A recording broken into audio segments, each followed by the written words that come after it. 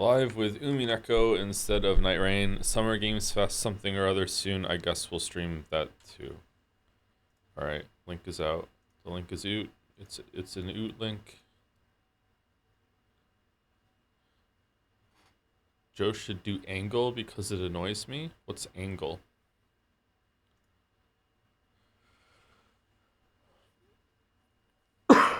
Did you just get up? You sound frazzled. 40 minutes ago? I mean, this is the first time I've spoken aloud today, so I guess that'll do it.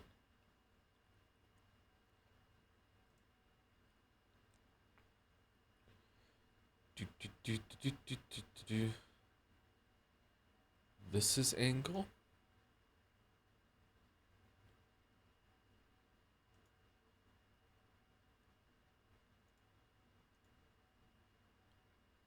Huh.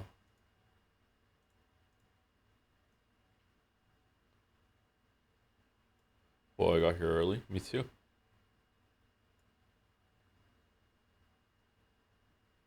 Just got my first ever paycheck, Joe. Should I spend all of it for bits? Absolutely not.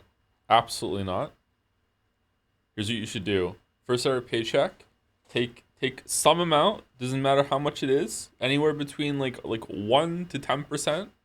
No, any more than that is probably, you know, not productive, but any less than that is like not going to be a good enough gesture. And just put it in another account and just don't touch it, and just do that for every paycheck for the rest of your life. I know this is like a little bit of advice that some people say, and you're like, yeah, whatever. It actually really is a good habit to have. Just put a little bit of away every single paycheck. You will never regret it.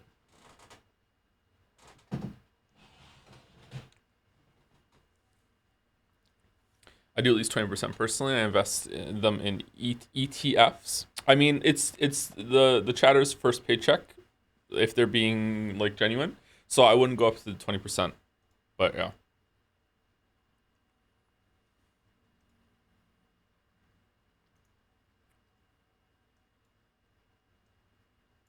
But if they want to, they can, sure.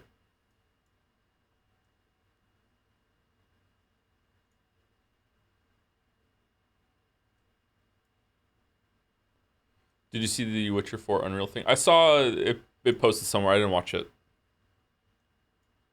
It's like some tech demo thing, right? Of what they're gonna have. Like when Witcher 3 showed off their wolf fur physics, whatever.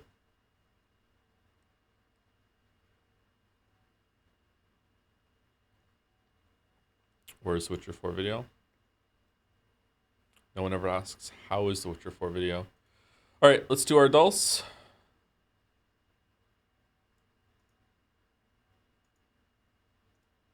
We're starting off with a new doll today. It's called Angle. Or Angel. Okay, what do I have to do? I have to guess the circle? What the angle is? So if it was like two straight lines, it would be a 90-degree angle, right? So this is more than 90, but it's less than 180, so it's like 167. Warm, it's less than that?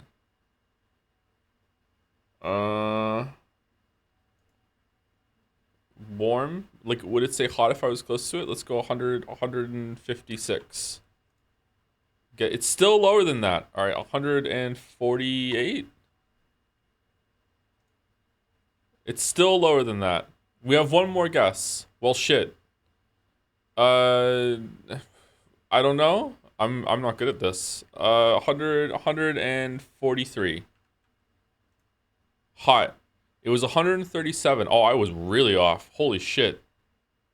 All right. 137? That's really 137? Didn't even get to boil. I know, right? Streamers washed. All right. Well, we're never doing that one again. All right. Game Duel. Here we go. The turbocharged sequel to the brain-twisting, world-famous creature puzzle game. It's Pac-Man?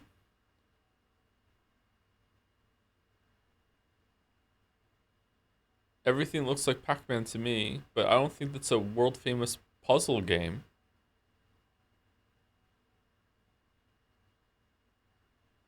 I mean, it's all I got, so I'm still going Pac-Man. Pac-Man World. No.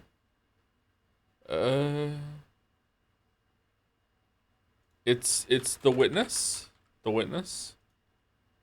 I don't know what this is.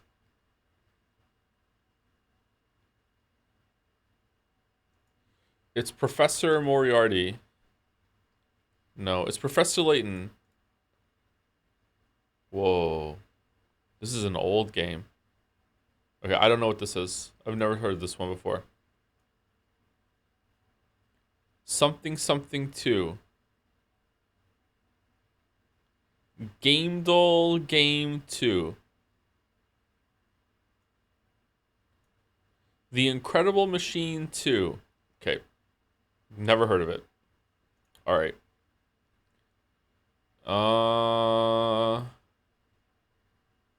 This is one of my book covers. This is Destiny 2. Nope.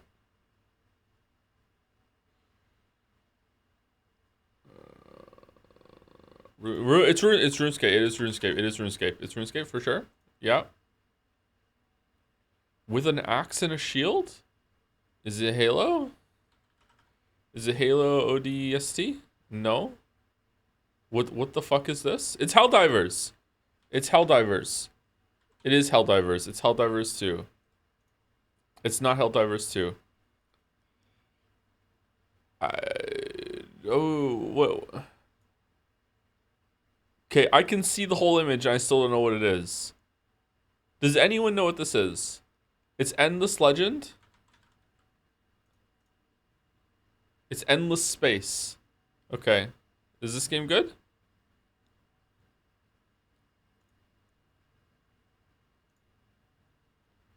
Oh, wow. What? What are we doing, Bandle? I just want you to know that I got Sunday's Bandle in 1. I also got... Did I get Mondays in 1 as well? I think I got the last 2 in 1. So I'm due for a really bad crash out here that I'm not going to get it. Anyway, let's see. Can we hear it?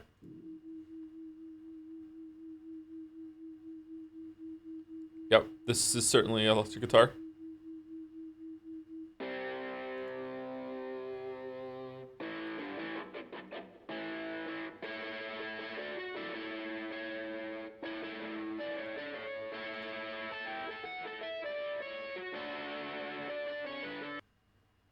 Okay, it's Jimi Hendrix. I don't know which one, though.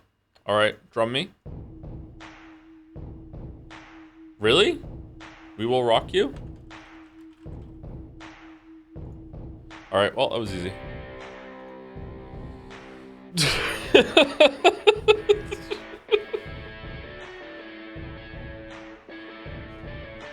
Glorp, we shall shake you.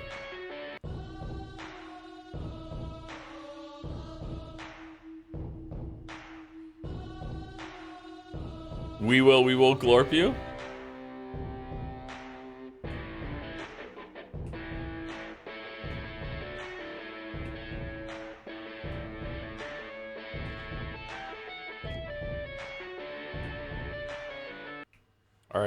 All right. 3 easy bundles in a row. Jodel, the strongest feeling I was left with after finishing Return to Oberdin is that I hope it's the birth of a genre. It could be the game that inspires other games and copycats. Well, this is just the Oberdin video. Yeah, there we go. No, Baby Joe. The strongest feeling that I was left with after Whoa. finishing Return of the Obra Dinn was that I hope it's the birth of a genre. Other mystery Fucking games do drunk exist, of course, Joe. but none of Holy them are like shit. this one. It could be the pioneer that inspires other games and copycats. And my hope that There was a copycat. I watched Mouse play through Duck Detective. And let me tell you, I was getting some big return from the Oberdin. Ah, for fuck's sake, Time Gusser. No. Okay. We're in California in 1992. They posed this and then got a black and white camera, and they just to fuck me specifically. It's 1992. All right. Do we think that it is like a year or two after it? It was made in 1932, or do we think it's like 1934? Like it could be a couple years after it, right? Like just because like that's where the license plate is doesn't mean that's what year it is, right? For sure, right? Lockheed and Martin or whatever. Okay, I don't know what this photograph is. Is that who I think it is? Okay, where's California? California's over here. Where in California do we think we are? Man, Las Vegas is like more inland than I thought it would be. I knew it was inland because I've played New Vegas, but I didn't know it was like that far inland. Okay. Los Angeles, what do we think? Should we just go somewhere over here?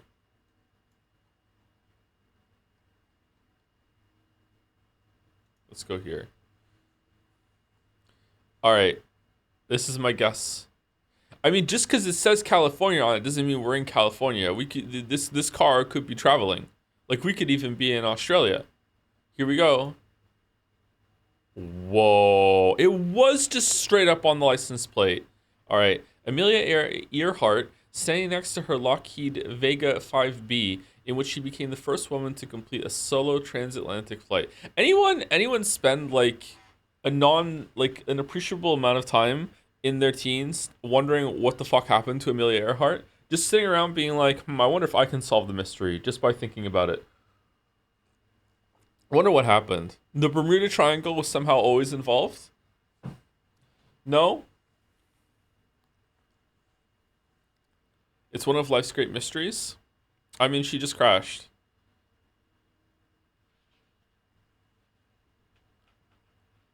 Is it a closed room mystery? In time, sure. You saying it was magic? Maybe it was magic. Maybe it was magic.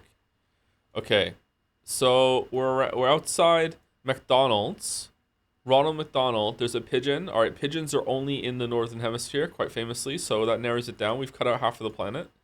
Okay, I'm thinking Greece for some reason, but I don't think so. Maybe it's just the colors. Saku gasp. I can't believe it's not Umineko. Camera. Okay, what are we thinking? There's actually a camera. Everyone's clapping. There's a watch. People are wearing watches, but it's old people. Well, older people, not old people. Amsterdam? Are we in Amsterdam? For some reason, I do not think we're in Amsterdam. Oh, Mick Cafe. Mick Cafe has only been around after 2000. So like we're probably around here. I'm guessing. Um, I don't know. I don't know where we are.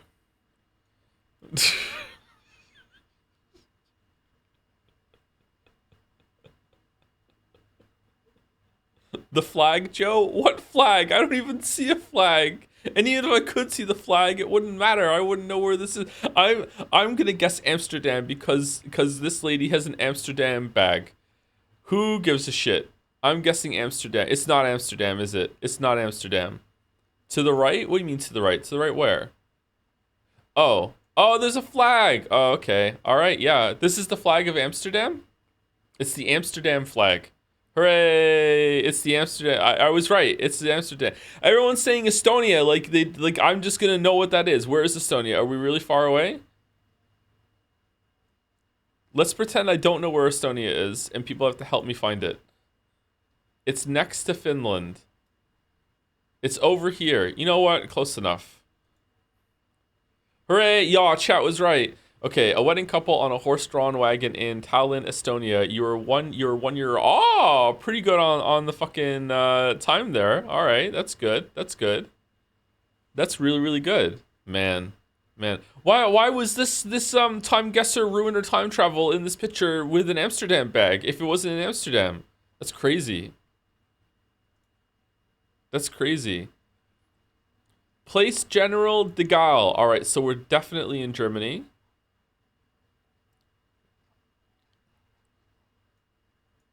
Okay, when is this?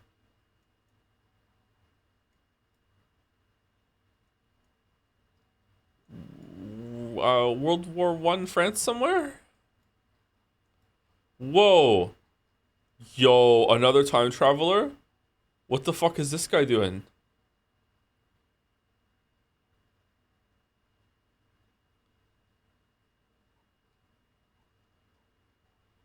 Okay, is Gaulle a place in France? For some reason my mind is telling me yes, but is it just a term instead? Is it jail? Place General de Gaulle? What's Gaulle? I feel like I know this term, but I can't remember it.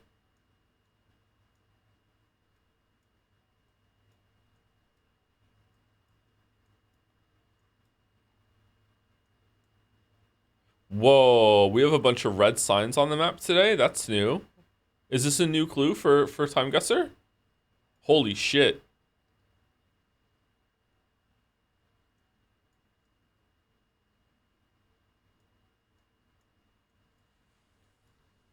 British education, everyone. Why is everyone so mean? Gaulle is like French, isn't it? Isn't it French? Am I wrong? Is it not in France? Okay. I'm going El Paris. And I don't know, I'm feeling it might be.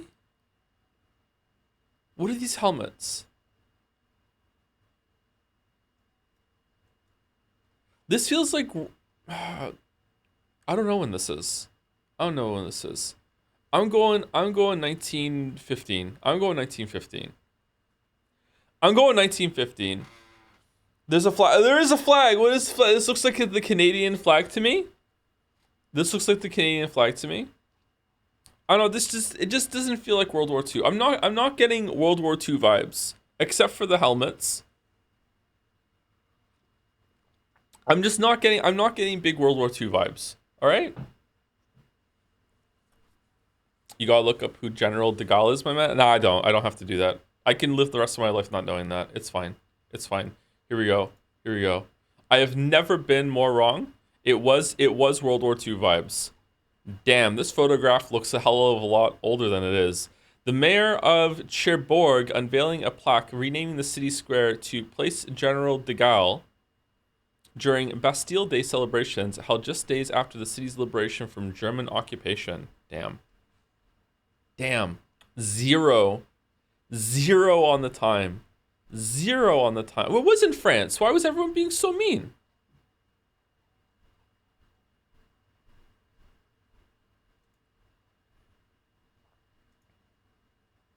Okay. Tyler's boots heighten something and be sure of the okay, it's trams, so we are in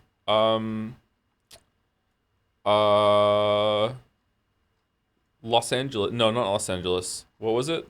We're in San Francisco. We're in San Francisco. This is making me think London for some reason right now. Where are we? Sports university porn. Huh.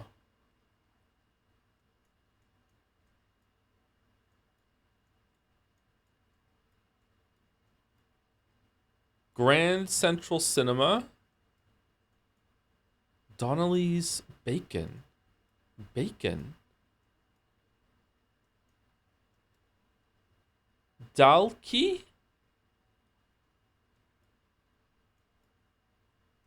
This is a cool photograph. I like this photograph. Brown signs, brown posters, brown phone. Wireless Cap and Peterson Limited. Nice bridge.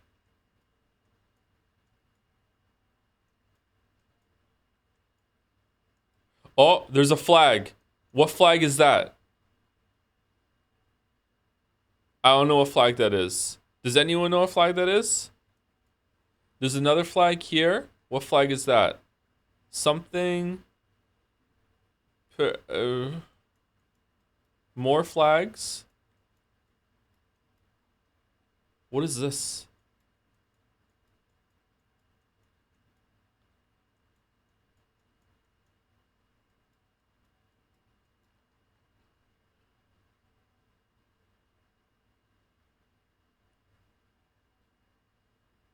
Are those numbers?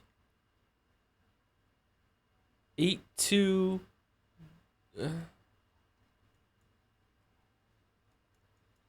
Okay, you know what? For some reason, I think it's Bizarro. It's Bizarro UK, and it's definitely not America. So it has to be the wild card. It has to be. It has to be Australia or New Zealand. It has to be. It has to be. It has to be one of those two. So where is it? I don't know where it is. And when is it? I don't know. Christchurch. It's Christchurch. It's Christchurch. It's not America. I'm guessing Australia. I'm guessing Australia. I don't know where in America. When it's in America, usually it's really obvious, like that it is in America. If I'm wrong, it's just gonna be funnier now. Wait, hold on. Is that Dublin bacon? Donnelly's Dublin bacon. Oh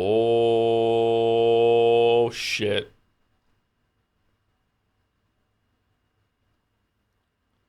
Well, I don't think we're in Dublin. I don't think we're in Dublin. That's for sure. Would Australia be important in importing Dublin bacon? I think they would be. I think they would be. Is there a Dublin somewhere in Australia? Is there Dublin in Christchurch? I gotta be real with you. For some reason, I thought Christchurch was up here now. Is there a Dublin somewhere here? I'm not seeing it. New Caledonia. I didn't know there was an old Caledonia. Is there a Dublin? Darwin? Dublin. Man, West Australia must be fucking terrifying, huh?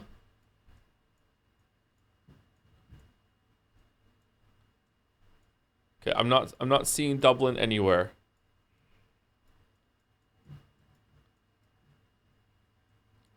Dundon? Oh, hold on. Maybe we're just reading it wrong. No, it's definitely Dublin. Man, this time guesser is taking a while, huh? I'm going Sydney, and I'm going Sydney 1927. Here we go. Fucking hell. Really? Really?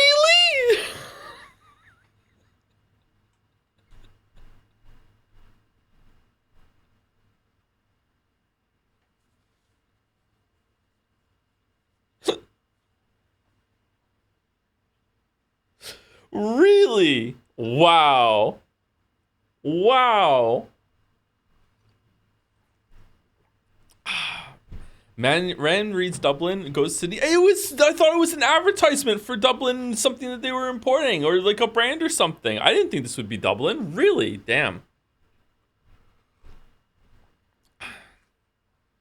Come to Dublin. I should go to Dublin. Yeah, I should go to Dublin. Sorry, Ireland's the only part of the UK I haven't been to. For how long we're doing Umineko, can you tell in schedule? No, I don't know. A view of O'Connell Bridge and Monument in Dublin during the late 20s.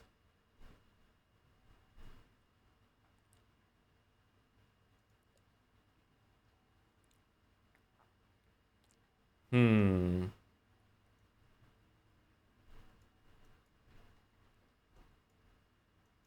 Hmm.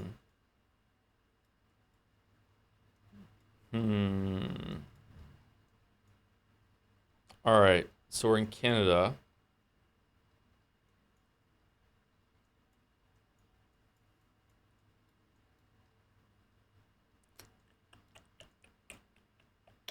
I mean, I want to say it, but I don't. I also don't want to say it in case I'm wrong. It's got to be though, right? Like there wouldn't be this much pomp and ceremony around like just basic demolition. So it's got to be that, right? It's got to be. Holy shit, the pin. It's got to be like the World Trade Center. Yeah.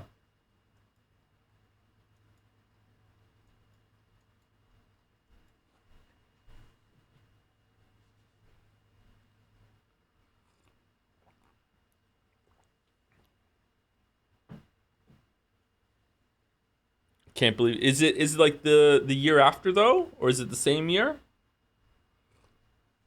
I was asleep when this happened. Oh God, what year was it? I was how old was I when 9/11 happened? I was 16, so 2001, 2002, 2001, right? I think it was 2001. How are you this old? I'm just sorry. What the fuck? Never forget. I'm not American. It's not my burden. I don't need to give a fuck about that.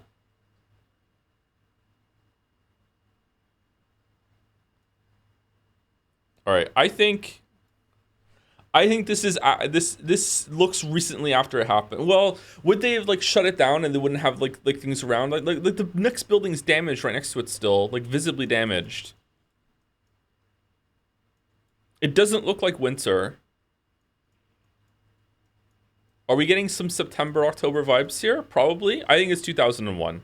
I think it's 2001. Okay. And where in New York is it? I don't know.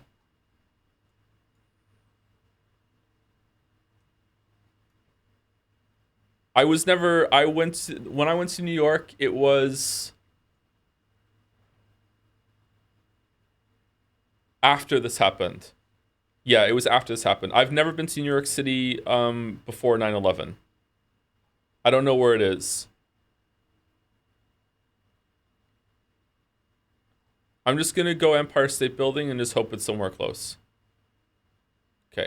Here we go. Here we go. Spot on. All right, cool, cool. Debris covering the roof on top of the World Financial Center following the September 11th attacks on the World Trade Center, 2001. All right. Okay. Hey, 36,000 after like swing on a miss in two of those. That's pretty good. That's pretty good. I'll take 36,000. Man, fucking Dublin. God damn it. My ingrained not Irish prejudice really held me back from fucking time guster today. I can't believe it. I can't believe it. Crazy, crazy. All right, we're on to Scrandle. We're on to Scrandle. Okay. Burnt ass sausage roll versus pies, chips, peas, and gravy with a pint. Easiest ride of my life. Yep. Easiest ride. Oh, hold on. Chat. Can we choose it? Yes, we scran. Yeah. All right. Sausage, bread, and gherkin versus chicken tikka and chops with a samosa. Holy shit! It's a samosa buff. It's a samosa buff. All right. What are we gonna do? What do we think? I think that this is anyone's scran. Left is pretty cheap for what you're getting, whereas right, I feel like some of the Scrandle pundits are going to be like, I don't know. It's getting a little expensive. Left, you're getting a big sausage, some bread, a gherkin, with some condiments. Hmm. Hmm. Left doesn't look cooked enough for me. What do you mean? That's like cooked to perfection. It's not burnt at all, except for one edge. I know the huge chunks of just raw ass onion are kind of ruining right for me a little bit. I'm not gonna lie. Samosas go hard though. Samosas are pretty good. This watery fucking sauce in the right. I don't know. I don't know. It's a little expensive. I'm thinking left. All right, brisket peppercorn burger. 16-hour slow smoked 13.50 versus burritos. Okay. I think it's right. I think it's right. I think it's right. That air quote 16-hour slow smoked meat looks awfully dry to me. And also it's expensive. I think burritos are going to have more universal appeal. I think it's right. If they were the same price, I would go left. But because they're not the same price, like left is double the price as right, so it has to be double as good. I think burritos are going to take it. Yeah. Close though. Close. Close. Okay. Fries, suspicious fries with bacon, pepperoni, cheddar, and mozzarella. Ugh. Versus cheeseburger. I mean, it's left, but I feel like not a high left. It's anyone's Scrant. I don't get it. How does the percentage number work in Scrandle? How come it doesn't amount to 100%? It's okay. So here's how Scrandle works. I haven't had to explain this in a while. Here's how Scrandle works. So thank you for reminding me. Each picture that we're seeing has been put on Twitter by itself, like just alone. And then people are asked, is this Scran or not? And then they vote yes or no. Okay. But it's alone. And then the game is that they take the percentage points from those voting and they pit it against each other with different pictures they mix and match. So it's not that they have to add up to 100. No one. There hasn't been like an audience that decided which one is better. It's like you're trying to guess which one would have the highest votes on it when it's viewed by itself.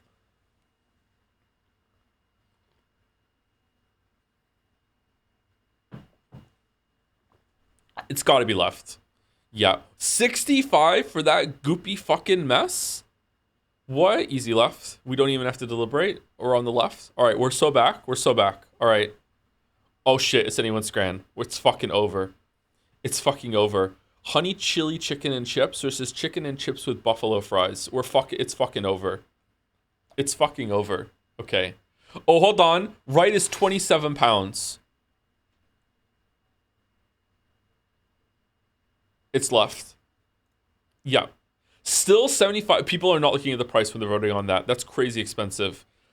Beef skewer, guest starring beef with a beer, jalapeno fried chicken with an I am reusable cup.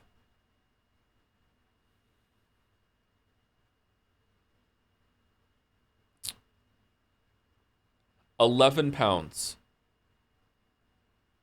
11 pounds. Okay. Huh. Okay. Am I wrong in thinking that right looks nasty as fuck? I think this is a place that probably does have good food, but this is a bad portion, or it's just been sitting out for God knows how long. This looks like this looks dry. This looks like fake food. Right is not very appetizing. It's not, is it?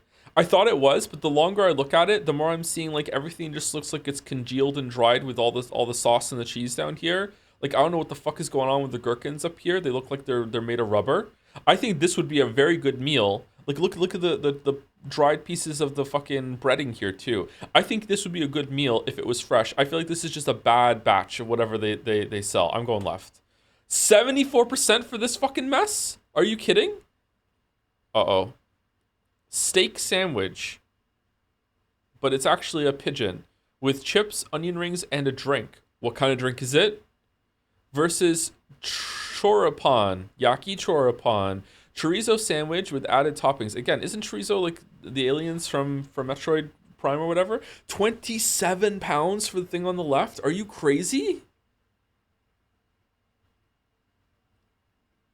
That doesn't even look like it's worth 10 pounds.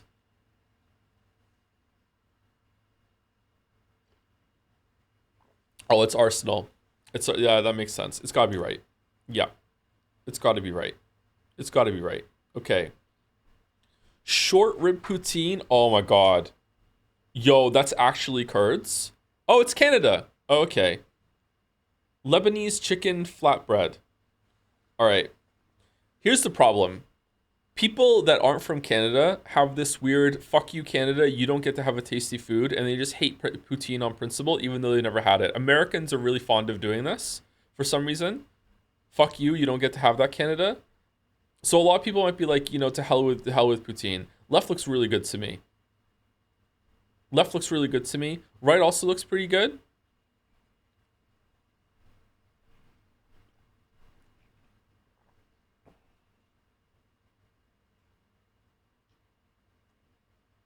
Oh, now the sludgy slime food suddenly is good? What sludgy slime food did I say was bad earlier?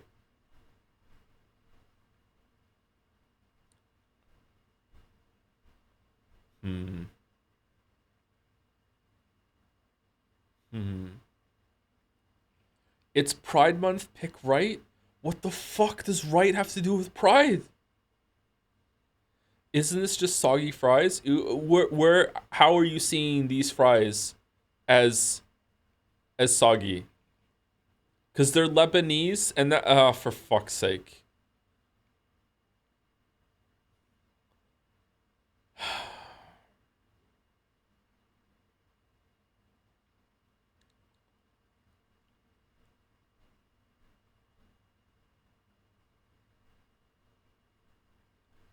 They are doused in wet meat with gravy. What do you mean? You never had gravy fries? Never mind fucking like poutine. It's got to be right. I'm sorry, Canada. I would pick left. I would eat left, but it's got to be right. Yeah, it is right. Yeah, that's sad. Now I know how Jeff Keighley feels when Death Stranding 1 didn't win Game of the Year in 2021. Fucking sucks. All right, Streetwise Burger, beef patty, cheese, pulled pork, onion rings. That looks fucking gross. The Wrap-A-Mac, beef patties, fries, gherkins, and burger sauce on flatbread, $6.50. I mean, that doesn't look that great to me either.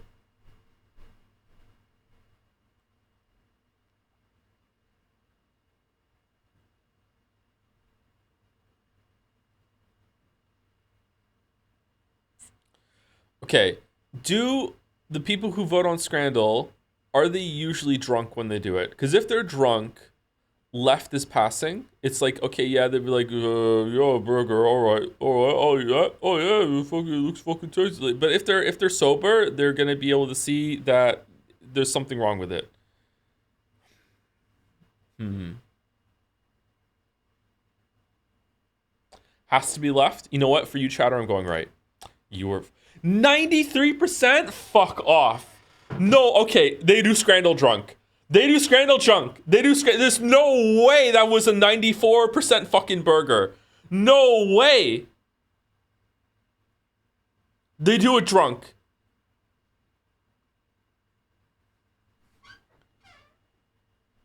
Delusional streamer. Mouse, that burger looked dry as fuck. There's no way. That was gross. That was the highest rated burger we've ever seen? That's crazy.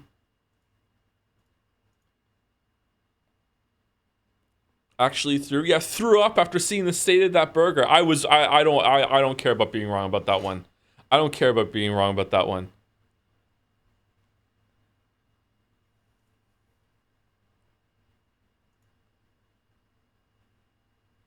I feel like Joe doesn't understand what drunk people are generally like.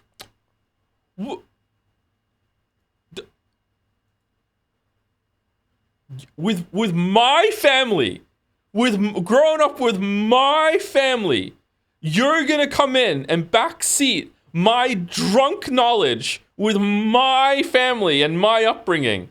Really? Really? I feel like maybe you have never been around someone who is truly drunk and you just know fucking people who are tipsy all the time. You haven't seen drunk until you're like full force slapping your dad across the face to see if he can wake up from where he's passed out on the couch, and you are 20 slaps in and he still hasn't woken up, all right? You don't know drunk. You don't know, all right? Been there, brother? Exactly. Trauma dump stream? Yeah. I feel like a lot of Americans don't even get drunk like the British get drunk.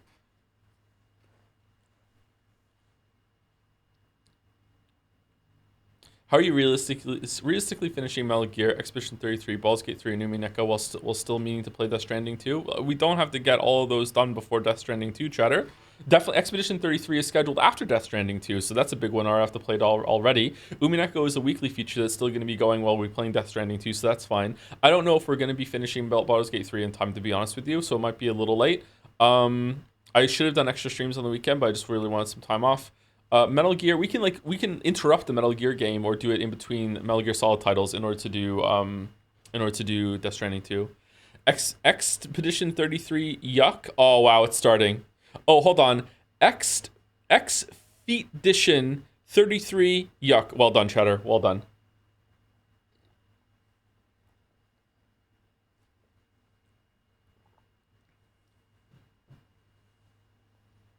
I don't get alcohol and getting drunk. It tastes weird. It makes me feel crazy. Yeah.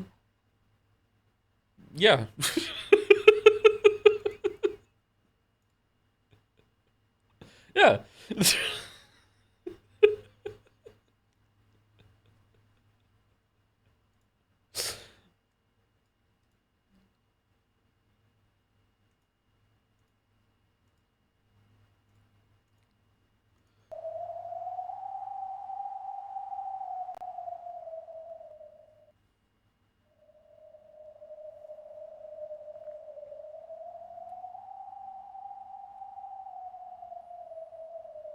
Jerry is playing Revolution in chat. If you don't play Pentiment soon, can you comment? Well, Jerry is the one that understood Shakespeare when he was a teenager in high school, so can't he just go to his mind palace and just like morb the entirety of my feedback and simulate the stream in his head?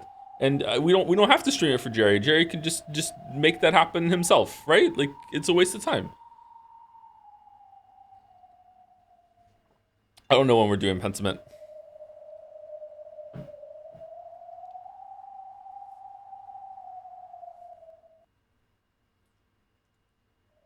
If you don't like alcohol, you probably just haven't found the alcohol that's right for you. I was the same way for a long time. So when I was a teenager, I just used to drink straight vodka because getting drunk was the point, and I was very much the same like that. Like the only reason to drink alcohol is to get kind of tipsy, kind of drunk. And then later on in life, I found some stuff that I was okay with. And when I mean later on in life, I mean like when I was in my 30s. I really like whiskey and Coke or Jack and Coke. I really like that. When Mouse is here, we drank some cider. Cider was pretty good. I really like hard lemonade. I like sweet alcohol drinks. I don't really like beer. Although there's probably is a beer that I might like. I don't really like beer. I don't really like ale. That sort of thing. You can probably find a drink that you like. However, like let me just tell you, as like someone who is in their almost 40, gonna be 40 in a couple months, and like is ostensibly an adult, you don't have to drink if you don't have to. Like you just don't have to do it. I personally was trying to find a drink that I could have if I was ever in like company that was drinking. I didn't want to be the odd one out that was just like, I'll have a drink just to have one. Not to get drunk though, just be like, yeah, okay, I don't want to be sitting around being like the only one that's like drinking like a Coke or whatever, or like, but water's probably fine. But like that's probably my hangups and my issues, like self-esteem problems. Like you don't have to do that. You don't have to drink. You absolutely do not have to.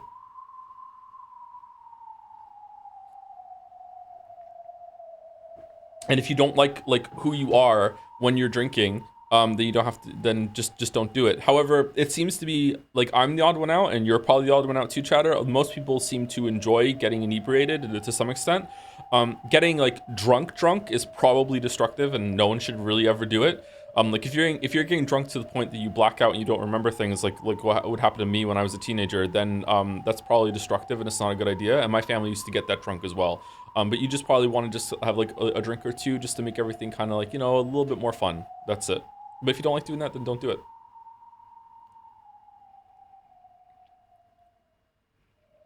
Do you like Delano now? She's all right. I like what she represents in the story. I just don't like her character design.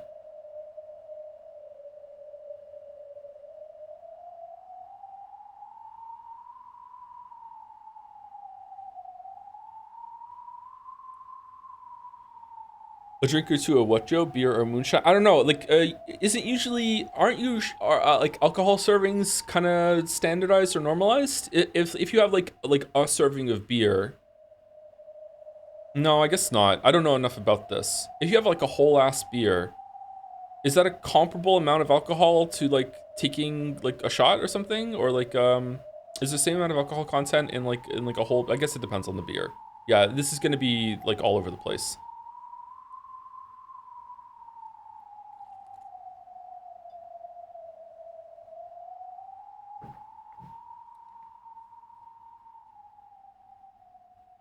But in general, usually one serving of alcohol, unless you're like taking something that's really, really high, is not going to get you drunk.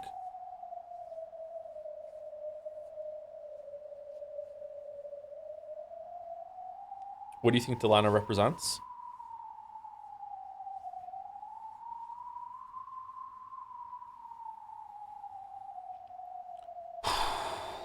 Bullshit. Delana represents probably the good version of Erica, whereas Erica is the one that's going into the story and doesn't really give a fuck about any of the characters, any of the story, just wants to solve the mystery and just win. Delana represents the good side of that still does want to solve the mystery, but cares more about the details and knows that it's not just all about winning. But she also has brought an absolute shit ton of bullshit to the story.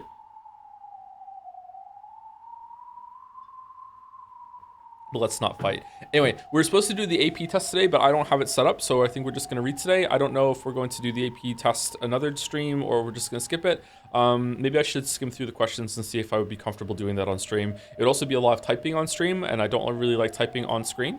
My keyboard is also on the fritz at the moment, so it would be kind of frustrating on 2 levels, but yeah, we'll see. There's a test that someone made, I don't know who made it or the community made, for Umineko, that you go through all the questions from questions arcs, and you questions arc, and you like write up an answer to the prompts, and it's to get you thinking about the story and the mystery and everything. And I thought it might be a fun time for us to go through that on stream so we can review stuff that we know, but I don't know, it might be a waste of time.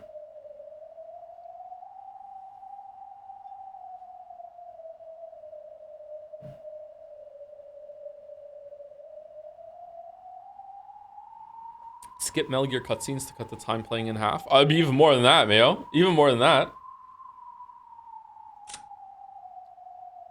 Sounds fun. Sounds fun. What game's that from?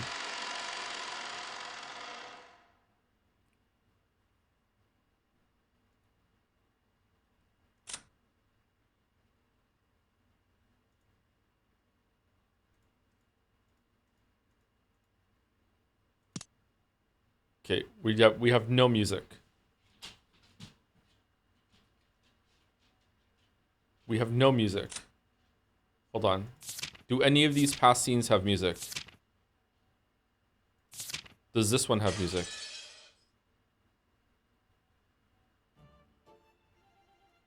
There we go.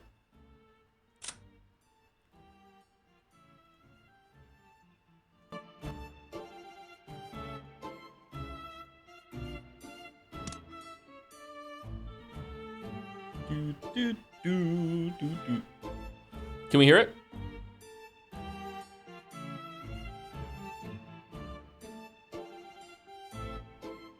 Good.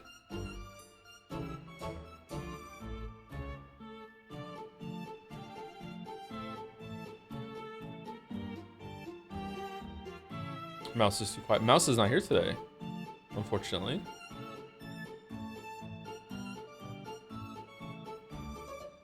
So Mouse has a real job.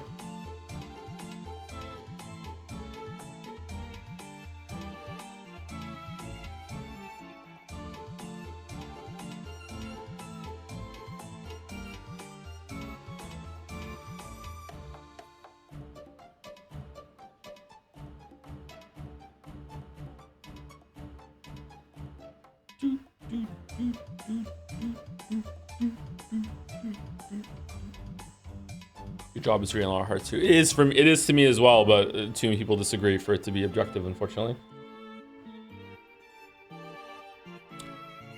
Excuse me. Thank you to Jackinit for the resub. Thank you very much, Jackinit. Thank you, Sareth the Sly, for the resub as well. Thank you very much, Sareth, with a flip in the chessboard. Thank you, Ellie Crep123 for the resub. Golo Yorha.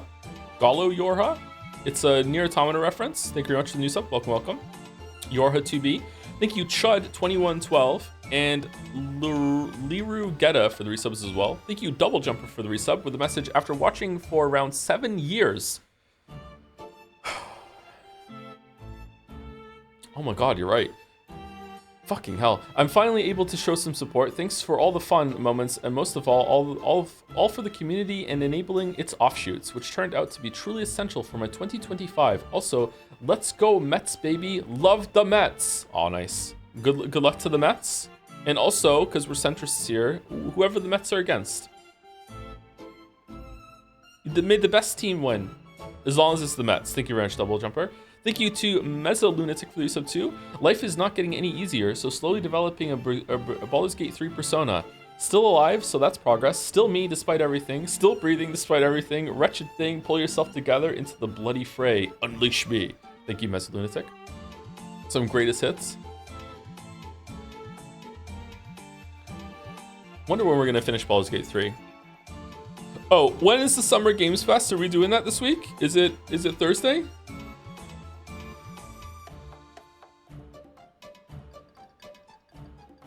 It's Friday? Oh. Oh, 6 p.m. your time? All right, should we play Baldur's Gate 3 and then just stop and then do the Game Fest thing, or should we have a Balatro special? Should we just do Balatro until then? Oh, I played some Night Rain, like, legit, and I don't like it, but I feel like I could have liked it. I'm happy that other people are enjoying it. I think that...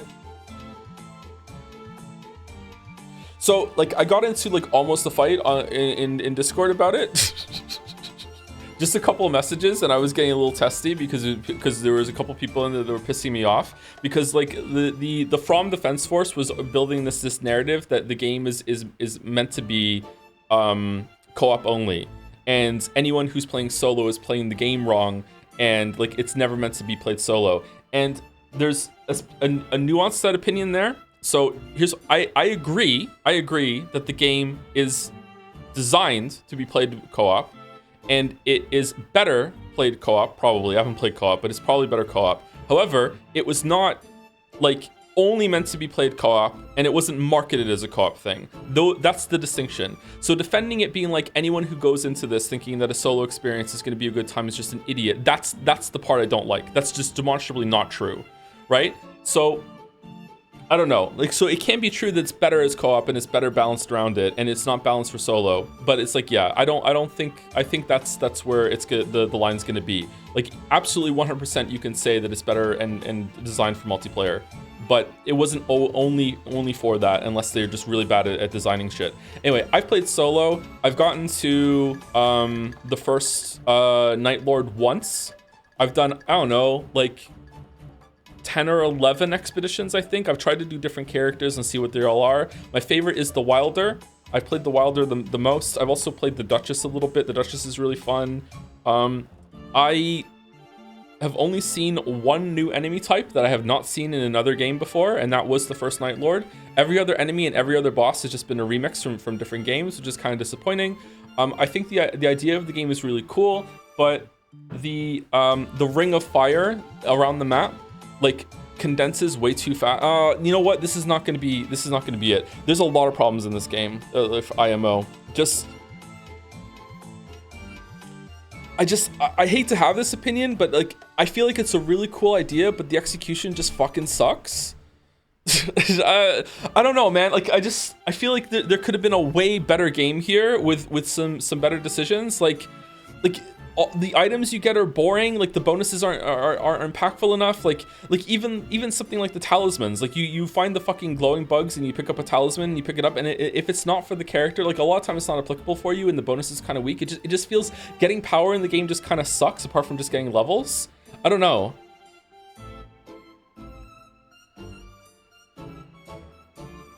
It also feels like the timer is so tightly tuned that if I went up to a boss, right?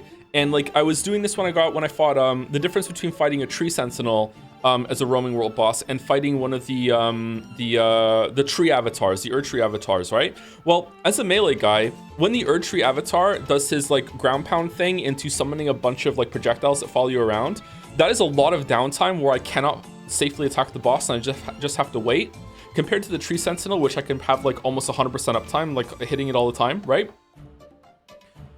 Because the timer is so strict on it, like, even though this should be the same fight, like, why would I ever fight the Avatar? Like, it's setting me back for the same amount of reward compared to the Tree Sentinel. Does that make sense? Am I, like, being coherent right now? And maybe I'm not being. Maybe if I need to have the game in front of me in order to show the example. Like, because the animations, like, even some of the times I was getting mad at at one point, even about getting, like, a parry off and getting, like, a critical hit on them or riposte. Because that animation time is longer than a normal attack by a couple seconds. And the time is so tight that I'm like, why am I even doing it? Like, it's such a weird thing that the timer's so tight that it's like fucking me in the head about like what kind of attack should I choose just because of the animation length.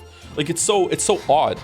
But like, yeah, I don't know. Like, I like the idea of the game, I really do. But like, to me, if this was a solo experience, I would love Night Rain if you dropped in a randomized island that was different every single time. Like, the structure of the island was different. I don't know if that's possible with the technology, but let's just say we're just spitting about hypotheticals. A randomized island with randomized locations and randomized weapons and bosses and all that shit, right? And you can explore and take your time and go around wherever you want, and there's like a little bit of a level curve around the island, and you build up your build and you build up your character and you have some choices to make along the way, and you can take your time and you can explore and you have randomized dungeons, all this other shit, and then you go and you fight the bosses, then you loop around again, and that I would really enjoy that. But like, runs would take like an hour or two instead of like I don't know, is it 15 minutes? I don't know. What really like cooked my noodle about it, I don't know if I said this on stream before, like on my, like, I don't know, 4th run or whatever, I got to day 2 for the first time. So I got to day 2 and I killed the Bell Guardian at the end of day 1. I got to day 2 and right next to me spawned a dragon and a wolf, the magical wolf thing from Rhea Lucaria, right? So I go over and I fight the dragon, I kill the dragon, and as I'm about to loot the dragon, the wolf aggroed me, so I killed the wolf. I was really proud of myself, actually, because I was rusty. I didn't die killing those two back to back. I killed the dragon, I killed the wolf, right? And this was right at the beginning of day 2, and as I was looting the thing that dropped from the wolf, like, I got the dong, and the fire was already condensing. Like, I didn't have time to even like get my bearings after fucking fighting 2 bosses that spawned right next to where I was when day 2 started, because like the fire was already fucking like restricting the play area. Also, as a solo player, I got to, spoilers for fucking the first day, the first expedition of Night Rain. Okay, this is early game spoilers, but if you care about it, then maybe you should like tab out for a second. I got to the day 2 and fought what's his face? Martin. What the fuck is his name? He was the boss for day 2. I've seen 2 bosses for day 2. Morgoth, thank you. The first time I got to day 2, it was Morgoth, and I was like, okay. And he has some new moves. I'm like, okay, that's cool. And then the second time I got to day 2, it was a Tree Sentinel that spawned with 2 other mini Tree Sentinels. And I don't know what's wrong with the camera in Night Rain, but as you're running around, it's very hard to move the camera to look behind you compared to the other games. And like, as a solo player, I literally, and I do mean literally for once, literally could not keep all 3 enemies on the screen at the same time throughout that fight. So I don't know, what am I supposed to do? And then the first time I got to the Night Lord, well, the only time, I got the Night Lord down on my first attempt, I got it down to, I think, around 30%. I don't know, Mouse was watching me. I think it was about 30%. It was after the patch though, so like I had some advantage there. I got the Night Lord down to like 30%, and there's a phase that the first Night Lord has where it splits into 3, and it was the exact same time. Like, I could not keep them on the screen. So it's like, I don't know what I'm supposed to fucking do as a solo player. Like, it's just broken. Like, I don't know if just blindly dodge and just hope for the fucking best, I guess. I don't know what the game is expecting me to do.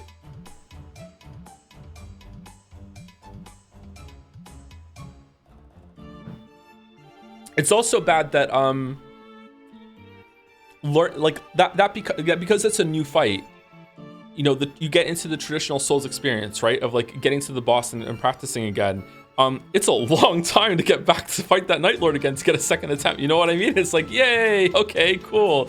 All the lessons I learned last time, now I have to like spend so much time getting back there again just to have another attempt. Yeah, I don't know. Anyway, that's my Night Rain opinions at the moment. I do think there's a really cool idea there. I'm really happy that that FromSoft is experimenting and trying new things. I don't think that this should have been a like standalone 40, 50 USD, however much it costs, experiment. I think it should have just been like a cheap like $10 DLC that was like combined with Elden Ring. I feel like they're kind of greedy and they're trying to like have a cash grab after the success of Elden Ring, which, you know, whatever. I'm not really too happy about that, but I don't really talk about money and pricing things on stream all that much. So I feel like that's kind of scummy, especially considering that there's not that much new content in the game. Even some of the areas seem like they were ripped and repurposed right from Elden Ring. There's that swamp area, right, where the dragon is, looks very similar to the swamp area that's right at the start of Elden Ring. So yeah, I don't know. Anyway, those are my first impressions of Night Rain, and now we will continue on. Sorry for the interlude. I know people care so much.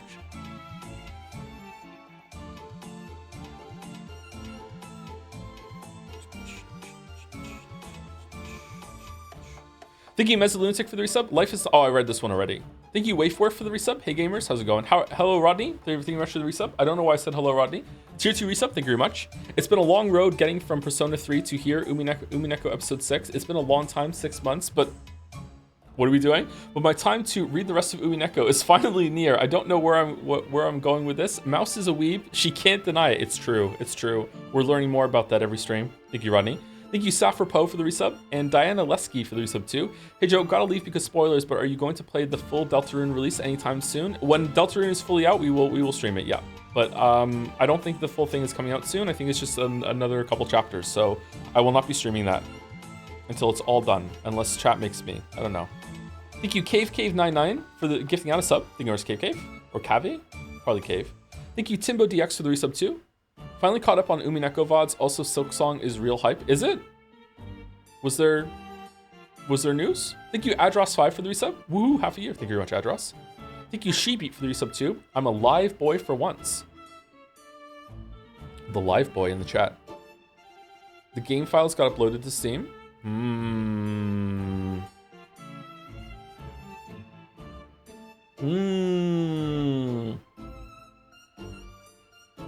Thank you, Drinking Anxiety, for the resub. Thank you, Yuri Lover 337, for the bits. I think I'm gonna sneeze. What does Minthara say when she lights up a scented candle? Fresh odors? Thank you, Yuri Lover. Topical for Pride Month. I think Deltarune is coming out tomorrow. The whole thing is not coming out though, right? I think it's just a bunch, like 2 chapters. There's more after that, at least from what I've been told. But maybe it's done. I'm not sure. Thank you, Guido Tayson, for the resub. Ajax Meister for the resub 2. Together, we will devour the very jobs. Together. Thank you very much. Thank you, Crab Fungus, for the resub 2. Hey, To, thanks for the fun streams. Will you play the Umineko fighting game after answers? I haven't seen much, but apparently Battler has a move where he gropes the opponent. That makes sense. That makes sense. I don't really like fighting games, so I don't think I'm going to play that. But it might be fun to look at some clips of it and see what it looks like. Thank you, YSF, for the resub. Morning, Joe. I finally caved and ordered a copy of House of Leaves. I'm also starting Cash 22. You have turned me into a reader. How dare you? Oh, it wasn't Umineko that did that? House of Leaves is decent. House of Leaves is an interesting time. If you haven't read a lot of books, House of Leaves might be a good one to try and get back into it because it's unique and it might be like, oh, cool. It has a lot of novelty to it. Cash 22 is just a banger book. I hope you enjoy it. Hope it holds up.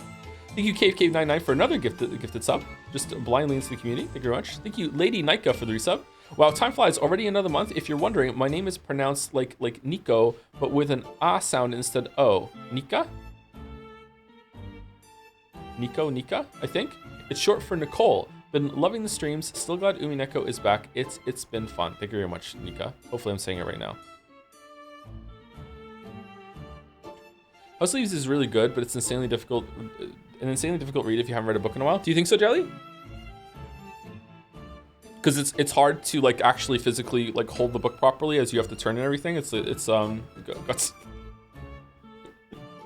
Sorry, that's a joke only for people who read House of Leaves. Thank you, Kiro's Big Naturals. Now I get to say it. Thank you very much. Thank you for the gift sub. Thank you, Toasted Waffles, for the resub. Hey, Joe, finally caught up with the Baldur's Gate streams after about a month and a half of not watching. But still have around 5 streams with Umineko left, so can't watch today's stream. Also, happy Pride. Thank you very much, Toasted Waffles. Hope you enjoy the streams. I'm excited to get back into Baldur's Gate 3 tomorrow. I'm starting to parse the city enough that it doesn't feel overwhelming anymore. We gotta get through the circus. Thank you, Pincerata, for the resub. Can't believe I've been sub for over half a year. I usually don't even watch Twitch streams, but now I watch pretty much every stream of yours daily. Thanks again for all the fun laughs and crash outs. Thank you very much, Pincerata. Yeah, I feel like we have a lot of people in the audience that are like that. They only watch me on Twitch for some reason. That's why I say probably a bad streamer, but like hit a different market or demographic or whatever the hell it is, a different audience.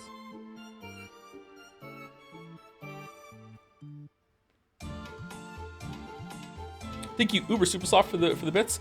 I'm enjoying the Umineko playthrough, but I've realized that Ryukishi probably hates me. I spent all of episodes 5 and 6 thinking Erika is in the right, and still low-key do. Truly, I have no love.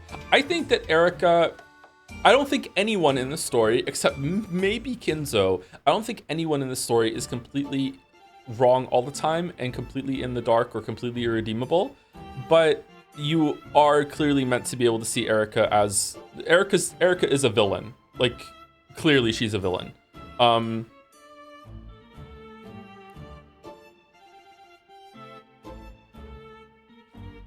But I don't know. It depends on how you're viewing the whole entire thing.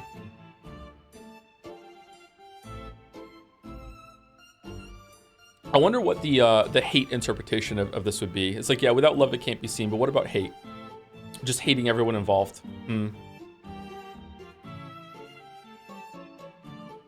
Because I guarantee there are some readers, and I think maybe I could have been one of these. I said this on stream chat. If I was literally Battler, literally going through this, after episode 2, after episode 3 with Beatrix, I would never trust another thing that happened ever again, and I would just be locked in. I'm just gonna win.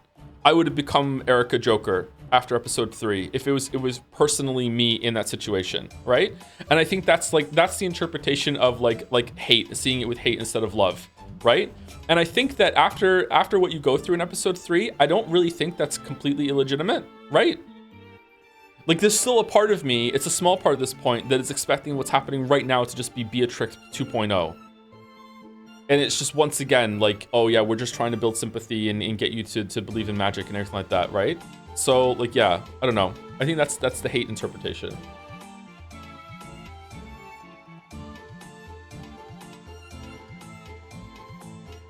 By the way, I'm 44 endings into 100 line and just finished the first route that was actually engaging and worth my time, so look forward to that.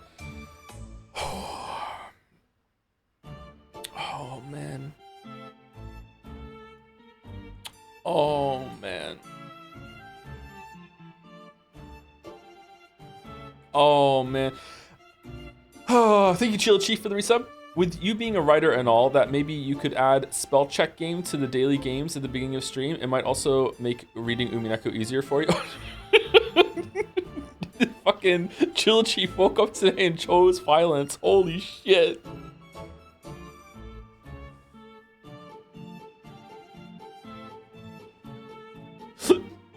No, Nagas has been posting updates on Biscay. Oh, he's been blooting. Every single one has ended with "that was ass." Damn. I follow Nagas on Blue Sky. I don't see those because I don't check my Blue Sky. Thank you, Tacos de Bira, for the resub, and Crocsleuth also for the resub with the yeet. Thank you, Ouroboros188 for the resub. I can't believe FromSoft made the biggest blunder ever when making Dark Souls 2. Demon of Song, swap the D and the S, and that's...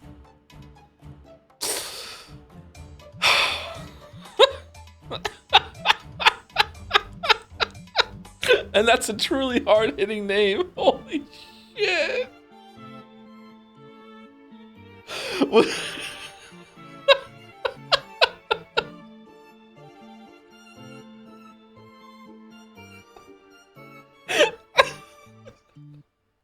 Was looking for Night Rain to remedy this apparent issue to no avail. This truly shows how Miyazaki's vision is flawed. Congrats on killing chat, Ouroboros. Well done. Thank you, Pouse, for the bits. You like Type Moon? Their early work was a little too high concept for my taste, but when Suku Jaime came out in 2000, I think they really came into their own, commercially and artistically. The whole VN has a clear, crisp gallery of CGs and a new sheen of consummate professionalism that really gives the novel a big boost. He's been compared to Ryukishi 07, but I think Nasu has a far less bitter, cynical sense of humor. I understand this reference. I have not seen that movie. In 04, Nasu released Fate Stay Night, their most accomplished VN. I think their undisputed masterpiece is Heaven's Feel, a route so emotional most people probably don't read into its themes, but they should, because it's not just about the pleasures of a purple-haired girl calling you senpai. It's also a personal critique about the nature of heroism itself. Hey chat, and then here comes the sledgehammer. Thank you very much, Faust. Thank you, Bushwalker525 for the resub. Did you hear that Rise was shot dead in Atlanta? What the fuck are you talking about? Thank you, Huli Gordo, for the bits. Don't have a message, just think you deserve a break from the Fate Stay Night lobby. Have you considered reading One Piece? Fuck.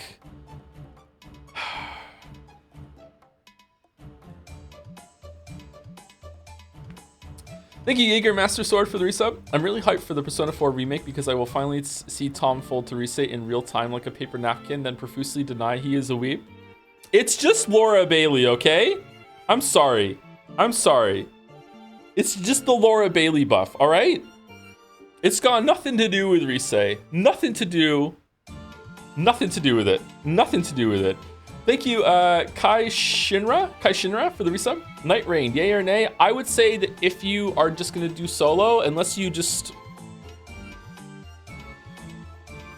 like live and breathe those games, I don't think it's gonna be a good time. I don't know. I'm still not checking out of it completely, but I'm close. I don't know what to do. With my time with Night Rain. But if you have a group of friends and you have money to burn, then go for it. I'm pretty sure it's a fun time. But then again, it depends on the friends. Almost anything is good with friends. Get friends. I don't like playing Souls-like games with other people. I just don't like doing it. I do like co-op games, but I don't like playing that kind of game with other people. Not my jam, baby. Not my jam. Thank you, Creo Sivak. Related to Saravak, maybe, for the resub. Thank you very much, Creo Sivak. Sorry if I'm saying your name wrong. And the last set on my list are Isian Gray for the resub. Excuse me, the what? Jack and Coke? Jack and Coke. Jack Daniels. It's a whiskey brand. I'm sure this is a bit, but just in case, yeah. Jack and Coke. Thank you, Falzer25 for the resub. How are we in June already? Yeah. Every day is great at your June-S. Thank you very much, Falzer25. It's June 8th month. Should we do 999 again? Just do it again? Thank you, Nightmarish, for the bits. Hey, Joe, can we get a queer ass for Pride Month? Hold on.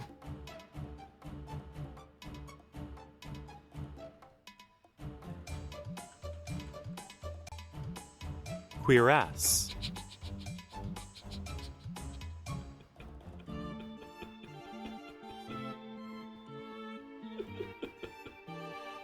It's been so long.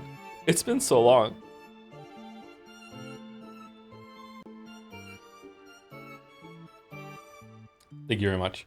Thank you, Softworm7 for the resub. Much love. Hope you have fun with episode 6. It's decent so far. I don't think it's gonna be my favorite, but it is decent so far. It's definitely better than episode 5.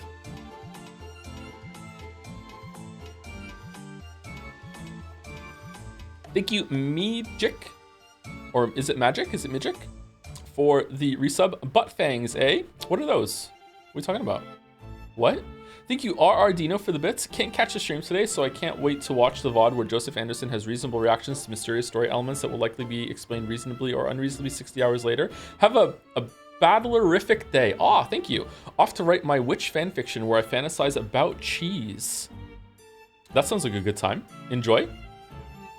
Make sure it's not Swiss or else we'll complain about the plot holes. Thank you, Sinahel for the resub with Umi Peak. Thank you very much. Thank you, Lord Fifth Isith for the resub too. I have to watch the VOD later. Just wanted to ask what the schedule will be for Umineko streams Tuesday and Saturday like before. Yeah, that's what we're doing at the moment. Yeah, we have done a couple extra ones here and there, but Tuesday and Saturday will be Umineko until we're done. According to the Witch of Streams, I think we'll be done in July for Umineko. We're getting through Answers Arc a lot faster than we did Questions Arc. And the last two on this today are Vigilangelo for the resub. Thank you very much for Angelo. Hopefully I'm saying that right. Henry White for the bits. Arches is free, by the way, you weebs. Arches? Archies? I don't know what that is. What's Arches? And thank you, Iron Raft, for the resub. Hey Joe, been catching up on the last 3 VODs the past week, and I'm glad you've been enjoying episode 6. I remember when I was reading it, I was falling asleep from all the subtle foreshadowing I wasn't picking up on. Cheers. Yeah, Mouse was telling me that episode 6 has, like, it lands differently depending on where you are in the story, and I can definitely see that. Yeah. Mouse has a difficult time talking to me about Umineko because she doesn't want to spoil, but she still wants to talk about it.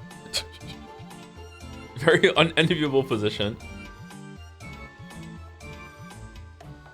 I would really like to go through Umineko again. I don't know if I'll do it on stream, and if I do on stream, I wonder if I'll just fast forward through a bunch of stuff. I really want to be I really want to see like all the different things that you see when you know the full story.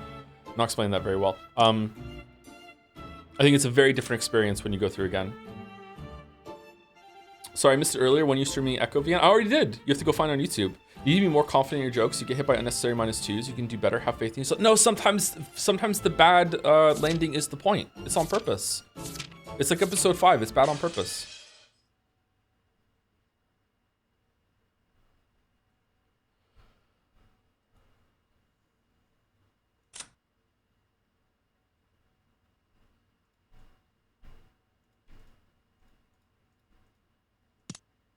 All right, here we go. We get to start. An hour and 50 minutes in. All right, here we go. Here we go. I think there's just no music. Right, there's no music right now. Yeah, but I still have to fix the bug. All right, here we go. We're reading. I just don't think Night Rain's very good. Erica had returned to the room that had been given to her on the 2nd floor of the guest house. The next room over was empty. It was very quiet there. Even pressing her ear against the wall wouldn't help her listen in on the voices in the cousin room. Whoa! Because Battler said you're not allowed to do that anymore. Even with hearing power boosted by the detective's authority, it would probably be impossible to make out anything. This room was the farthest down the hall, a long way away from the cousin room. And last time, my room was right next to theirs. I see. So he's placed my room farther away this time. Such a modification to the initial arrangement is well covered by the authority given to the game master. It would seem to be quite a reasonable first move. Well, it's better for me that way too. Like I'd want to hear those brats' squeaky voices as they play cards. This whole time, Erica had been facing the desk and working on something. She was preparing some of those packing tape seals from before. She had asked Kumasawa for the stickiest tape in the place. She drew a complicated signature that could not be counterfeited across it with a permanent marker, then began making notches across it. This way, if she ever wanted to prove that some opening had remained closed, she could stick this tape over it, creating a powerful seal equal in strength to the red truth. These menacing seals had cornered Natsui so thoroughly in the previous game. Great. Is something wrong? He got me. That Battler doesn't let anything get by him, does he? Erica grimaced and showed the piece of packing tape she had torn off to Delanor. At a glance, Delanor couldn't tell what had annoyed Erica. Did he really sabotage the tape, like I said? However, as soon as she held it, she realized the difference right away. This won't be any good. Yep. It's barely sticky at all. This won't reach even close to the red truth. Even packing tape can be of low quality, and it sometimes gets weaker with age. The tape Kurosawa had found was a bit too weak even for normal use. It wasn't nearly sticky enough to be used as a detective seal. It is possible to tear it off cleanly. This cannot count as proof of a seal. I guess Battler isn't as totally incompetent as I thought. He probably tampered with all the packing tape on the island using the authority of the game master. Letting Erica get her hands on packing tape gave her a fatal weapon to use against witches. The previous game had proven this fact. And so, Battler had removed that weapon from the entire mansion. Most likely, all possible substitutes for packing tape have also been tampered with. Probably. Well, it isn't really so bad. At least this way, I won't have to look like a fool crawling all over the outer wall in the cold rain. Erica tossed the packing tape aside carelessly and flopped spread-eagled onto the bed. Whoa, time to unplug my controller. Anyway, waiting calmly for the crime and smoking a pipe is also part of a detective's role. I doubt you'll have any role until the first twilight begins. So why not vanish off somewhere and take a break? I imagine that just the sight of my face is tiresome for you. I do not smoke. I am just a kid. Oh, really? I wish I could. Well, only if it really is as refreshing as smokers claim. It seems that you are not in high spirits. Does it look that way? Erica answered lazily, still looking up at the ceiling. That in itself was half an answer. The silence between the two was filled by the sound of the wind and rain. It was so quiet that the sound of the ticking clock rang out clearly.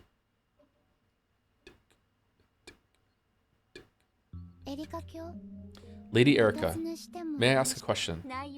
Depends on what it is. Answer's probably no, though. Well, we're just killing time anyway. What is it? Maybe Erica was bored too, or perhaps the sound of the rain was making her sentimental. She agreed to listen to Delanar, which was very unlike her. Why? Why do you hate magic? Ah, you mean that thing downstairs with Maria? It was merely a foolish trick to deceive children. Everyone knew that. Was it really necessary to go so far to destroy that illusion? I cannot understand.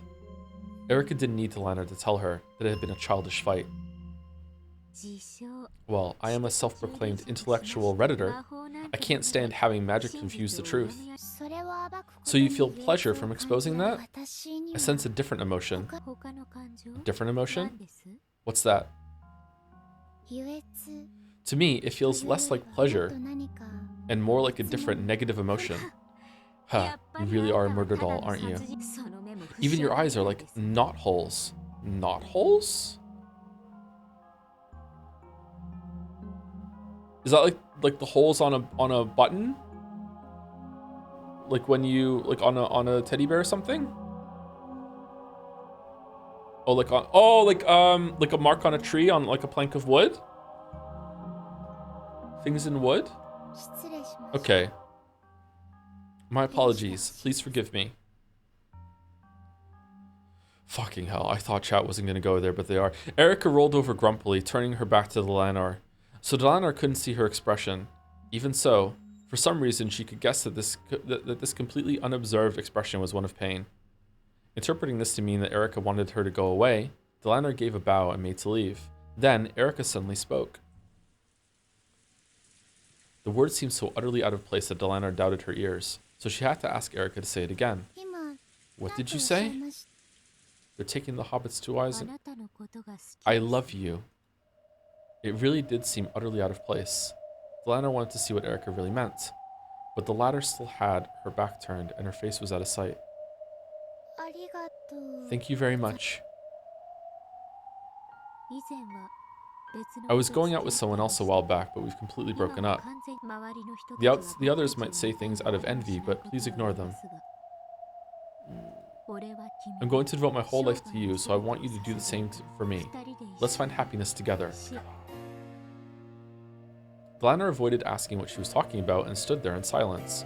For a while, Erica kept on dully and emotionlessly, repeating sloppy phrases that might have popped up in some shoujo manga. Then, unexpectedly, she once again followed up with a complete non sequitur. Aw, Family Guy? A new wallet. Of course, she had no idea what Erica was saying. However, with her back still to Delanar, Erica kept on saying disconnected words.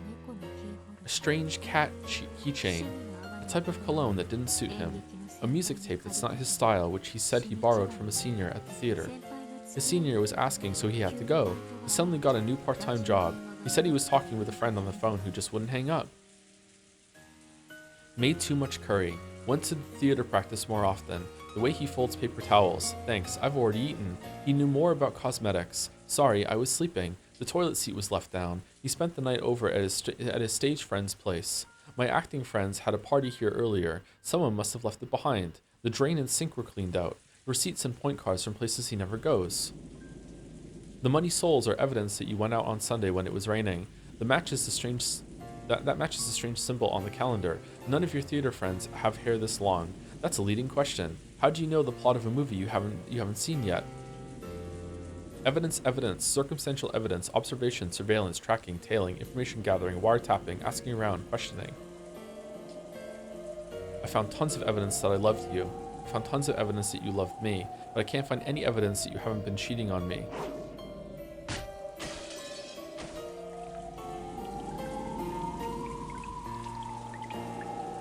Oh, fucking hell, I'm enjoying this. Oh, give it a rest. If you love me, then trust me. If you can't do that, then you don't love me anymore. How could I love someone like that? I'll treasure you for all my life, and I want to do well in theater just as much. You said that you like seeing me act, right? So why are you telling me to stop acting now? Why do I have to choose between you and acting? What's wrong with you? I'm seriously worn out, okay? Come on, if all we do is fight when we see each other, maybe we both need some time to cool off, okay? I need to concentrate for my next performance anyway. This girl working with Senpai suddenly said she wouldn't be able to perform. I need to rewrite the script by tomorrow. I don't have time for this.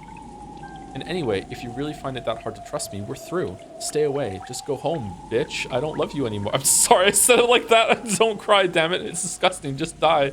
Stop shouting, damn it. You're annoying the neighborhood. Just get the hell away from me and never come back.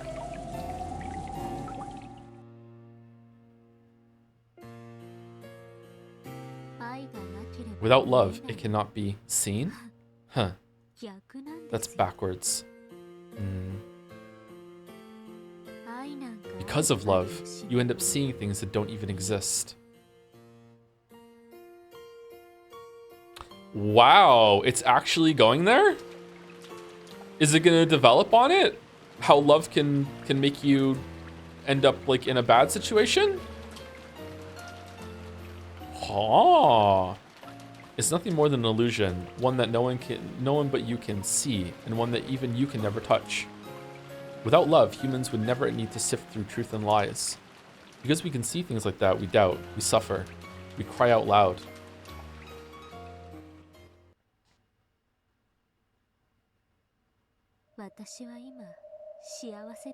Right now, I'm happy. Though it may be temporary, I've become the witch of truth. As I am now, I no longer need to worry about being tormented by non-read words. Why'd you need the packing tape then? What about you? How would you have countered my endgame? How would I? That useless man couldn't have played the part of my opponent in that game. I was wondering how you would have countered it. What are we talking about? Zelena was suddenly thrust into the position of Erika's opponent in the witch's game she had once challenged that man to. Zelena shared in the fragments of Erika's past and was made to grasp the full situation. The board was reproduced in full inside their heads. The situation was one-sided. Erika's side had constructed a blue truth based on countless bits of circumstantial evidence had turned all those into pieces. Oh, it's I was gonna say comma splice, but it's another comma, and was already cornering the opponent. For some time, Delana thought in silence and announced her by-the-book response. First move. I demand that you provide evidence that I have been cheating. Oh, okay, we're doing that. All right, I see. Counter with the blue truth. I present 84 points of circumstantial and physical evidence.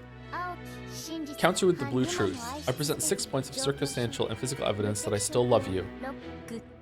Good. Blue and blue cancel each other out, but the number of pieces used to construct each is overwhelmingly unbalanced. When both opponents meet with the blue truth, the decision is almost always based on which side has more pieces of evidence, regardless of the actual circumstances. This is especially true in the human world. So, by the standard rules, Erika would win. First point to me. Your next move? I will attempt to switch offense and defense. I ask that you, Lady Erika, provide proof that you are not cheating. Perpetual check. That's a forbidden move, since it results in an endless repetition of the same question going both ways. Then I frankly declare that, despite a lack of proof, I still love Lady Erika even now. That's not red truth, so it's invalid. Even if it was red, that'd be a stalemate. After all, I'd have no move to counter with. Zelana remained silent for a while. Then, she quietly responded to Erika's moves until they reached checkmate.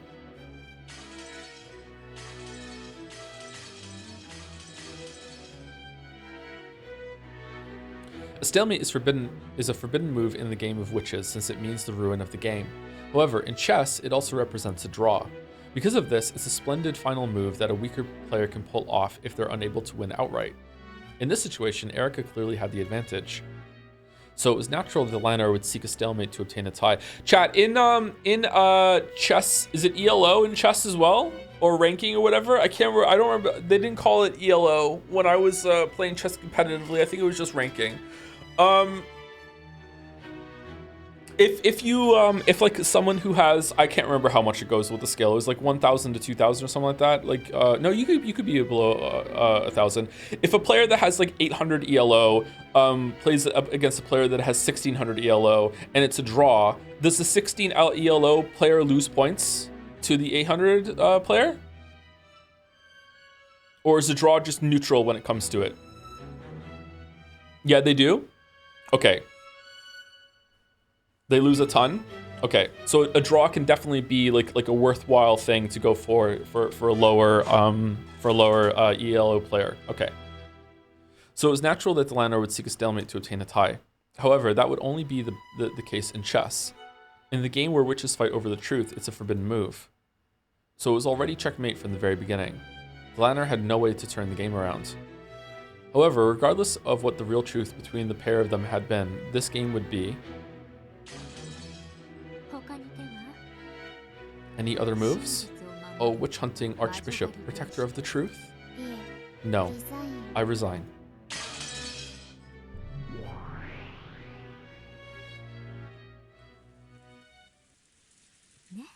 See, there you go. Humph. Yeah, never mind without love. Even within love, she's still like this. But also shows that not completely, because like she would be like. She would understand even with like a couple points of evidence, she'd be like, that's it. But she stayed in it and collected 84 pieces of evidence because she just didn't like the answer. I like the sequence. This was interesting. Erica had succeeded in crushing her opponent with the truth she espoused, that her former boyfriend no longer loved her and was cheating on her. Her opponent had no way to argue back. After all, humans are not allowed to.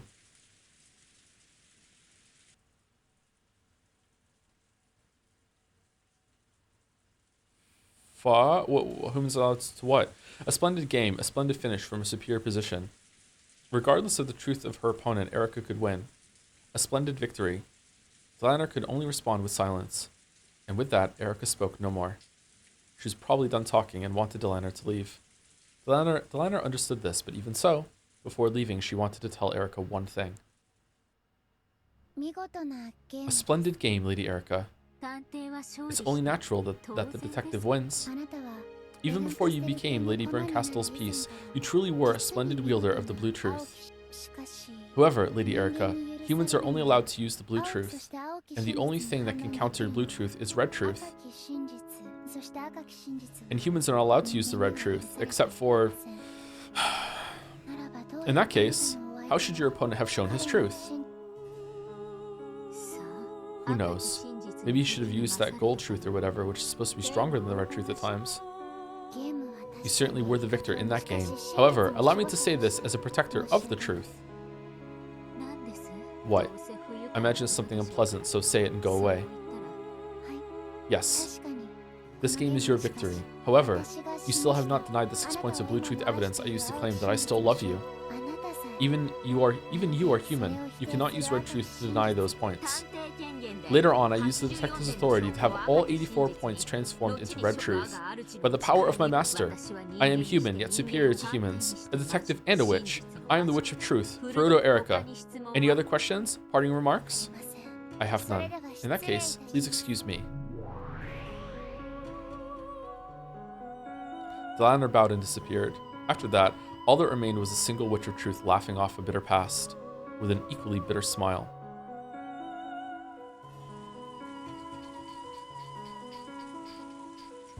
Judging by the bedside clock, it was almost exactly midnight. Okay, guess I should get a little sleep. The curtain has finally opened on the second day, October 5th. I wonder if this round's murders are happening somewhere right now. About now, sorry. I hope our victims leave us some interesting dying messages this time.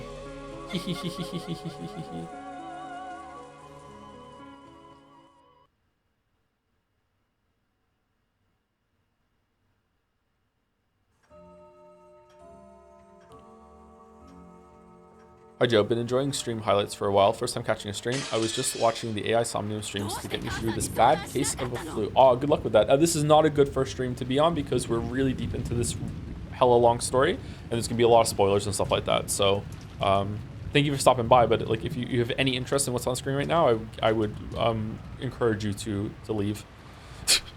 Streamer tells first time chatter to leave. Yeah, sorry. Like it's gonna spoil it. Thank you, iCanPort, for the resub as well. No, they use DKP. What? Thank you very much, iCanPort. Loot Council, DKP, Dragon Kill Points. Do people still use DKP?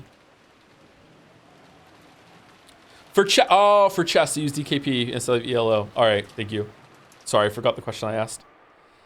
Ava, why didn't you discuss this with your mother?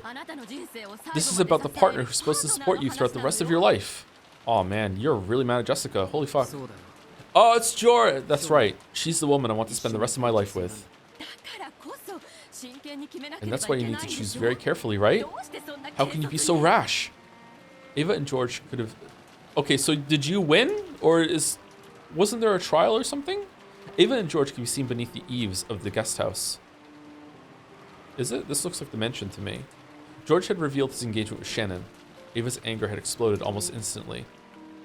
This had been no more than George had expected, so he had responded with an ice-cold calm. Did you sleep with her? She told you she was pregnant to force you into marriage, didn't she?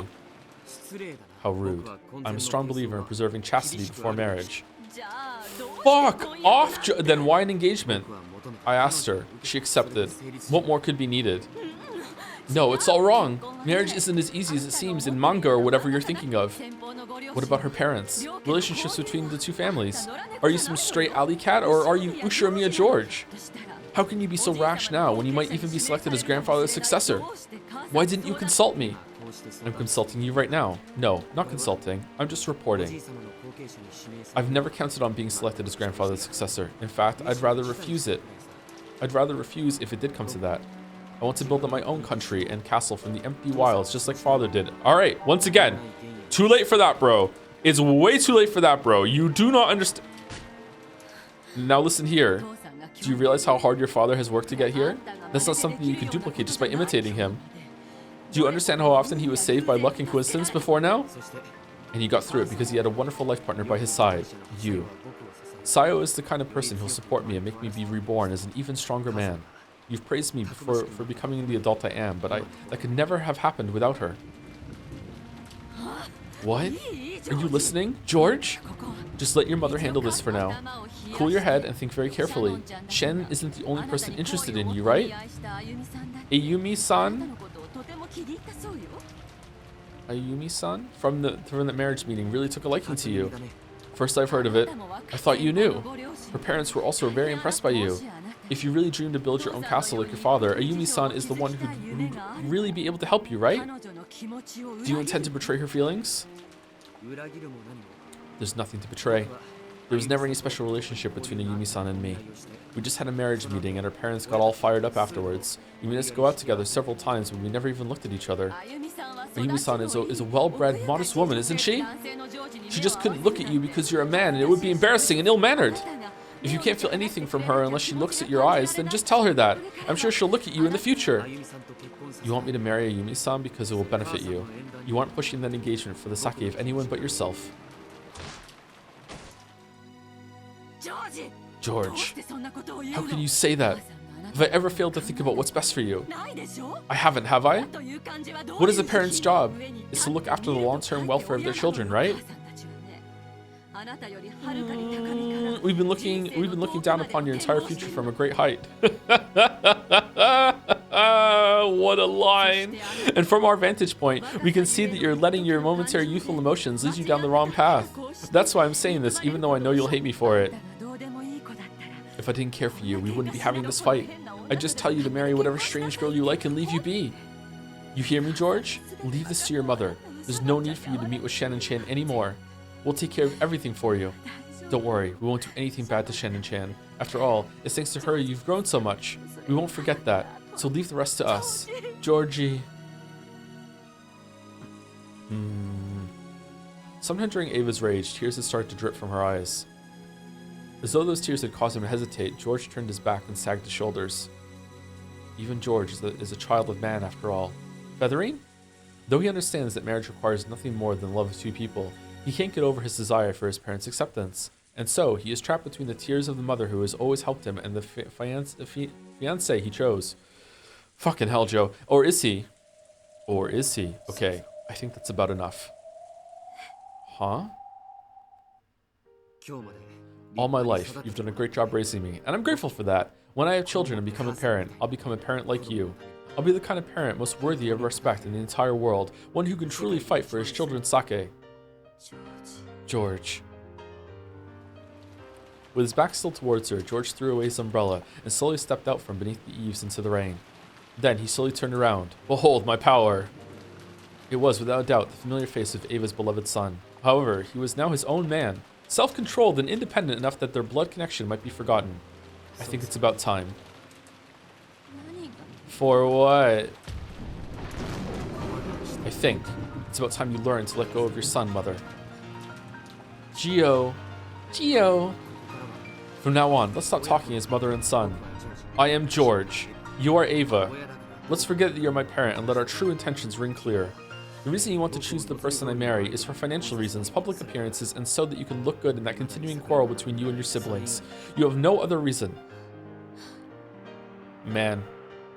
This scene is definitely unreliable. You do well just to give up and admit it now. I'm about to share my point of view with you. I suggest you do the same. After all, you will lose. No traces of love or respect for his mother remained in George's eyes.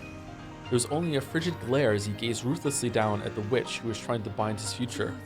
George, why are you looking at your mother like that? Because I'm not looking at my mother. All I see is a wall, a trial, that's standing in the way of the future I'm trying to grasp. You're only human. I know that you have dreams and ambitions and that you're still chasing after those, and I think that's a wonderful thing. We also know how hard it is for a person to chase their dreams without giving up. So I'll need to inherit your wonderful strength. I've learned a lot from my parents, my friends, and Sayo, and I've grown. And the last thing I've learned, acquired and perfected, is the real Ushirimiya George! Now I'll overcome the final barrier. You!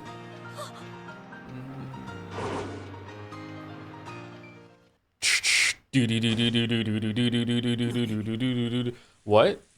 Ava had disappeared. The pouring rain landed evenly across the ground everywhere. No, it was blocked very slightly in one place. However, there was no one there. Standing on the ground isn't the only way to block path of the rain. Then, could it be?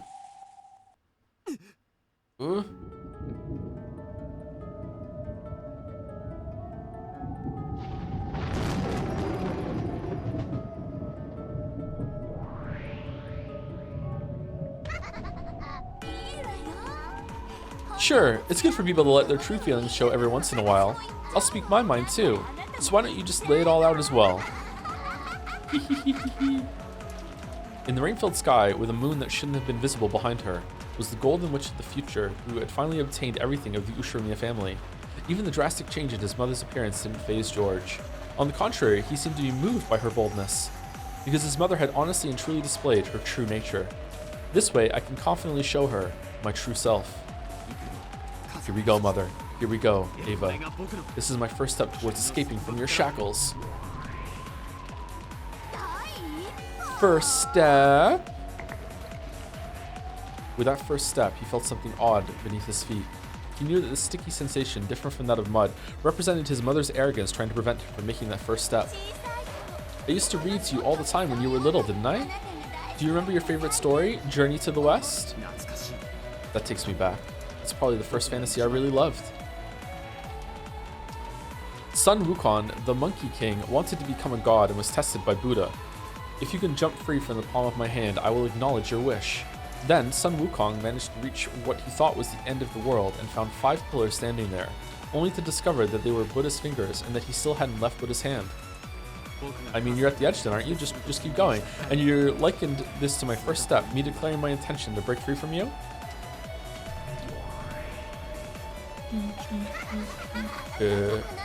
Your resistance, your conflict, your anguish, and self-restraint, and everything else. All of it is a road I once traveled down. This first step of yours is so trivial that when compared to my life, it would just get gobbled up. How long are you gonna look away? If only you just look. At your feet! At George's feet on the pitch black earth soaked by the pounding rain was what appeared to be a slightly red sash that glowed ominously and blocked George's first step. It was deep, vicious, and it held George's foot in place. The music, from Eva's perspective as she gazed down from the sky, it looked like a vast red spiderweb that radiated out with George at the center.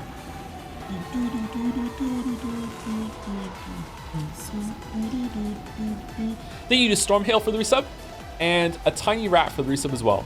Another rodent chatter. Thank you, Stormhail, and a tiny rat. I'm gonna cough. 1 second. Excuse me. That's right. This is me. This is me being tied down by countless studies and raised for the sake of your ambitions. No, that's not it. Let me put it so you can understand. I'll show you. And then you'll realize the truth. The vast red spiderweb on the ground scooped up George as easily as scooping scum out of a pot. Then it lifted him into the air like a deer caught in a net and swung him about. Laughing insanely, Ava was as innocent and cruel as a grade schooler happily swinging about a bag filled with her gym clothes.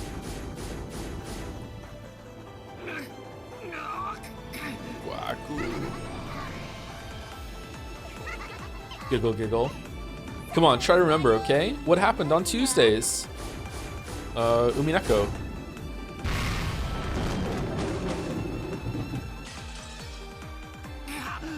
Gah. Gah. I remember. That was piano lessons. I still cringe whenever I hear I stepped on the cat. You did violin in kindergarten. That's the sort of instrument you'd expect smart kids to play, right? But you didn't seem to have the talent, so we switched you over to piano. Violin's hard, Ava. What the fuck?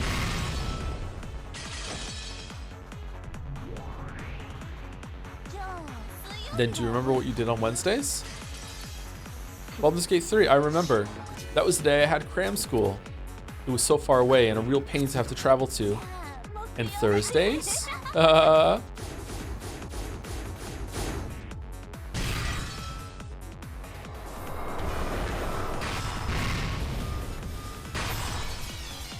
Oh man, Thursdays was murder lessons?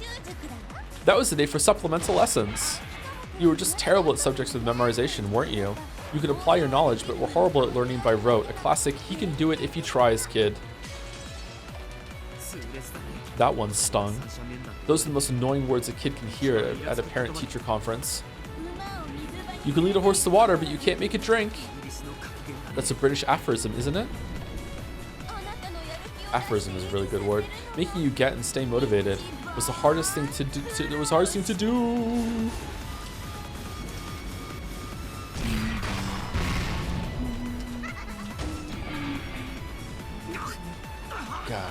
God. George was bound hand and foot by the bright red spiderweb, reduced to the witch's plaything. She innocently swung him around and smashed him about, all with an insane laugh, again and again. Do you remember what you did on Fridays? Of course. As far as after-school lessons go, that one was pretty unique. A school you go to with your parents can be trying in more ways than one. Don't buy your child a fishing rod, go fishing with him. You certainly like British education theory, don't you, mother? British education. Oxymoron. Wah. That school was hard on its parents too, but for you, it was the most effective one. The monthly fee was high, and it was a pain to have to spend Friday nights there every week, but it did more for you than anything else. That's when I realized, kids don't grow unless their parents watch over them. If children are sprouts, then parents are the sun. No plants will bud, and no flowers will bloom without the sun.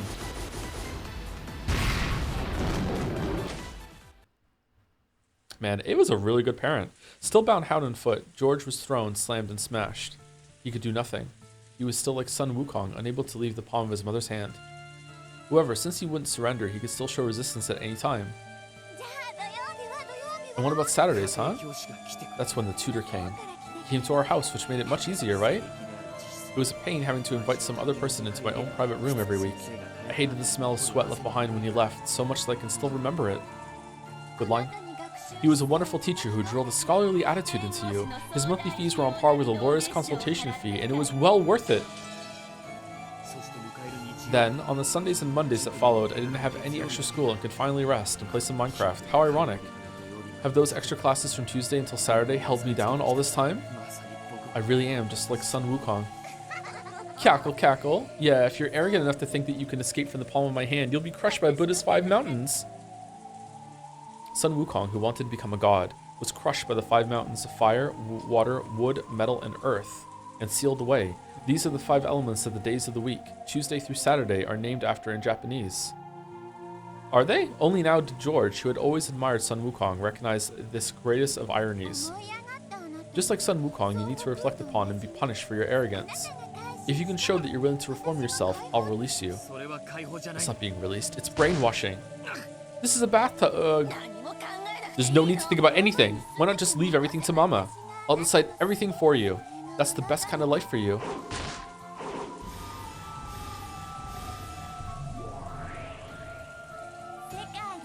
I found the most intellectual woman in the world, willing to devote herself to you entirely. I'll arrange for all your successes and even prepare the roads leading to them. Erica?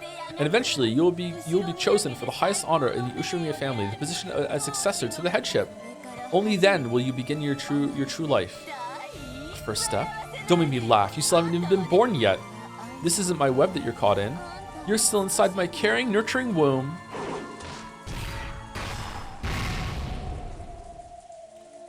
Man, a lot of Dom texts today. George was slammed against the ground over and over. It was a heartless atrocity, unlike anything one would expect a blood-related son to receive. However, in Ava's eyes, perhaps even this was a sign of love for her precious son. The human-shaped lump of flesh wrapped in the red bag was slammed over and over, then thrown high into the air, where it was caught in a massive spiderweb in the sky, still covered with fresh blood. While he hung there as though crucified, George didn't even twitch. Where's the dog? Even if he'd had some power to resist remaining in him, the red web pinning him there would have held even that in check. The rain, which had been falling non-stop since the beginning, quietly tormented and pitied George. He's sealed by the 5 mountains and cool your head. I'm not telling you to stop because I think Shang Chan's a bad kid, okay? She's a great girl, the one who gave you a chance you needed to grow up. However, an ill-considered engagement is a different matter entirely. The issue has nothing to do with some failing on her part. Understand that.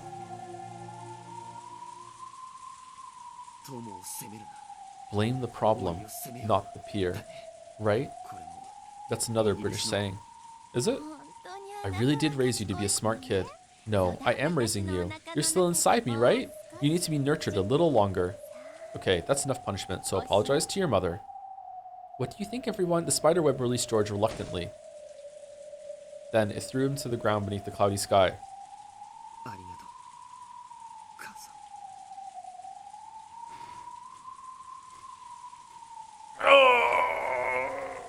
Chat encountering symbolism for the first time. Thank you, Tantofaz186 for the resub. My girlfriend broke up with me and then asked me to come back. Anyways, Umineko.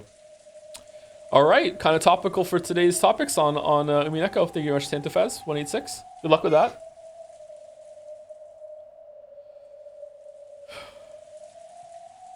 George about to do a Final Fantasy and 7 Rebirth. Fucking hell. Thank you, mother.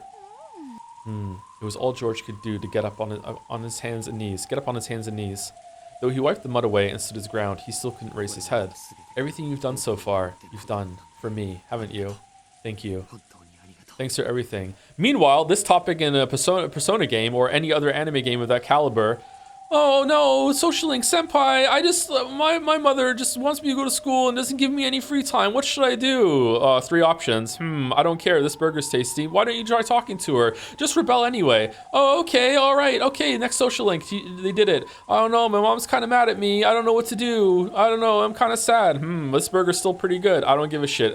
Just do it again. Next Social Link after that. My mom came up to me and said, you know what, she's realized that I need to have some more free time, so now I get Tuesdays off. It's really good that we finally did that, and she's realized I'm my own person. Great. The end. That's it. That's as far as it goes. Meanwhile, here, this is good. I like this. That's right.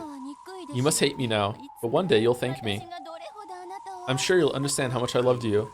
Being bound by all those extra classes from Tuesday until Saturday, that's a sign of how hard you worked to raise me to be an excellent man. That's another British phrase. To cover a child in blessings is the greatest education of all.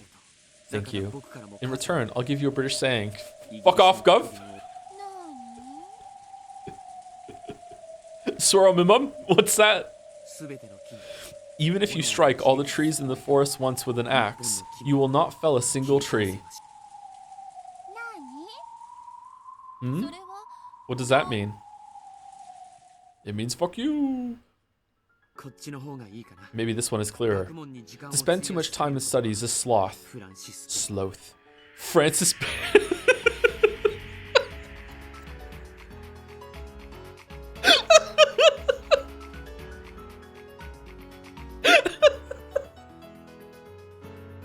Francis Bacon.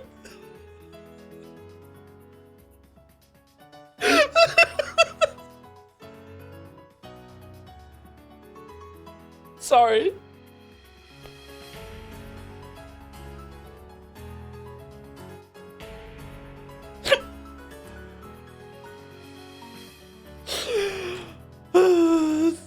Sorry. The man drenched in mud and blood straightened his crooked glasses and slowly stood up.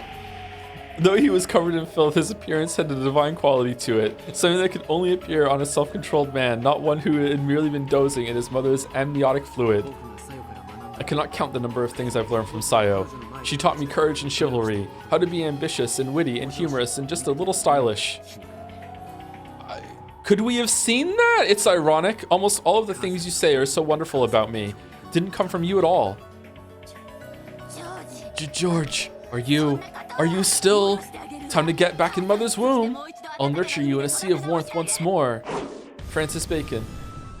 As Ava howled, a bright red spiderweb appeared at George's feet once more and tried to scoop him up into the air again. However, at that instant, a powerful magic circle could be seen in the area surrounding George for just a moment. Man, if only Hideyoshi could be here, this fight just wouldn't be happening right now. Faster than he could be scooped up by the spiderweb, George jumped, and with a sharp kick of the heel and a magnificent forward flip, he cut the shackles of that spiderweb apart.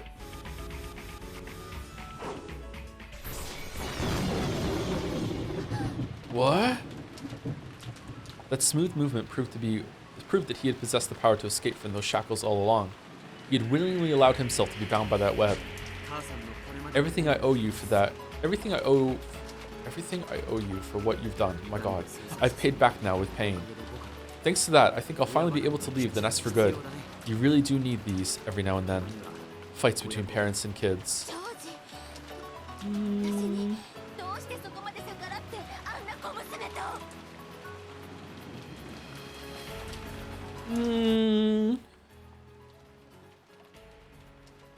Yeah. Depends on the parents.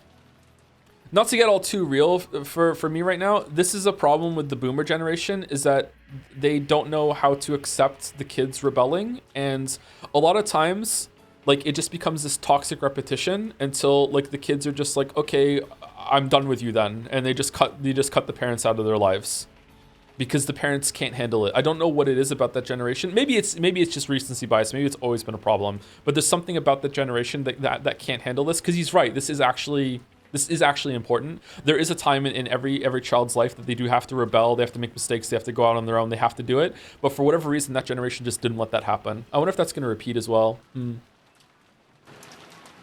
George, why must you disobey me so completely and with a little girl like that? Just to be clear, not all boomers. It's just enough boomers that it's actually like a noticeable phenomenon. Like you'll talk to a lot of millennials, and like quite a surprising amount of them are like, yeah, I'm no contact with my parents. It's like, what the fuck? Why? And it's probably for that exact reason. George, why must you disobey me so completely and with a little girl like that? It looks like you really do need to let go, mother. Maybe it's about time. Time for what? It's about time. Time to start fighting back. Whoa. Mortal stampede. The curtain of spiderwebs that Ava shot out in defense were all too slow. George weaved through them in one instant, and the next, he was right before her eyes. Ugh. Oh my God, the kick is back. Ava jumped out of the way of a kick that would have knocked her feet out from under her, then blocked the second half of George's double roundhouse with a high kick of her own. I guess there's one thing I can thank you for teaching me. Oh, and what day of the week was that? It's the martial arts training we focus on during long breaks from school.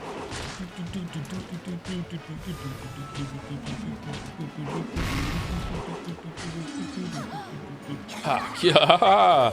I'm glad, George, to hear you're grateful, or at least one thing. Your mother is happy. Yeah. Ava's swift feet flashed like lightning. Low, low, low, mid-level attack. As George's head fell forward, she caught it in both hands as though she was about to smash it against the ground. It was then met with Ava's knee as it rose like a bolt of lightning from the earth.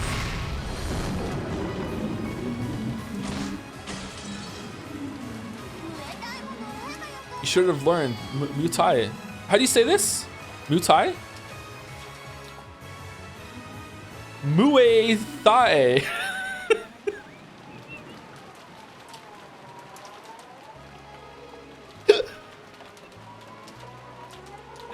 Muay Thai? My thighs? It would have been more fun to have learned it with you. You're right. I never had more fun than when I was learning martial arts with you. Then right now is when we get to have the most fun. Isn't it fun, George? Isn't it?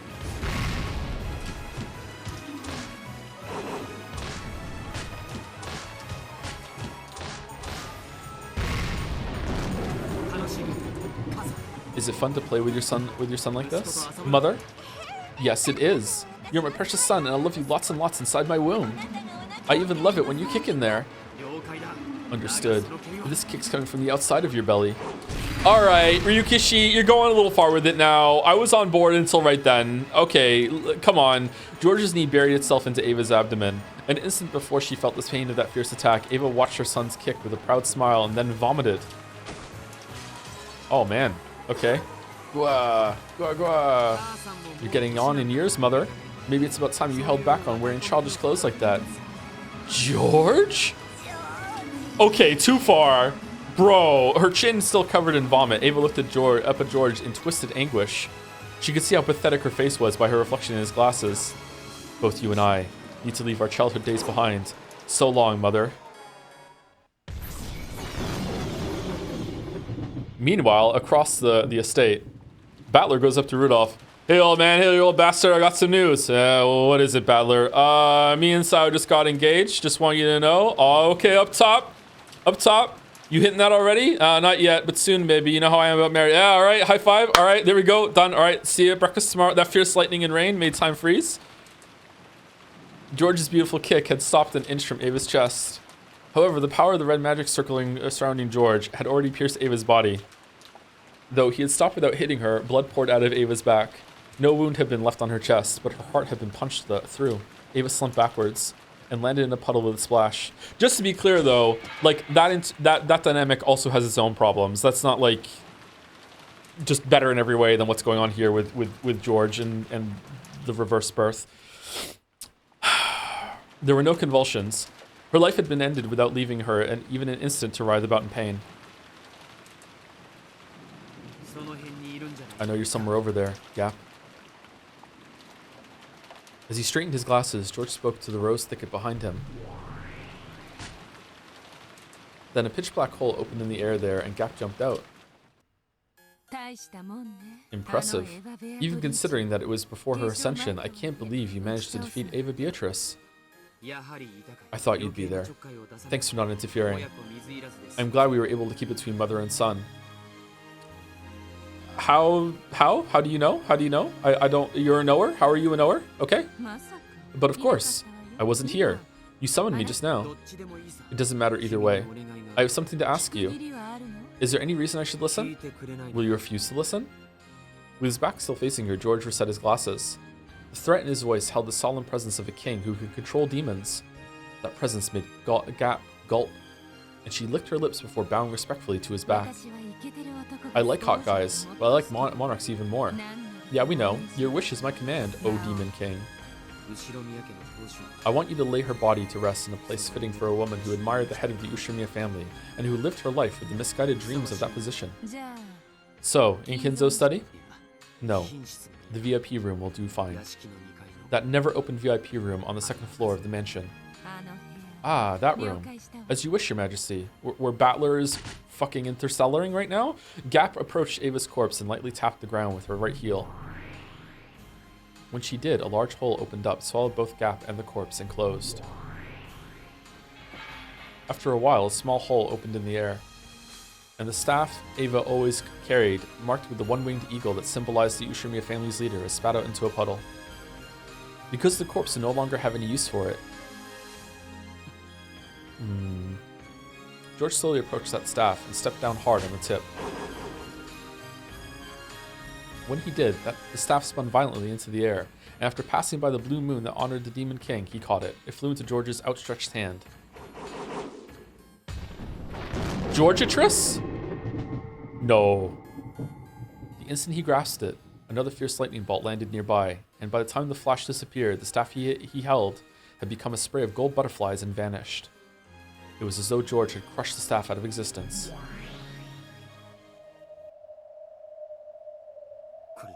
And now, I've finished my part. I'll let someone else have a turn. I can't believe you attacked your own mother. It's the person who loves you first in this world, and the last one you have to separate yourself from. That's what it means to leave your home. This is the courage I need to show to take Sayo as my wife. George-sama. Kuro-chan. Brave Ushiromiya George, an excellent start. Even though it was just within the game, even though it was just peace, I didn't like having to kill my mother. However, that was the trial you set me, so I saw through it. I thought we were gonna have a game show and be like, who knows the partner the most, and answer some questions, and like, oh, if someone was like, you know, if Sayo was having a bad day and, you know, she was stuck in bed, like, what breakfast meal would you make her? Okay, that's what you would make. No, I didn't think we were gonna do anime fucking kill your parents. All right, whatever. Anyway, the butt fangs are here. I'm gonna go on break. Be right back. Before I go, thank you to Kami Mummy for gifting a sub to Ava X George Vor Enthusiast. Thank you very much, Kami Mummy. Thank you, thank you. Welcome, Ava X George. Thank you, Tora 3tron for a resub. Hey Joe, I've been knee deep in the 100 line as a fellow weeb. I'm sure you'll love it, hate, and everything in between. It's fun to see the event. It's even more fun to think, how would Joe respond? Oh no, there's this one character that's basically a Danganronpa fan, and I've been referring to them as my weeb, as I like to presume you coined us your fans. That term. To another memorable Umineko filled month, Joe, our most eligible battler, been sitting on that one for a few months. I like that, actually. Thank you very much to Tora 3tron. Thank you. We're gonna be playing 100 line for like 2 years, once a week for 2 years. Fucking hell, it's gonna be like a Factorio fucking run. I swear to God. Thank you, Canty Ash, for the resub as well. George roundhouse kicking his abusive mother is such an inspiration. Can't believe he's not single or whatever. Happy Pride, everyone. Happy Pride, everyone. What do you think, everyone? Do you think Ava's abusive? I don't think Ava's abusive. I think she's overbearing. I wouldn't say abusive. I don't know. I don't know if I would go that far. I actually really like that scene. I think that that we're seeing more of George there. I still do think that a big flaw of the story is going to be, it's obviously trying to get you to sympathize with George and show that he's not that bad, and that some stuff has been done to him like everyone else in this story. I just wish that his relationship with Sayo was a bit more developed, and that they had messed with the ages a little bit so it didn't feel gross. The other thing that I was talking to with Mouse about, was it yesterday or the day before, that I don't see a lot of people talking about in chat, is that like Shannon is kind of his employee. I feel like I would be way more on board with this and being like, okay, I understand, I'd be more willing to follow it if if more of that was like acknowledged and developed through and shown. Like I don't know, man. But this thing that's going on with George right now and like breaking through the mother, I feel like that there's an important message there on both sides, as a parent and as a child. It's interesting. I feel like it's handling it with quite a lot of maturity that a lot of stories that we see on stream usually don't, and that's what's missing a lot of time. If people like wonder why I can be so fucking like arrogant and dismissive of some stories sometimes, it's because of this. It's like this sort of thing is missing from most of the stories that we do, and it's just kind of playing with mature topics with kid gloves. And it's not just anime games, it's almost all the games that we play that have a story that with characters, especially set in the modern day, they're trying to like have their cake and eat it too. They want to keep it light and airy and a lot of fun, but also they want to be like, hey, look, we're still a mature story. Look at the themes that we're dealing with, but they're not dealing with them. They're just paying lip service to it and then just move on really quick. Like most of the time, like when families clash like this, it's usually fucking bloody, man. Like it's usually really awkward, fucking harrowing. It doesn't usually go well. And if you're sitting there and it's like it went well with me, count your blessings that you had a good family. I'm serious. Like call your parents today and be like, you know what, you were pretty good. Thank you very much, mom and dad. Because like if you know, you know. Holy fuck. I'm gonna guess that most people don't know though. Yeah, I'm enjoying this. This is good.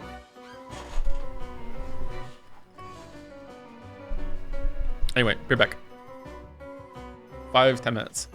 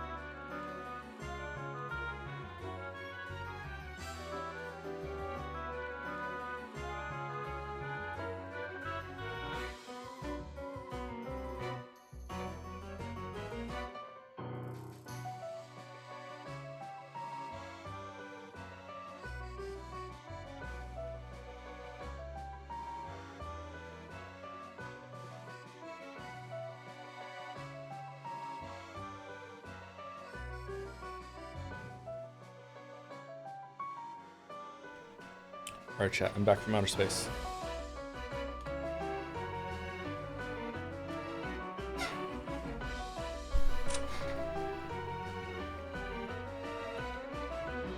This is not what I wanted to see. All right.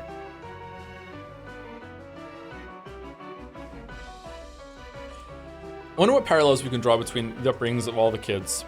So it seems like George has had overbearing, very controlled life, but also from someone who genuinely cares about him and what's best for him, but also what's best for the family as a whole and legacy and all this other stuff.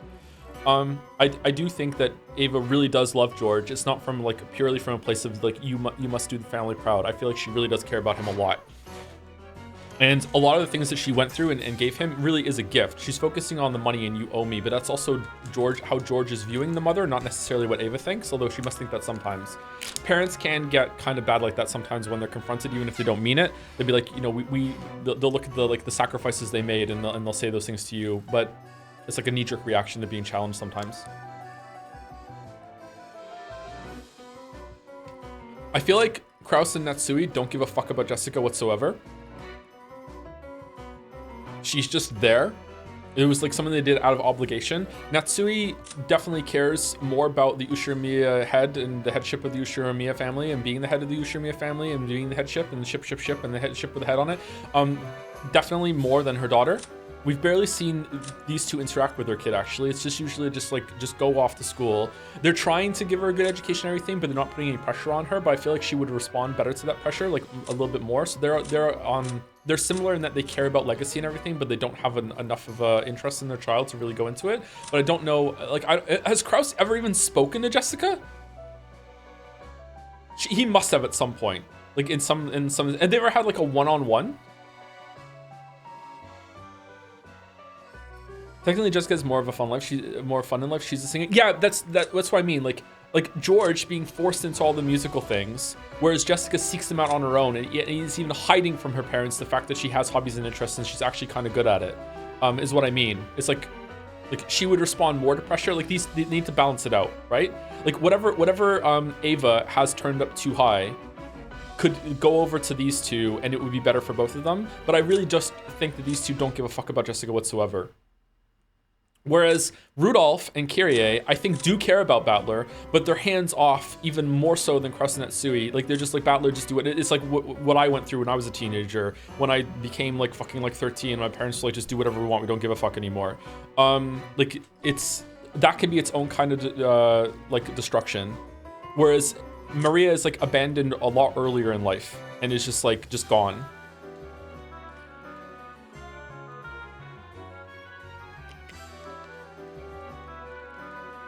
I feel like Rudolph doesn't give a fuck about Battler. I don't know. I don't think so. I think he does.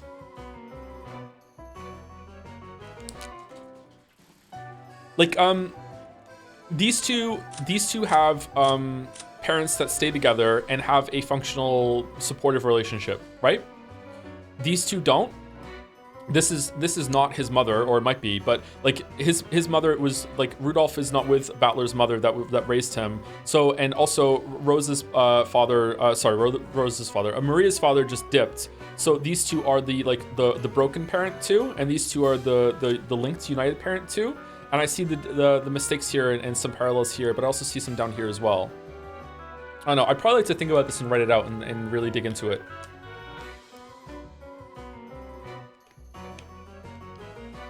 Didn't Rudolph try a ton to get in touch with Battler? I think so, yeah. I can't remember.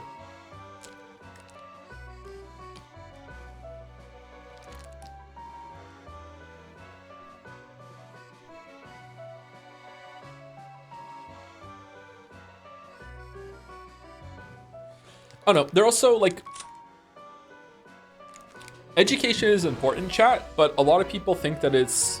Oh, I don't want to say this because I don't want to come across as dismissive, because it really is important. Education is really important, chat. Schooling is really important, but it's not the most important thing, like a lot of people tell you when you're in the middle of it. There's a lot of value and a lot of benefit when it comes to like I feel like the text is saying this too. Like George had the most education and the most support like that, and he turned out in some ways like the worst of all three of them, right? He's annoying. He's really highly strung. He has a lot of issues, a lot of hangups. Whereas Battler presumably had the least amount of education and the least amount of pressure put on that. And in terms of like social stuff, like he's not like greatly well adjusted, but he's an awkward teenager. But he's charming. He's charismatic. He has a lot going for him that schooling can't really teach you in those ways. That's like freedom and being able to make mistakes will teach you. Whereas Jessica is somewhere in the middle.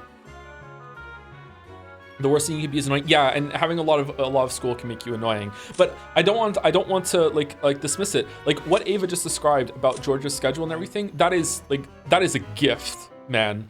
Like having that as a child, especially if you're the kind of child that responds well to that pressure and that amount of structure, like having your child grow up to like having to be playing an instrument, speaking another language, having a tutor, like all this, that is a gift you can give your child. Like holy shit. It just doesn't feel like it was done in the right way.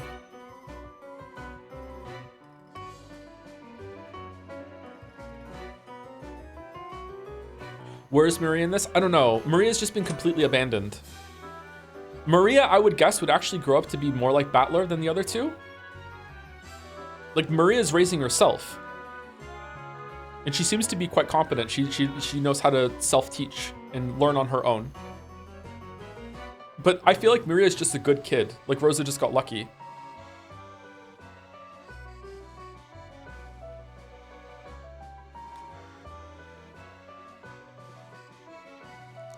Maria is ostracized at school. Yeah, she's been abandoned too early, I guess. In order to like have the well, Battler wasn't really abandoned. Kind of abandoned by his dad for a while. But also like chose it as well. I don't know what his relationship was like with his mother. I'm guessing the mother is more hands-off but still cares, whereas Rosa is so hands-off that it's become destructive.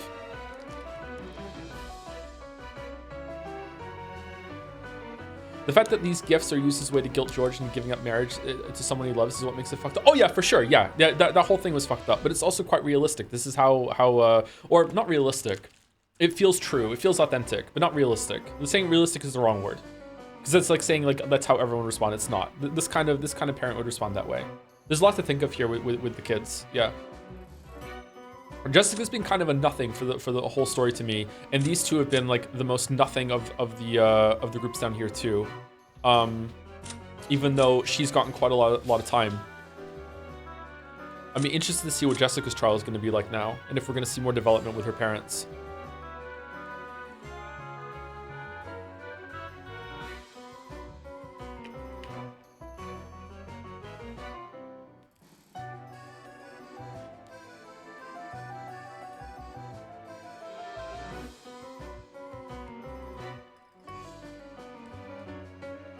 I agree, but why do you think Maria's a good kid? She can look after herself. She is presumably going to school by herself, or at least coming home by herself some days, because Rose is just fucking gone sometimes. She's going to bed on time. She's keeping the apartment clean. She's staying safe for the most part. I don't know, man. Like, how old is Maria? 8 or 9? Like at that age, like being able to like be that functional and self-sustaining is remarkable. I have a 9-year-old, and I don't think Finn could be as functional as Maria, and that's I'm happy about that, because like fuck that, like Finn hasn't had to do that, you know what I mean? Like Finn hasn't had to like go through what Maria's had, and he doesn't need to look after himself on that level.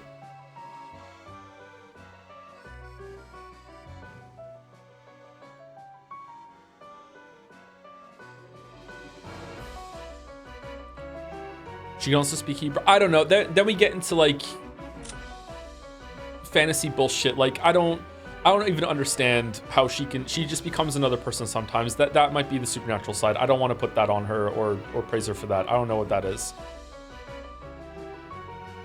Anyway, let's continue. Sorry, we got distracted there. Oh, thank you to Depressed Luigi for the resub. The mother-son vor analogy is integral to the writing, says Ryukishi. It's true. Happy to celebrate 3 years watching your streams with many more months to come. Francis Bacon. Thank you, Depressed Luigi.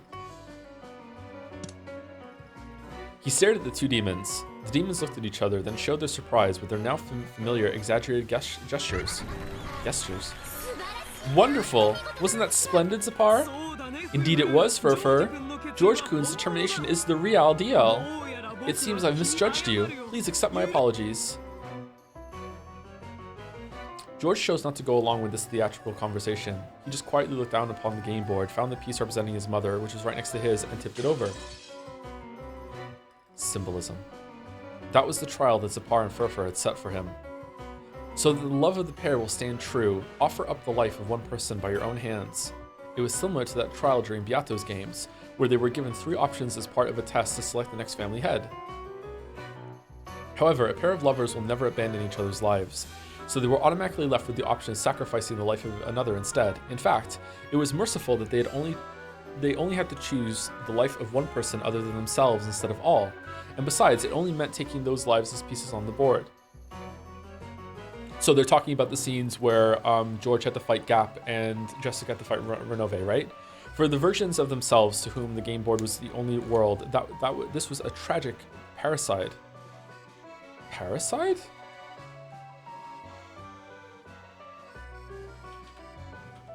Parricide. The killing of a parent or other near relative. Okay. Is patricide just father? Patricide and matricide. Alright, parricide. Okay. But to those who stood around the game board in this witch's smoking room, it was nothing more than a movement of the pieces representing George's will to overcome his parents. However, the fact remained that the demons had ordered them to take these lives, even if it was just within one of the endless fragment worlds. George appeared to have distanced himself from the events on the demon's game board, but Jessica still seemed to resist the idea of stealing another person's life, even if it was only their life as a piece on the game board. Didn't read that very well. Have you been scared stiff? No. The Beatrice that Batless-san desires would not be shaken by the likes of this. Well then, who will undergo the next trial? Please choose the next victim. It doesn't matter who. Please name the next challenger. Any of you may go. You go. If no one speaks up, that means I win, doesn't it? Wait, are Shannon and Cannon gonna have to do one of these? Or is it just George and Jessica? Yes, that's right. If so, congratulations, Ushimiya George. The key that leads to successful love between you and the one you cherish. No, that's wrong. We will now proudly Oh, hold it right there.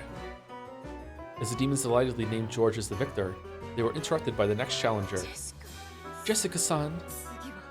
I'm up next. Okay, I'll do it. I'll show you that I'm serious about Cannon-kun. Are you? Can you show me that too?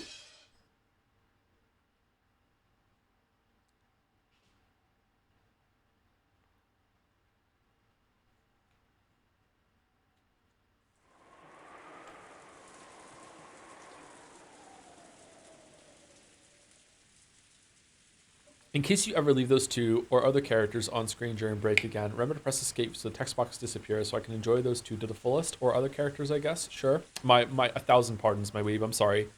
As usual, this year's family conference was getting bogged down. Everyone had decided to cool their heads for a moment, and a short break had been agreed upon. The 4 siblings could say whatever they wanted, but Natsui and Kirie, for example, were outsiders and found it difficult to speak freely in this sort of atmosphere. What about Hideyoshi?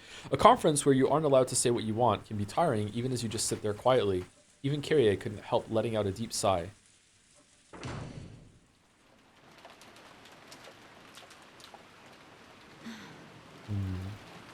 This was the second floor hallway of the mansion. Rudolph had wanted to be alone during the break, so she had felt like doing the same, and had drifted up the stairs to reach this place. Kirie's expression was less tightly controlled than when her husband was around. She wore a tired look that she didn't often show. She pressed her cheek against the cool window glass. I need to regain my spirit and support my husband, even if I'm not allowed to speak. That's the duty I've won. Won? Who is it?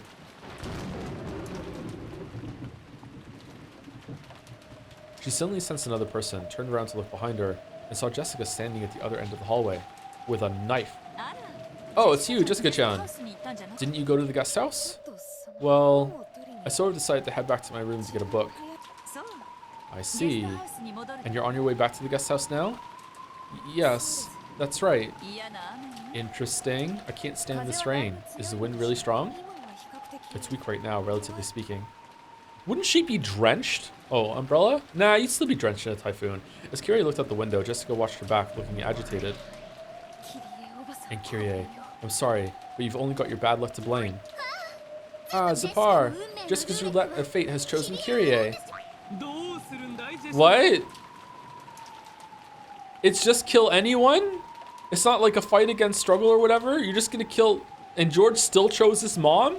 Based. What will you do, Jessica? The roulette has chosen Kyrie, but you may reject that choice and spin the roulette again if you wish. It doesn't matter whose life is sacrificed for this trial. Jessica wasn't like George. George had willingly chosen Ava to be a sacrifice, to signify his separation from his old life so that he could step into a new life married to Shannon. However, Jessica hadn't thought of any particular target, so she had left it up to the roulette of fate. That was no exaggeration. She had walked around at random, imposing a rule on herself that the first person she met would be chosen as her sacrifice. And so, the roulette of fate had brought her to Kyrie. Of course, there was nothing forcing her to keep that rule. I killed you. Yeah, why did you just kill George and you win? Yeah. However, Jessica didn't want to break a rule she had once made. Even though she was participating in a demon's game, she still wanted to cling to this one last virtue. What if she ran into Cannon? Uh-oh. Right now, she could attack that unprotected back, but Jessica still wasn't able to fully resolve herself. What is it? Do you have something to say to me? Noticing the strange distance Jessica was standing at, Kyrie turned around. That unprotected back was already gone. Jessica realized that her hesitation had made her lose her own first chance. Oh man, Sekiro.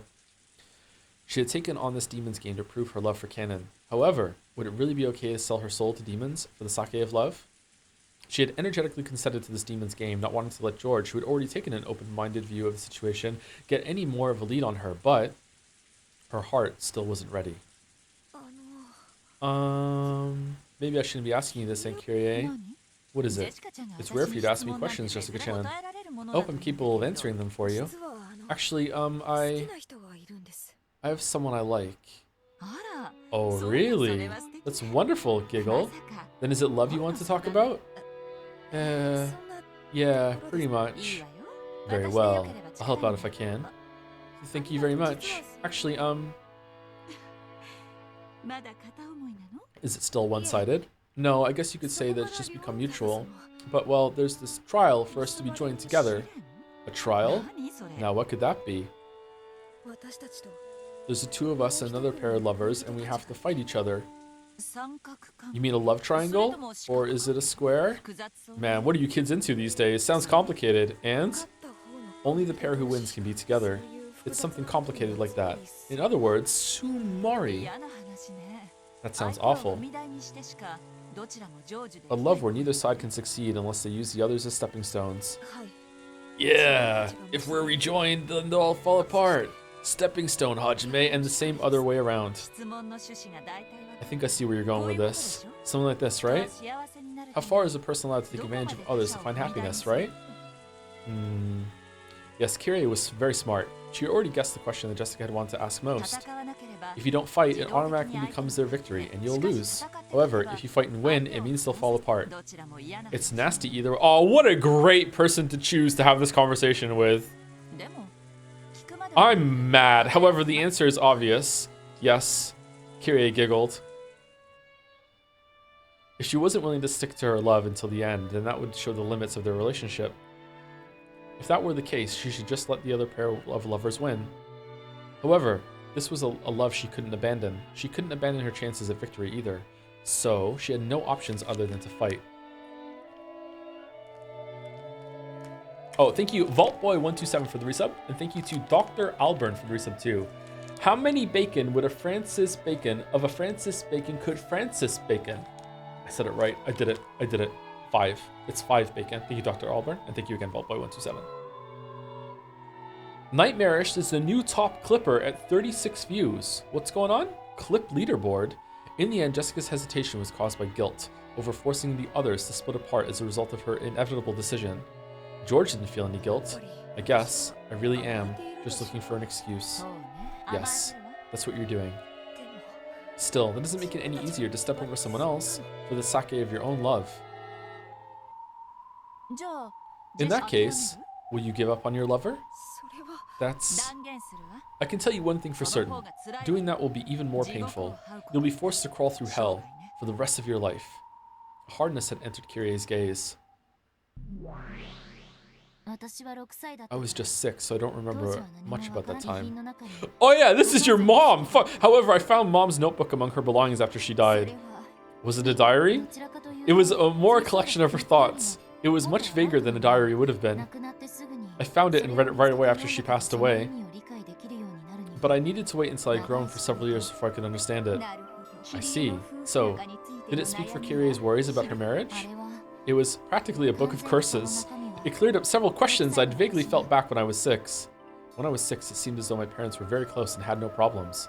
And though I thought it odd that Oni-chan lived separately, even though he was in our family, I accepted it as the way things were. Did you not know about Izumu? I think Oni-chan talked to me about her when no one was around, but it wasn't something a kid who wasn't even in elementary school could understand. After all, I never even saw a picture of her. Mom had sent all the pictures with Izumu-san in them to Oni-chan, leaving none behind in the house. To Angie and to Battler, who only rarely came home, Kyrie's smile never faltered. If she hadn't written her thoughts in that notebook, Angie would probably never have known them. Since his school days, Rudolph had been particularly popular with girls, a typical playboy. Be bold, over the top, yet still just a little bit gentle towards women. He probably kept that formula for being popular with women inside his head. In their attempts to win Rudolph's favor, several women tried various seductive tricks. What? Rudolph probably enjoyed that part the most. Since the beginning, love had been a game to Rudolph. He never thought of it as a trial and error process to find a single life partner. He would intentionally spark jealousy between women, lap up their compliments, and revel in the harem. Holy fuck, he may be my father, but he was an awful man. But at the same time, Dad must have looked down on those toadying girls. Mom, who was very aware of her self-worth and extremely intelligent, must have stood out. Though even that might be due to Kyrie's more skillful methods of catching Rudolph's gaze. Yeah, maybe. Mom was smart in a lot of ways. Like the other Ushinomiya siblings, Rudolph had strong ambitions and lofty goals. Under the mottos of, if you can pull it off, you're golden, and as long as no one finds out, he would alternate between setting up businesses that were borderline swindles or illegal, then running away. I've heard that in his college years, he was already making use of that talent, thinking up shameless projects and cleverly making money through the panic selling of party tickets, so much so that he could brag about carrying a wallet full of 110,000 yen notes all the time. Many women fell for his charisma in being the man responsible for these radical projects, as well as his thick wallet and generosity. It would be a lie to say that Kyrie wasn't one of them. However, what made Kyrie very different from the other women was that she could support Rudolph as a business partner. Rudolph would make a large-scale party successful, unable to hide his laughter at this massive easy profit. The women would surround him. Among them, only Kyrie was calm and composed. She could point out several ways that income and expenditure could be improved upon, and could even lay out a proposal for the next project. So, Rudolph slowly began to accept her as a partner. Just like some people say men don't belong in the kitchen, there's also a sense that women should stay out of financial affairs. It's normal for men to foot the bill for women, and the details of how those 10,000 yen notes were scrounged up are vulgar, so they don't ask, don't know, don't care. So you're saying that Kyrie viewed money from a man's perspective. Rudolph noticed a true treasure in this part of Kyrie. He knew exactly how much hard work it took to get just one of those 10,000 yen notes. So somewhere inside him, he had looked down upon those extravagant women who never even considered the efforts he had undertaken. Of all of them, only Kyrie had possessed the same sharp financial intuition as Rudolph. Every time he thought of a new plan, he would talk to Kyrie about it, work out the kinks, and make it succeed. In this way, Kyrie steadily worked her way up until she was the _1 of Rudolph's large group of followers. But Mom was still a woman. I doubt she enjoyed seeing Dad pampered by all those other girls. So she killed them, so she would rather have been his only one instead of his _1. Yeah. Though she served as Dad's right hand, she slyly got rid of the other women in the shadows. It was only a matter of time before Mom would succeed in her love. When did Izumu come into the picture? She was one of Rudolph-san's groupies. No, not even that. She was just one of his fans. Alright, Kyrie, you just like, I don't think Jessica needed to hear all this. It's like her first love. Calm down. Give her the baby first steps advice, not just like the whole thing while smoking a cigarette, while like just staring out of the window being like, I've seen some shit, you have no idea. Fucking like tears in the rain. What do we do? Did you ever talk with her? Of course, I knew her well. Ever since the very beginning, before Rudolph-san even knew her name. I'm sure she was quite intelligent herself. And cunning. I tried to use my intelligence to stick out, but she did it in the exactly opposite way. By being stupid? Giggle. I mean, she was good at triggering his protective instinct. Out of all the girls who came to flatter and flirt with him, only she stood out with every action she made, unlike the flashy girls Rudolph-san had tired of. Kirie still acknowledges the mistake she made in letting Azumu and Rudolph get too close. Kirie thought that taking the role of Rudolph's business partner meant she would have him all to herself. Almost added an honorific there. That might have been due to her pride. And it might have been her arrogance as she tried to eliminate the relationships between all the other girls and Rudolph. Perhaps she sometimes tried too hard as a business partner, putting too much pressure on him regardless of the fact that it was justified. Bit by bit, Rudolph had started to need a woman who could stay quiet and soothe him without making him think about anything complicated. That woman was Azumu. I am ruthless and intellectual, rational and economical. I have tons of Reddit gold. In a plank of Carneades situation? Carneades? How do you say that?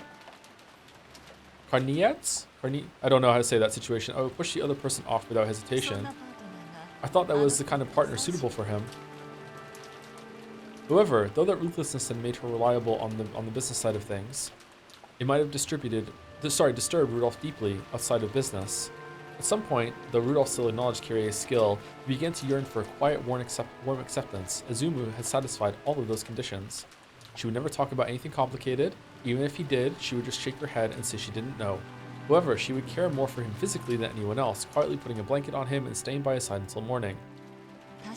Yes, I did get the position of his business partner, but before I knew it, Rudolph-san had grown a need for a mental partner, someone who could heal his heart. Though I foolishly claimed to be the intellectual one, I never noticed. And then, Uncle Rudolph married Aunt Azumu? Yes, that's right. She stole him away by sleeping with him. He had slept with a lot of women.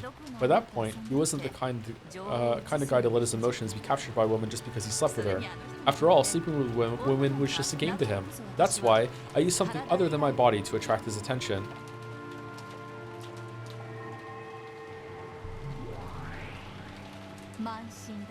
What pride, as a woman. Before long, they were both pregnant. Azumu-san told Dad about it right away, but Mom did the opposite. So she was afraid that the pregnancy would threaten her position as his business partner. Apparently, Mom didn't eat much at the time, so her period was often irregular. Because of that, it took a really long time before she realized she was pregnant. When did she notice? It was after Azumu-san suddenly moved into Dad's family register. Mom learned about her pregnancy after that and plotted several times to split Azumu-san and Dad apart, but even though Azumu-san always acted like such an airhead, once she had gotten her hands on Rudolph-san, she didn't let go. Why should I care? Please stay out of our way, she'd say. And this coming from that little girl who would curl up into a ball every time she got on a bus. At that point, I realized she had been the truly cunning one. Yes, even her fear of vehicles was another lie to catch Rudolph-san's sympathy. But for Battler, it's real. My apologies. I must be boring you. Oh no. At the very least, I wanted him to acknowledge the child I would give birth to. It seems as though Rudolph-san was prepared to do that. He made sure there was a hospital waiting for me, and even though Azumu-san was close to giving birth herself, he gallantly came to see me, even though she was already his wife. What an awful man, really. Yeah, Rudolph kind of sucks. After that is a tale I can't bear even to tell. Both Azumu and I had the same delivery date, and yet her pregnancy had meant her marriage, where mine was completely meaningless. I swore to bring up my child well and have Rudolph-san acknowledge it. The fight between Azumu-san and me ended with my loss.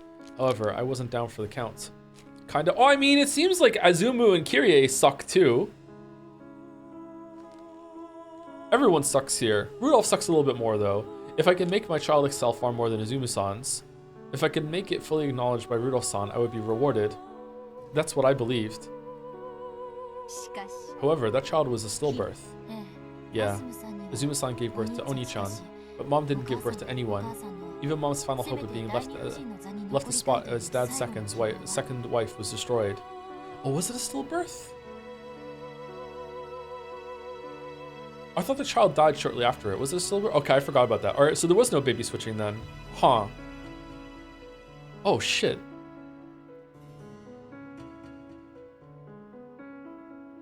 Kiri had fallen from being his partner to being his second wife. And then, unable to give birth to the bond of a child, she tumbled down to being merely his mistress. I can't imagine how much she must have hated Izumu and that kid, Battler. And despite that, Mom was able to act in a very friendly way toward Oni-chan. It was definitely a shock for me to think that my gentle mother had held such negative emotions for Oni-chan and had managed to hide them.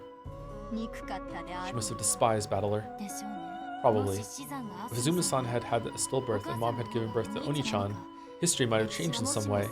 Had that been the case, it seems she would have wanted to set up some scenario in which she'd make Dad divorce Izumu-san and marry her instead. Was that also written in that book where she kept her thoughts? Yeah. After all, that was just a random thought, a delusion. Mom's resentment as she chewed on the corner of her tear-stained bedsheets.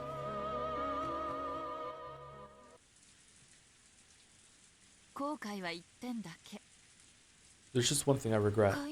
You mean the pregnancy? No. It's my arrogance I regret. Rudolph-san is mine now, so I'm completely safe.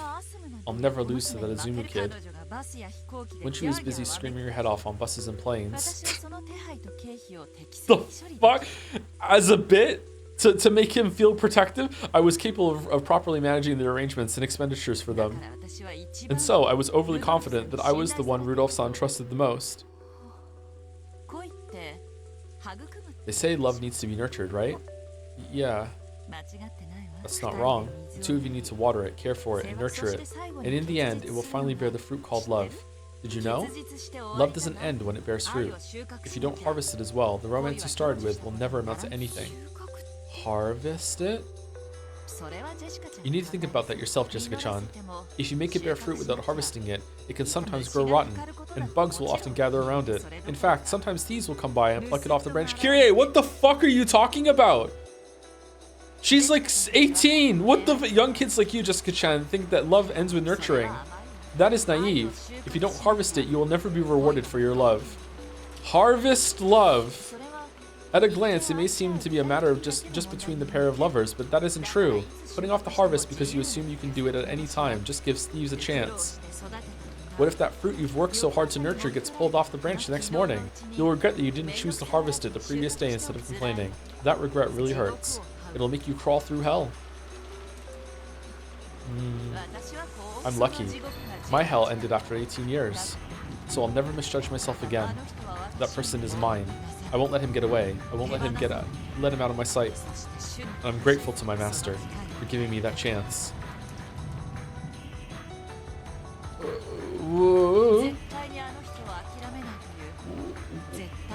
What the fuck are you talking about? My certain willpower in not giving up on that man no matter what was answered with a miracle. By now, Jessica was speechless and didn't even urge Kyrie to continue. This true form of love that Kyrie was telling her about was far, far more harsh than anything she had imagined. Right now, I would do anything to keep Rudolph-san by my side, and I will show no mercy against his enemies. If he wished it, I might not even hesitate at murder. And because I finally resolved myself to doing that on the 18th year, that certain willpower brought about a miracle for me. Did you kill Izumu?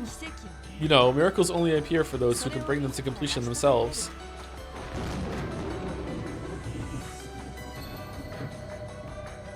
Izumu's death had not been a murder of any sort. Oh, okay. However, Kyrie had constantly cursed her and hoped for her death. And finally, on the 18th year, she had built up the determination to kill her with her own hands.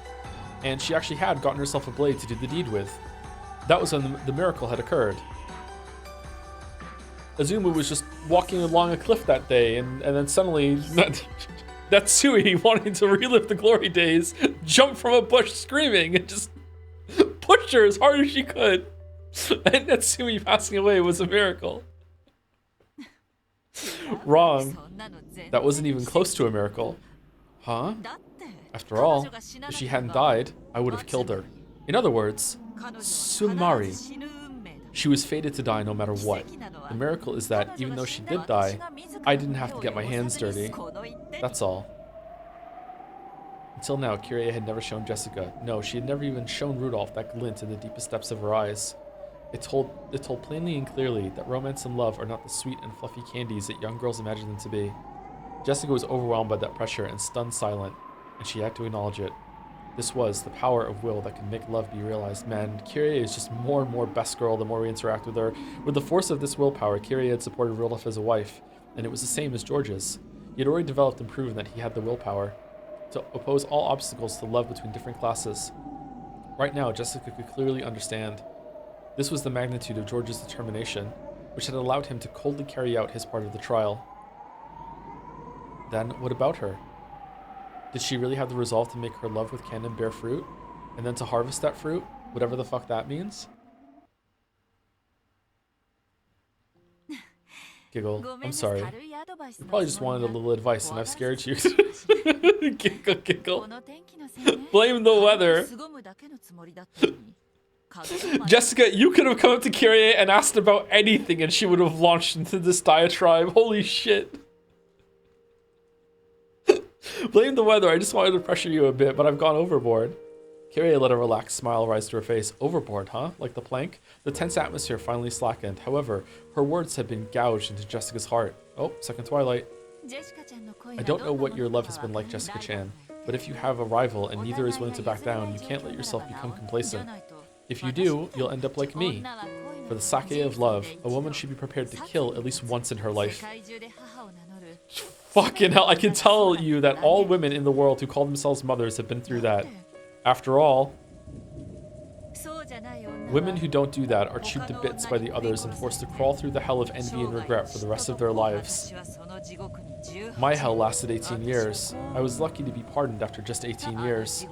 That hell is still filled with women who will never get out until they die, unless they execute themselves in their regret.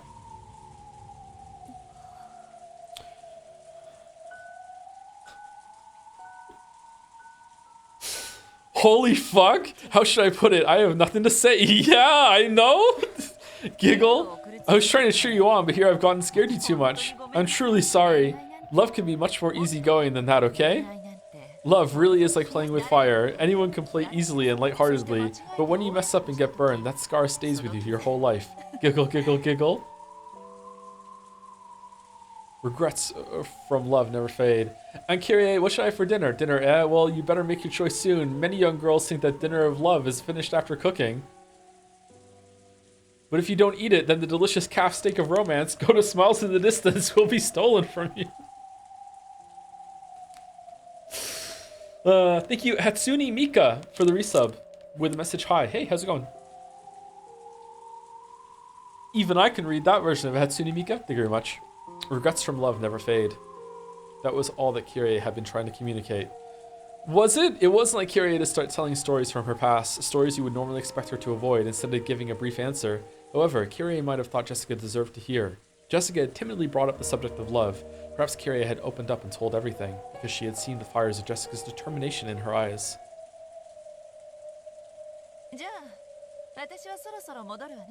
Okay, I need to head back soon. Let's keep what we've talked about a secret, okay? Secret. With a mysterious smile on her face, Kirie turned around, and then Jessica stabbed her in the back. It's a secret. I wonder if I scared her too much. Still, it's 100 times better to learn of that hell from a warning. I mean, after that speech, I feel like Kirie would be like, you know, I respect that you just stabbed me in the back because of your reasons. Once you've fallen into it, it's already too late. Good luck, Jessica-chan. It sounds complicated, but don't lose. It's not every day I get to act as a mentor. Hmm? What is it, Jessica-chan? Oh. Huh? A windstorm grazed Kirie's head. It had been a hair's breadth away. If Kirie hadn't twisted her body slightly, that fist would probably be buried in her face by now. A bitter smile rose to Jessica's face when she saw that her first strike had failed to land a kill. Just so you know, I didn't strike you unawares out of cowardice. I hope to end it with a single painless strike before you realize what was happening. Didn't I tell you that I lived through the hell of jealousy? I've been nearly burned a couple times already. I know how it feels just before a surprise attack. You mean you could sense it? That, plus the lie you told in the beginning. A lie? Come now. If you had come from the guest house to get a book from your room, you wouldn't have come through this hallway in that direction. Of the 7 reasons you might have had for lying, which chessboard theory led me to? This was the worst case scenario. Telling a hasty lie to Kyrie would only put her on her guard. If Jessica hadn't told that lie, prison strip, her surprise attack would have succeeded. Not bad. I should have expected from you and Kyrie. Why? You were planning to kill me from the beginning. It didn't matter who it was. How horrible. It's what you said that gave me the boost I needed. Thanks a lot.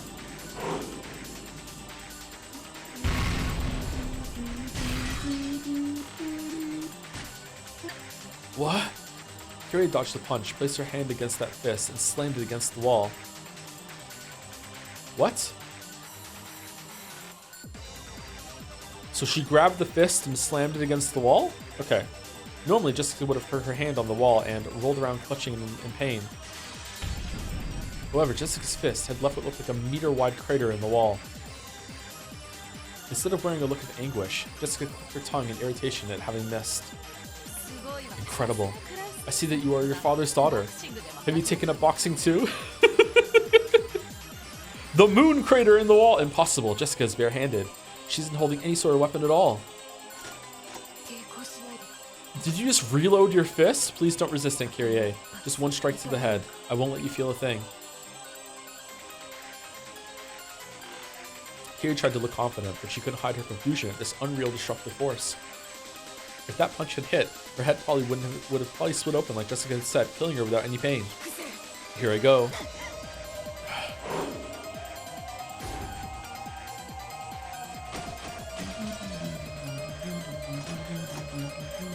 Kyrie's kick off the ground and backward leap had been an instant slower, her gut would have probably been pulverized. Though she had avoided it by a hair, Jessica's left body blow was followed by a terrible burst of wind, like an explosion which blew Kyrie back. Is this a dream? Am I still sleeping? I don't understand. This Jessica looked like the normal Jessica, but something was different. It wasn't human, and common sense didn't apply to it. This had to be some kind of nightmare. Kyrie slowly stood up. Then she looked at Jessica, noticed the several meters between them, and realized just how far that blast of wind had sent her flying. Feel free to hate me. However, just like you, I cannot back down. I can't let my love end half-baked either. For canon! Wait, this is about canon? Alright, Jessica, let's talk about this. Hold on a second. You're in too deep. What are you talking about? Hey, what are you saying? What on earth is going on? Someone tell me! Just flip the chessboard. The scene around Jessica seemed to bend like a heat wave. It seemed to be enshrouding her fists, and it seemed as though something like a red magic circle had appeared beneath her feet. It looked just like a western demon standing amidst the flames of hell. Flame upgrade. Mass upgrade. Armor-piercing upgrade. Nihi? Each time Jessica muttered, her fists were surrounded by a pulsating, sinister red light, and bunny ears sprouted higher and higher from her head.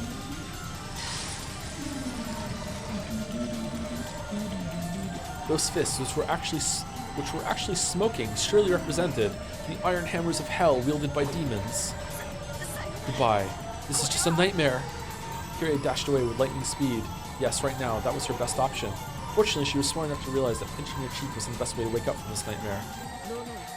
Run away.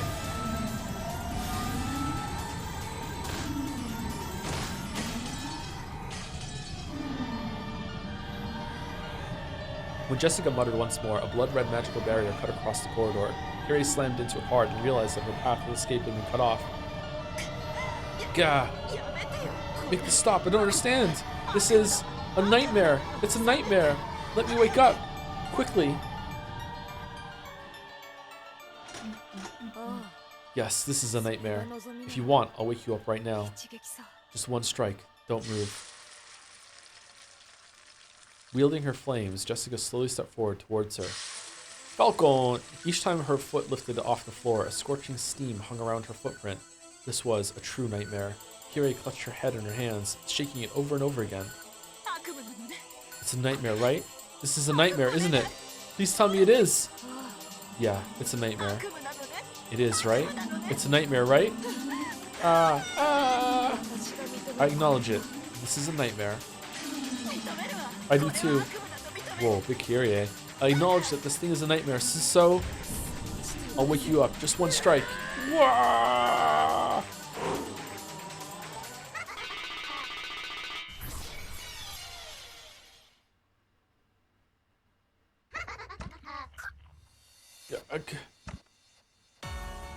Jessica's neck was twisted at an odd angle, and she staggered backwards, her eyes white, as though she didn't have a clue what had just happened. In her forehead, a demon stake was buried at an angle. It pulled itself out of her, spun around, then became Leviathan and landed. The hole left behind in Jessica's head spewed blood. Leviathan of envy, right here! If we're already inside a nightmare, why not have a friend from my nightmare show up? My friend from the hell of envy. Thanks for showing up just in the nick of time. It's too early to thank me. She's not down yet. Oh my god, I thought we were gonna have a well-paced fucking magical battle for a second. My bad. Gaga. Even though she had taken a deep gouge to the top of her head, Jessica just stood there convulsing and wide-eyed and didn't fall over. The blood stopped pouring out of her forehead, and her blank doll-like eyes returned. Then she slowly pressed her own hand against the wound in her forehead. There was a sizzle, as though she had pressed a hot iron against it. It was easy to tell that she was doing this to seal up the wound. Yep. If Carrie didn't escape now, there would never be another chance. Can I defeat her? No such luck. She's immortal thanks to a contract with one of the great demons. Because of love, that's why she's immortal. Yes, love is magnificent. Those with our blessings cannot be killed. Can we break that red magic wall? Rondo-sama is also a great demon. There's nothing I can do. Can we escape through the window? That was blocked by Rondo-sama's barrier a while ago. Incredible. So she has sold her soul to demons for the sake of love? How could she make so many contracts with great demons? Ah, I'm so jealous. Fur cannon, armor upgrade. All attribute defense. Counter-attacking armor upgrade. In response to these words, this time her entire body pulsated with a red light. She had upgraded herself with a defensive power that prevent Leviathan's attacks from working again. What's she talking about? Self-augmentation. It's a kind of enchantment. Right now, she has enough defensive power to stop me from piercing her, and she even has the ability to reflect that damage back upon the attacker. She's no longer human. She's a monster. She can use the red truth. Oh, so that's all? Then not much has changed. How can you say that? Just like in the very beginning, we still have no chance of winning. That hurt, but it won't work again. Jessica slowly lifted the hand that had been covering her forehead, and there was no longer any hole there. The hall was cut off by barriers on both sides, and even the windows were sealed. There was no way out.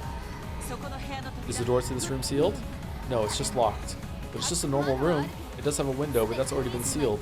In other words, Sumari, it's a closed room, and a coffin for us. A coffin is just what I need. Unlock it. I'm jealous. Why are you the only one who can unlock it?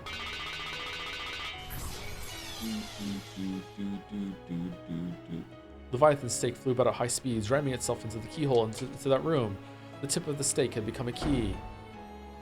As soon as it was unlocked, the door flew open. Both of them fell into the room and quickly locked it. This was probably Krause's study. Its soothing furnishings brought about a sense of nobility that Krause would probably like, and the moon poster on the far wall was a nice touch. Even if you lock the door, she can just smash through it with one punch. You just put the lid on your own coffin. However, if she wants to land a killing blow on us inside this coffin, she'll have to take the lid off first. Just break the window? With dim eyes, Jessica tilted her head upon hearing Kyrie's words. What are you talking about? How will such a small room be able to protect you, Aunt Kyrie? This room may be a closed room. It may leave us with no method of escape. However, even you can't break into this room. That's what a closed room is.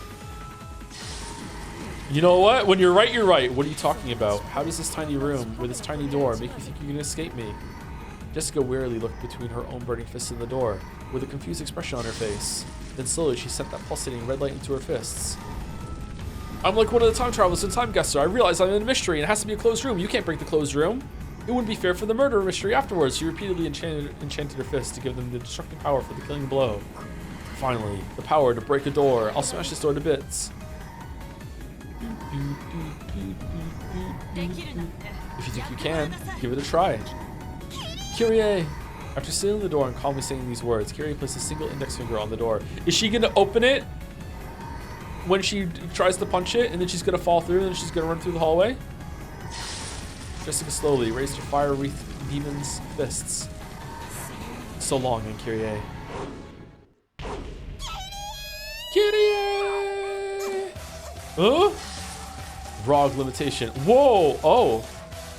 Jessica's fist slammed into the door in slow motion. It was like the decisive scene in the movie was being acted out. However, this was no act. Jessica's fists really were, slowing down as though they were being sucked in, like a spoon sinks through a jar of honey. That punch was no longer a punch. It was no more than a knock. I envy you. Envy. Crawled through the hell of envy for 18 years because of my arrogance and naivete in love. So I envy you. You're going to remember my warning, succeed in love, and walk a beautiful life, right? I envy you. You'll get to live through the most beautiful time in a woman's life for a full 18 years longer than I did. I envy you so much.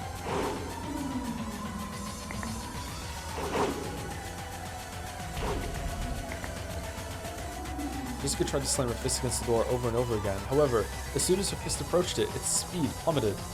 She could barely knock, much less smash the door. Alright, use your feet instead. Speed upgrade. Instantaneous force upgrade. Speed of sound upgrade. It's useless, girl. Smash it. With full speed upgrades, Jessica's fist moved the speed of sound. 1,225 kilometers per hour.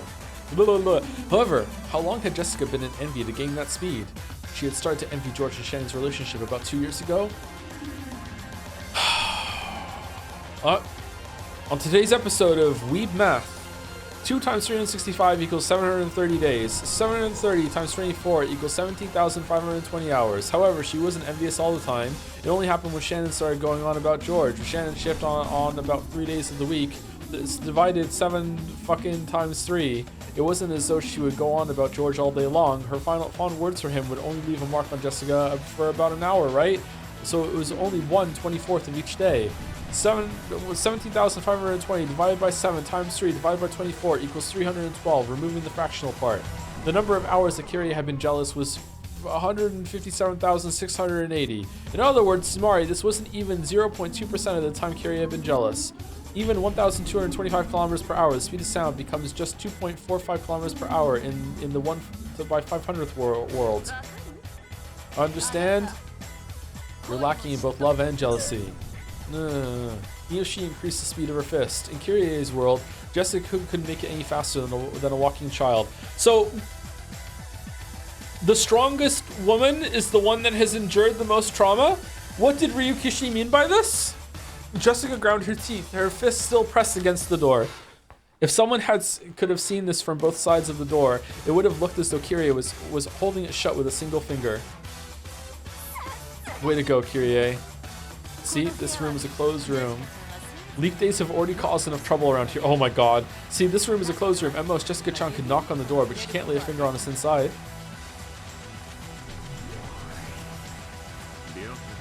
Beatrice's definition of a closed room.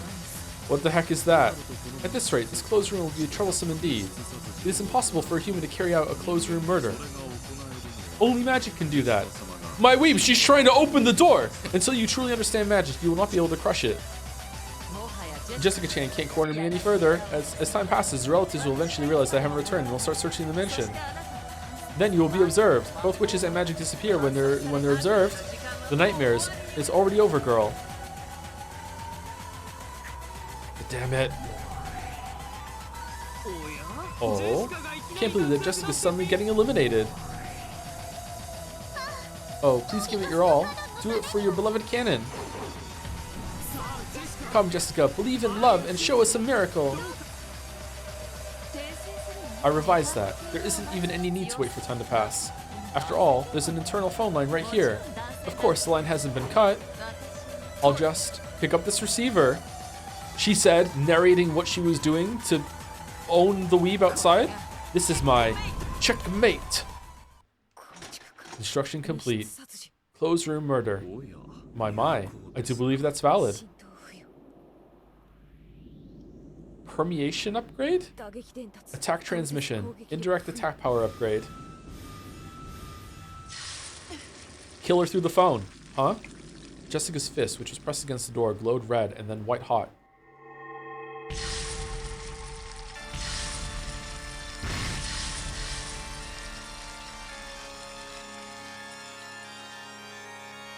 Jessica didn't even swing her fist. She just kept it pressed against the door. However, Jessica's murder extended within the closed room. Through the crack in the door, through the keyhole, burst the flames of hell. Jessica couldn't see what was happening inside the room. However, even here, on the other side of the door, Sumari, she could tell that the flames of hell had swallowed the entire room. Gah. Gah. Gah. Kyrie's smoldering death throes could be heard from across the door. Jessica clearly heard as Kyrie danced a dance of death amidst the hellfire, fell to her knees and slumped over to the floor. Slowly, Jessica tore her burning fist away from the door. Too many doors in one passage there. If you love the hell of envy so much, then burn. Burn in the flames of envy for all time. There are probably some things that can be learned from envy. However, it's nothing to be praised, and going through it is no one's duty. It seems you were too proud after all. And Kyrie.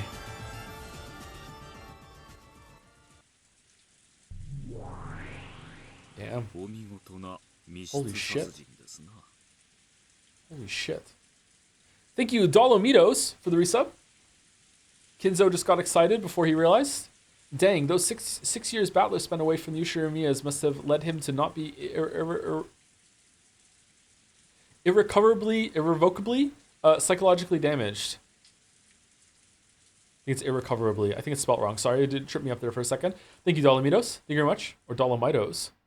Yeah, Battler, yeah. Dodged a couple bullets. Yeah. Thank you, R Day, for the resub as well. I hope to come up with a good 1 year sub message. I did not. Thanks for the streams, though. Toe, Clawfist, welcome to the 1 year club. Thank you very much, R Day.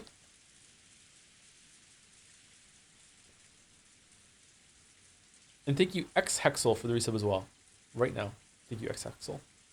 By the way, you should filter out clips from the activity feed because of that new feature is annoying.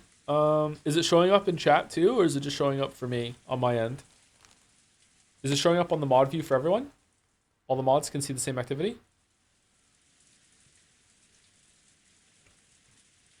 It shows for mods? Okay, I can get rid of it then. I didn't know mods could see the activity feed like I can. I generally can't tell if Ryukishi improved at writing action between the two arcs or if I'm the one who changed. I mean, they're definitely paced a little better. I'm not sure. I feel like they've gotten less anime bullshit as they've gone along, and the ones that recently were anime bullshit were entertaining. They were funny. The goat loser flag one. A splendid closed room murder. I'll let you take care of this mess. I'd hate for her corpse to be burnt to a crisp when it's finally found. Do you think you could clean it up? As you wish, milady. Renove transformed into a gold butterfly and entered Krause's study through the keyhole. Then he had to cross his arms and think about how he should even start cleaning up Kyrie's unrecognizable corpse in this room that had ended up as a burning hell.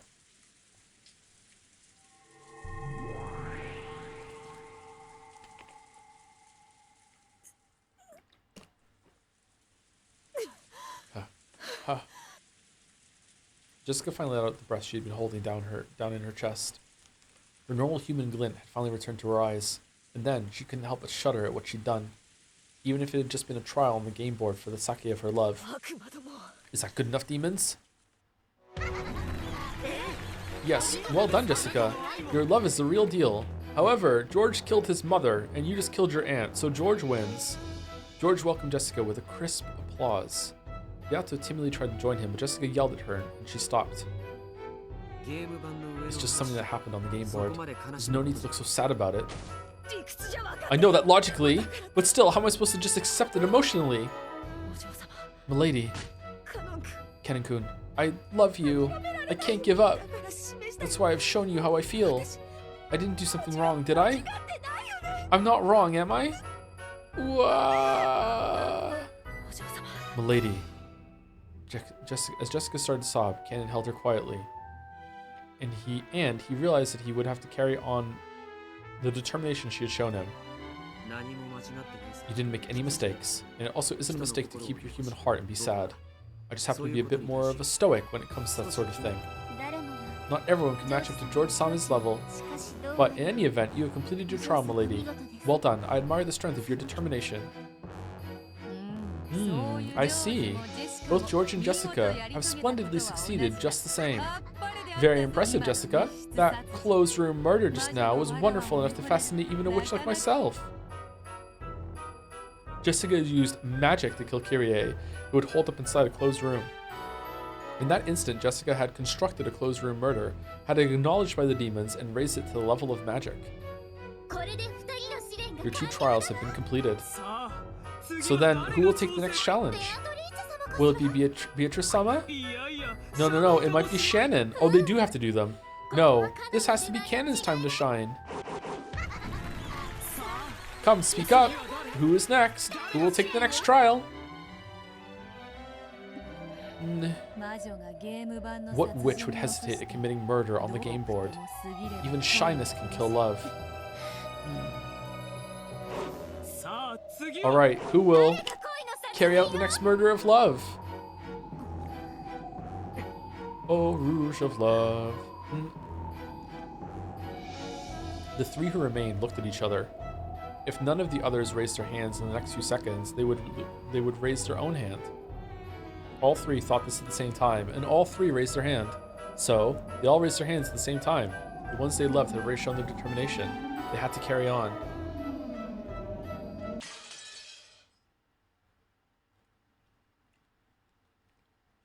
Carry on, we'll carry on.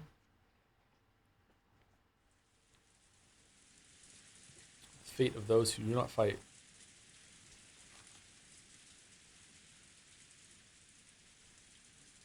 All 3 raised their hands, huh? Yeah. All 3 raised their hand. Rosa could be seen in the parlor. Their relatives apparently all wanted to be alone after dispersing for a short break. Since everyone avoided the parlor, the one place where people would normally gather, Rosa was able to have this relaxing and comforting room all to herself. That didn't mean she looked relaxed. Her expression was heavy with gloom and weariness. The cup of black tea that she had brought from the dining hall had gone cold. A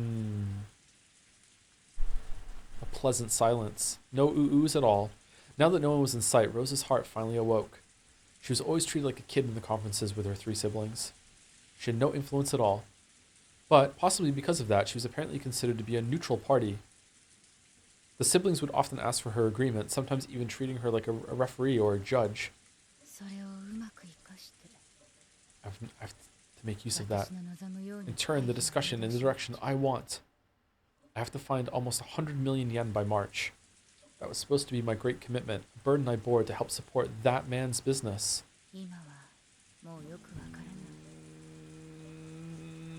What? Now I'm not sure anymore. If I can pay off my debt, will he call me again? Oh. Oh no. It's the sad, pathetic music when someone's being sad and pathetic. Don't make me laugh. Even if you do contact me after all this time, I'll be the one to refuse. But still, you're Maria's father. Please come and see her, if only just once. Love is quite a difficult thing to stick to, isn't it? Huh? Who? Though no one should have been in the parlor, someone suddenly spoke to Rosa and she jumped. Just when did he get there? Cannon could be seen standing there. Even considering that she had been in deep thought, to think that she hadn't noticed him at all. Okay, I hope that this chapter is all Cannon, Shannon, and Beatrice's murders, and not like Cannon gets a whole length one, the same that we just saw with Jessica and George, and then Shannon does too, and then Beatrice does as well. Let's see how it goes. Even considering that she had been deep in thought, to think that she hadn't noticed him at all. You startled me. Sorry, I guess I was thinking so hard that I didn't notice you. Do you need something? No. The reason you are currently in pain is because of love, Rosa-sama. Am I wrong? That's sudden. I'm not sure what you're talking about. Maria-sama's father wanted you to be the co-signer on a loan, and you accepted, Rosa-sama. What a troublesome kid. You were listening to Kraus-Nissan from the hallway, weren't you? True. Earlier this day, in this very room, Kraus had seen through the fact that Rosa was bearing a massive debt because she'd become a co-signer on a loan. However, he hadn't said that her partner had been Maria's father.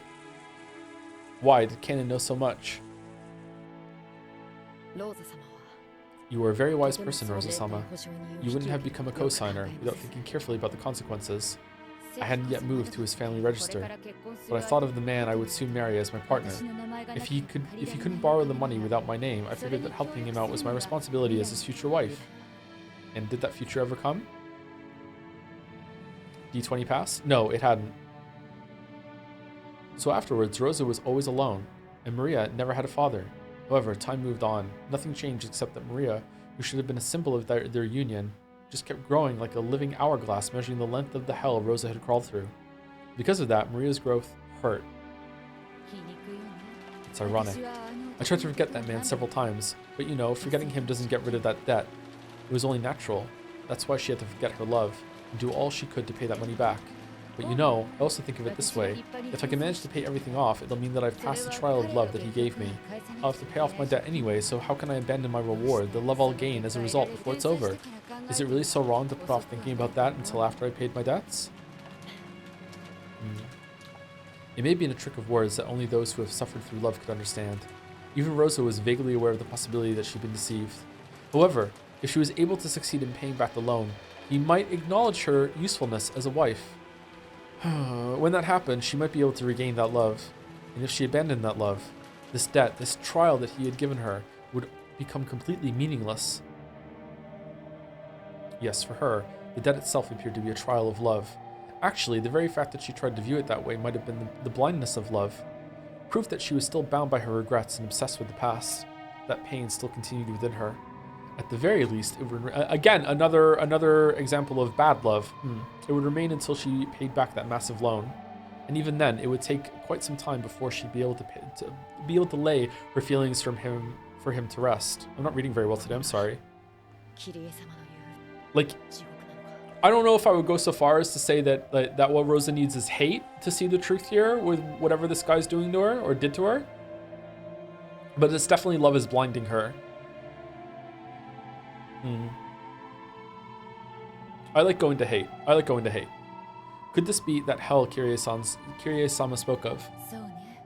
I see. I'm not sure what you're talking about, but there's no doubt that my world has been hell through and through. And how can that be put to an end? Who knows? If anyone did, no one would ever be crushed by the disease of love. Oh yeah, Kirie's is the same way too, actually. Fuck, I just was too caught up in what she was saying to consciously realize it. Yeah. Azumu as well. Love for Rudolph. And now love for George and Shannon and Jessica and Shannon and Cannon. They're all the same. Is making them kill people now for love.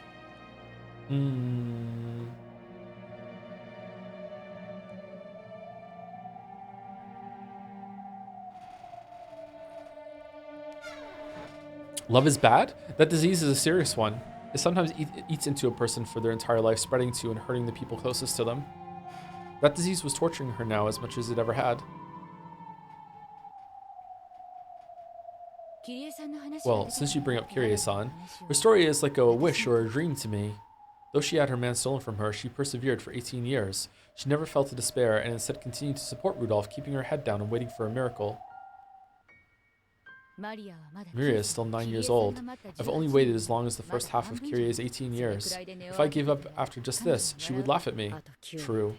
Do you think a miracle will occur within 9 years? If I doubt that, it's all over. In a sense, I'm a ghost. Pick another man! I'm already dead. I'm just living on without noticing. A ghost waiting for eternity for a person who will never come.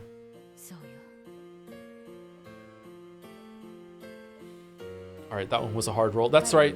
That day, when I naively said that I wanted to support his dream, I was probably already dead. I guess that really was a regretful day in the end. I have dreams. I want to go overseas. I'll fly out of this tiny country, make it big, and come back to you. That takes me back. At that time, I thought of lovers as a pair of people willing to acknowledge each other's radical dreams. That's why he would always happily cheer me up by talking about how I'd become a successful designer, traveling to Paris to release a new line and getting jostled by the press. When I think about it, I really had my head in the clouds during that strange time. We both lifted the other up as though we were drifting about in the air. So, when he said that he wanted to get out of Japan, I applauded him and promised to support him. Acknowledging each other's great dreams with nothing but words is a classic sort of pillow talk between lovers. However, when it comes to actually carrying them out, you need to be more serious and calculating. For a long time, I felt proud of letting him go on that day. No, I still do. But you still regret it. That's right. So we're all getting our own long scenes. Okay, all right. Okay, if I had, at least, you know, Rose's stuff is interesting. If I had sobbed and told him to stop on that day, I might not have fallen into hell. Sending him off with a smile was my victory? Of course not. It's as though I lost by default by refusing to fight when the time came. I only glorified that loss. So, no, Kirai's stuff was interesting too. It's just the magical battle that's going to happen after this is not interesting to me. I would have really liked the last scene a lot more if that at the end, Jessica just hit her in the back of the head when she's going down the stairs, and that would have been... I didn't need everything that happened after that. Sorry. Like, and I'm not even talking about in terms of like I just glazed over because it was more magical bullshit. I mean, like the pacing of the scene, I felt like that was a good place to end it. Like, it was a good conclusion to that. It would have been just done. Like, you know, yeah, I don't know. Sorry. But the stuff that they're saying is good. I only glorified that loss, saw him off with a smile as he went to take on the world overseas, and became intoxicated with the illusion that I was some brave woman waiting patiently for her man's return with her daughter. Even though I didn't get a single call from him, and mail sent to the address he'd given me came back forwarding address unknown. This is hell. In this hell, I'll regret not fighting when I should have until the day I die. I've even dragged my daughter into it. I wish someone would just kill me. I want to be told that I've already been killed, that I'm a ghost. We are getting a lot of answers in episode 6, though. I guess episode 6 is where Answers arc truly begins. We're getting a lot of details about the characters and their history and stuff that they've been like holding to their chests this whole time. In love, if you do not fight, you have to crawl through hell. Yes, love is a fight. Will you win and gain, or lose and die? But please, have no fear of death. After all, it's a peaceful sleep. What's truly terrifying is the hell where you find the unsleeping ghosts of those whom you couldn't win, yet couldn't die. That hell has no end. The battle of love is cruelest for those who never even fought, but weren't able to die either. Shut the fuck up, George. So in love, you've got to make it or break it. Dying in battle like that is liberating. They say the most torturous toxin for humans is made from love grown stale. The suffering it brings exceeds the tortures of the most twisted hells. She used this knowledge to try and embolden her double and little sister, encouraging her to take on any trial, no matter how fierce. I understand. After all, when my desire to have Battler-san accept me one day wells up in my chest, I can feel the seed that resides there. It is up to me to kill that seed or make it bud. However, if I let it rot here in my chest, that poison will surely torment me forever. And that is the most fearsome torture in the world. Even for us 1,000-year-old witches. I don't know, you ever been waterboarded? See, what happens to those who make light of love, this hell of roses, is what happens to those who do not possess the courage to make the seed of love bud and instead allow it to rot. One cannot end that pain by their own hands. Have you, Joe? One time I put my head too far back in the shower. So yeah, kind of a little bit. It was pretty scary.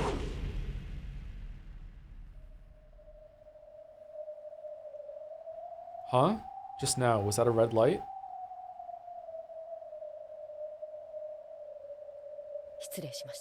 Pardon me. Huh? What? Oh! Are we skipping over it? Just now, I thought I saw something strange. I wonder if I'm tired. It's probably just my imagination. Rosa picked up her cup of cold tea. When she did, she saw a small red rose petal float to the surface. A rose. Oh man.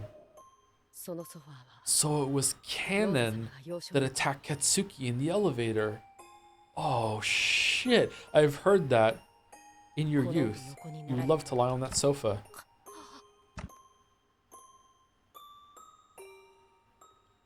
It wasn't a rose petal. It was a drop of blood that had fallen from Rose's eyes.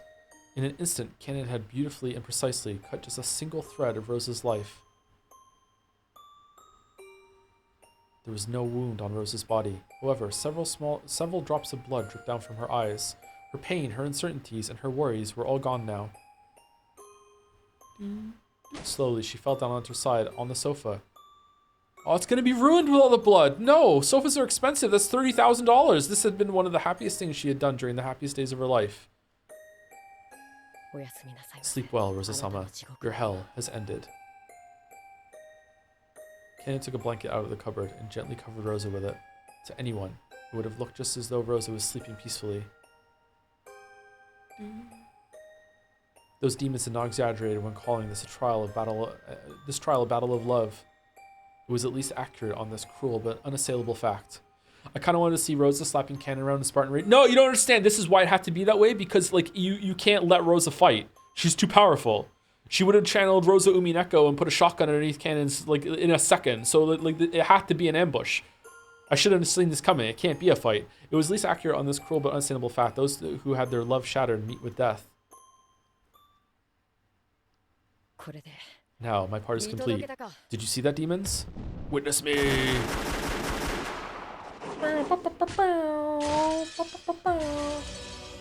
Wait, what? Damn. You dare to kill my mama? Maria Umineko?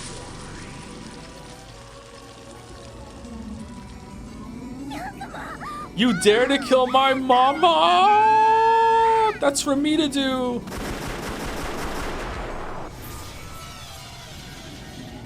One of the two great witches of Mirage Sorcière, Maria. Though she was just an apprentice, the power sleeping within her had impressed even Beatrice to the height of her strength. Her bag was full of like fucking 1 million fucking mini shotguns that just looked tiny in her head, but had the power of 1/100th of the super shotgun from Doom. Enough to kill Kanon, if enough hit him. Like fucking Mary Poppins for shotgun in Maria's eyes, though Rosa may have been the Black Witch. She was also the vessel of the mother she couldn't help but love. Her anger at having it stolen from her was near madness. You dare to... Mama, mama, mama! Ah!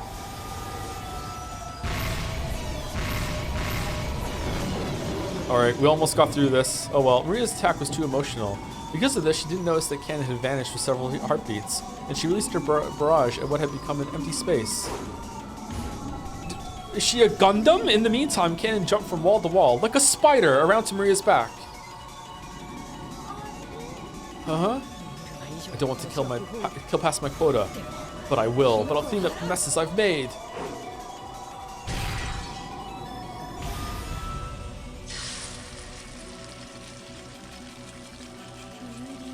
Uryu.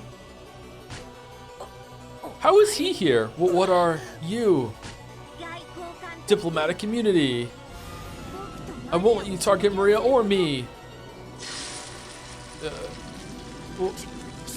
Damn. Oh no, the treaty! The red curved blade extended from Kanon's hand vanished in an instant.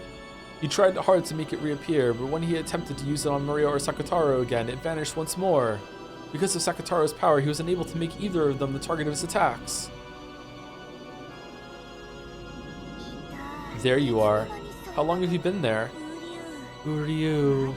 I won't let anyone bully Maria, except for everyone at school. Damn it.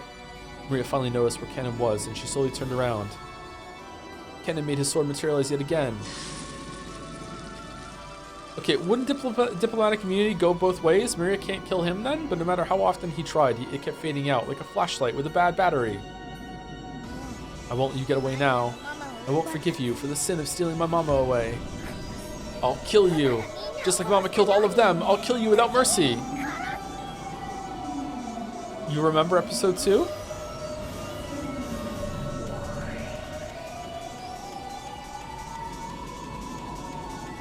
As Maria howled, the entire parlor was surrounded by a cube of red, magic barriers. Hey, this is my favorite episode, and I don't fucking know, so don't know what? What did I say? I said so much! What don't I know? It was a closed room symbolizing a barrier that Kanon could never escape. Damn it, not here. Kanon cursed his bad luck. Even though he had fulfilled his goal in the demon's trial, if he was killed here, he'd be dragged off the game board. The diplomatic immunity shit? Oh, okay. Maria, don't overdo it. Yeah, I won't overdo it. I'll be a little more gentle than Mama was. Hee hee hee hee. Yeah. Ho ho ho. Ho ho ho.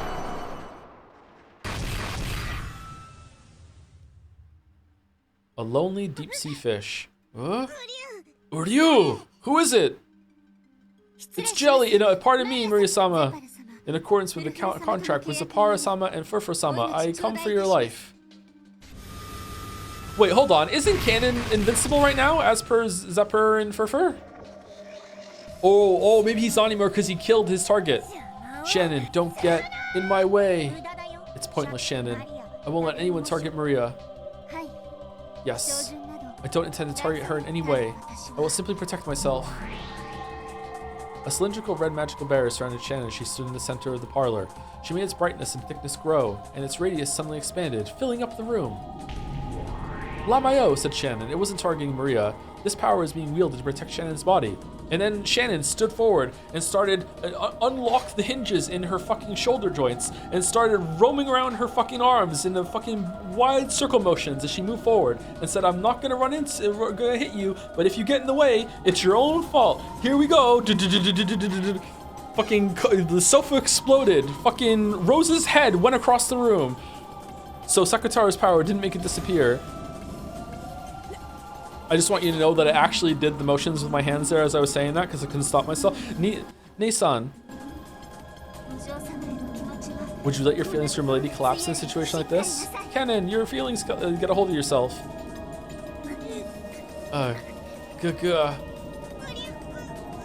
Ryu! By now, the shield of Shannon at the center had covered up the entire room. Its power crushed Miria and Sakutaro into the corner. Ironically, they were perfectly wedged between Shannon's barrier and the closed room barrier Maria had set up to prevent Cannon from escaping. Ironic. What's Rosa doing?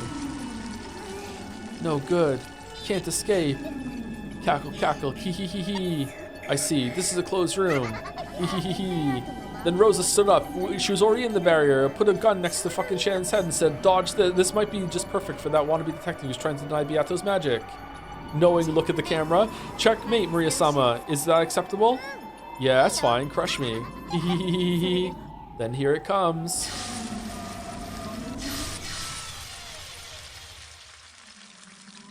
The entire room was filled with the red light of the shield, and the output and pressure were raised to their limits.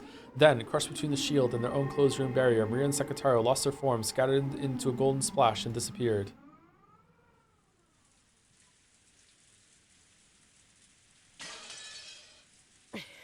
Thank you. I couldn't afford to disappear here. If you lost in a place like this, you wouldn't be able to let it go. Yeah, I wouldn't give up if I lost in a place like this. Zephyr-sama, Furfur-sama, we have both finished our trials. Is that satisfactory? Oh, this was a 2-for-1. Oh. Fuck you, Ryukishi. Yeah, truly splendid. No complaints for either of you. Then shall we finish with Beatrice's turn? Oh, where did she go? To the victim she's chosen, of course. Then let's go there as well.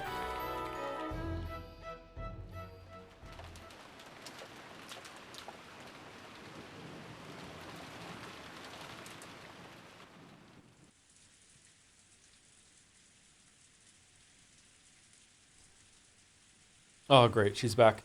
All right, so it's 20 minutes until we're supposed to take second break. Are we gonna? Is this scene 20 minutes long or half an hour long? If it's longer than half an hour, we should take an early break and then just continue reading until we're done.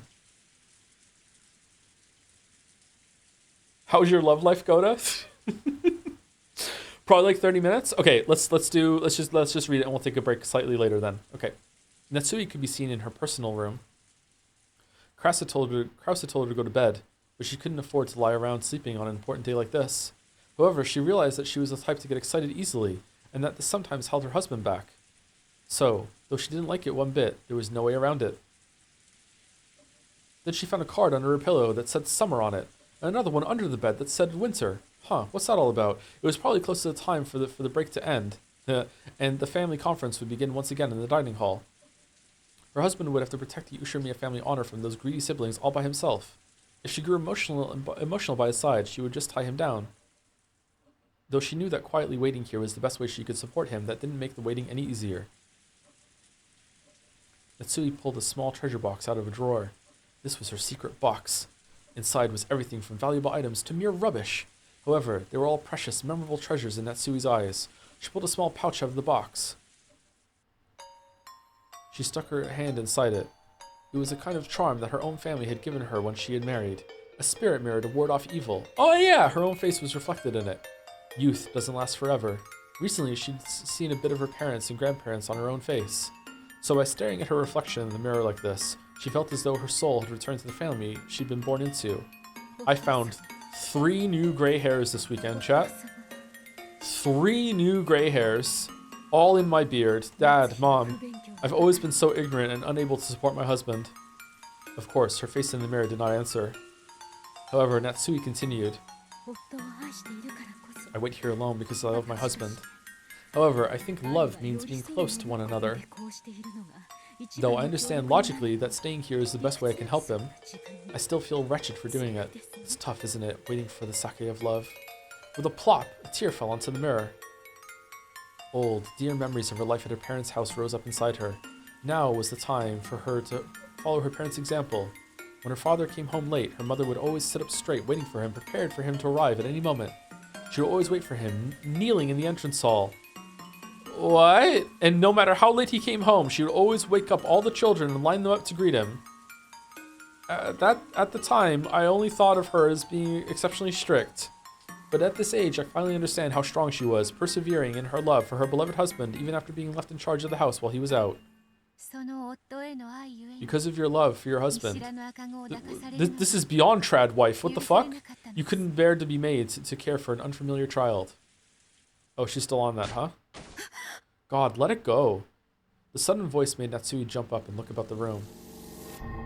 Oh. It was a decoy. Okay, when she did, there was a Western lady wrapped in an extravagant dress. Who are you? Who are you? Natsui was confused. There was no one like this in the mansion. However, though this was her first time seeing this person, it felt as though she had seen her somewhere else. Her mind had gone blank with anger at the ruffian who had snuck into her private room, and confusion over the appearance of someone she didn't know. So it took quite some time before she realized that this was the witch of the portrait. Though you murdered a baby you didn't know on that day 19 years ago, I will not hold that sin against you. Okay, so that is real. Huh. It's gotta be Sayo. It's gotta be. It's gotta be. Oh, that sucks. What are you talking about? Beato had chosen Natsui as her sacrifice. She was Battler's enemy. Beato didn't know much about the details of Battler's birth. However, she knew about the fragment from the previous game, and knew there was a chance that Battler was the baby Natsui had pushed off a cliff 19 years ago. Oh! Battler used this blue wedge to protect Natsui from certain false charges, but if he took it as a confession by Battler himself, then from Beato... Huh?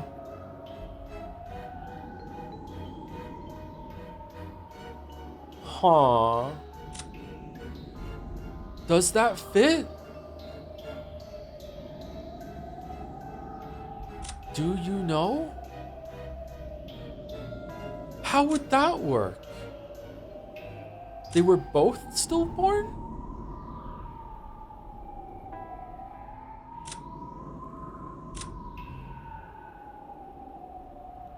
No, I don't think so. If you took it as a confession by Battler himself, then from Beato's position, Natsui was an enemy who would probably force Battler to live a painful life. You killed that baby who lacked your husband's blood for the sake of your love for your husband. So, for the sake of love, I will not hold it against you. I don't have a clue what you're talking about. Get out. This is my room. Therefore, please do not hold it against me when I kill you for the sake of my love. Beato slowly stuck out her arms and made as if to grab something in empty space. That grab bound itself around Natsui's neck. Natsui's heels lifted up and a faint purple shape appeared around her neck. Harder, Natsui frantically scratched at her neck, trying to stop whatever was strangling her, but there was nothing there. So, to an outsider, it looked as though Natsui was standing on her toes in anguish, scratching at her own neck. Both pairs of lovers have shown their determination. I do not think that my love for Battler-san is inferior to theirs. Just as I will not blame you for your sin of 19 years ago, I will not blame myself for this sin. Yeah. As Natsui twisted in agony, something she had been grasping fell from her grip. Since it had fallen by her feet, Beato dropped her gaze to see what it was. Oh, the mirror! It was Natsui's spirit mirror. When she peered into it, there was a sound like a burst of electricity. Wait, hold on. This shouldn't work on you, though, because... Are you becoming more of the witch? That's why it works? That sound released Natsui from the invisible hands and made Beato topple backwards like a doll. Cough, cough, cough. Coughing, Natsui tried to comprehend what was going on around her. Beato rolled over, and dizzy as though she had just bumped her head, she slowly tried to stand up. Her eyes were bewildered, as though she didn't even really understand what had happened. What? What is this? That is surprising. You can touch spiderwebs without trouble, but you can't handle the spirit mirror? Even I don't have a clue what's happening. What in the world? She had thought that only Beato the Elder possessed non-human weak points, such as getting burned by spiderwebs and wards and having her power sealed by spirit mirrors. However, for some reason, this spirit mirror alone could apparently affect Beato as well. Even Beato couldn't understand what about the spirit mirror had had such an overpowering effect on her. Natsui was different. She instantly realized that the reason for the hesitation of this unearthly being, this witch of the portrait, must be the power of the mirror. So she smashed it because she's dumb, so she rapidly crawled across the floor and picked it up. Then she stuck it out so that Beato could see it. Beato still didn't know what was happening. So, still sitting down, she looked straight at it. And this time, both of them understood the situation completely. Beato realized that the mirror was working some hateful power against her, and Natsui realized that the spirit mirror had the power to repel witches. Why is the mirror? It's because you're an evil witch. This miraculous spirit mirror repels all creatures of evil. How come you can look at it then? Don't point it at me. With the spirit mirror still held out, Natsui cautiously closed the gap between them. She was cautious, so as to prevent the other from suddenly lashing out and stealing the mirror, but she steadily moved to corner this evil. I do not know who you are. All I know is that you tried to kill me, and I know that you are a creature of evil, fearful of this spirit mirror. Be gone, evil one! Beato didn't understand what was happening herself, and I couldn't see anymore. She didn't know why she had to fear the spirit mirror. However, when she tried to look at the bright light let off by the spirit mirror, it pierced her eyes. Though she didn't understand why she must be afraid, she did understand that she must be afraid. By now, Beato realized that the spirit mirror was both terrifying and harmful. As it came closer to her, she felt an increasingly strong and painful burning sensation over her whole body, as if someone was approaching her with a hot iron. She couldn't even open her eyes because of the mirror's bright, painful glint. Oh, Go, return to the world from whence you came, evil one. I, Ushiromiya Natsui, do not fear evil in the least. It's no use. Why? Why is this musty mirror so... If I lose here, I'll be the only one to fail this trial. Just like George-san and Shannon-san, Jessica-san and Cannon-san, I also want Battler-san to acknowledge me and treasure me and all my sans. And even though I finally managed to be honest with myself, in a place like this, I alone will be... Okay, hold on. How... This is a part of the story that Battler wrote. But Battler didn't know that Beato had even revived before he wrote the story. So is Beato interrupting the story and like making a diversions happen in the story that Battler wrote, or was even Battler's confusion when Genji said she woke up 3 days ago? Was that also a part of Battler's story?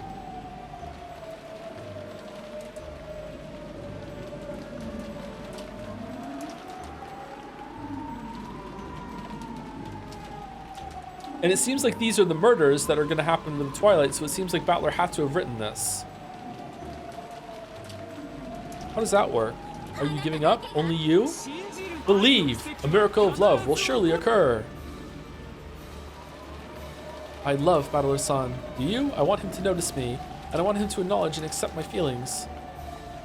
If my reason for calling him father and dedicating myself to him was out of duty toward a parent of mine, I would have been satisfied with no reward. That was a deception I used to fool myself. I love Battler-san, and I want him to acknowledge it. I accept it. I won't turn away any longer. I was born because I love Battler-san, and I want him to love me back. And so, cannot lose. Here.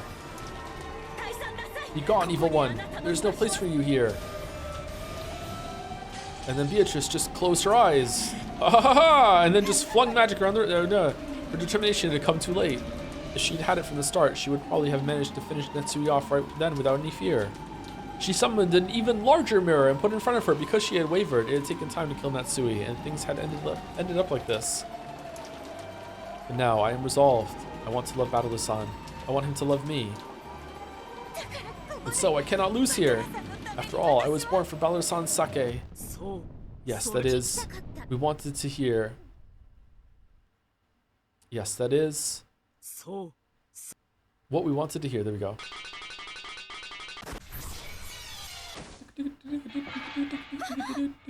Dream and Discharger. Ah? Just after a sound like a bell banging off the walls filled the room. The spirit mirror was knocked out of Natsui's outstretched hand. It fell to the floor, and the stake flying around the room pierced through it with a crash.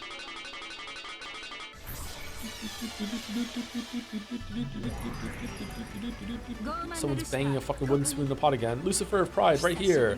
You dare mock me by choosing a single old mirror to be my first target in so long? Lucifer-san. Koro-senpai. Beatrice-sama. You must complete your trial. She's getting away. Someone, help me. Someone.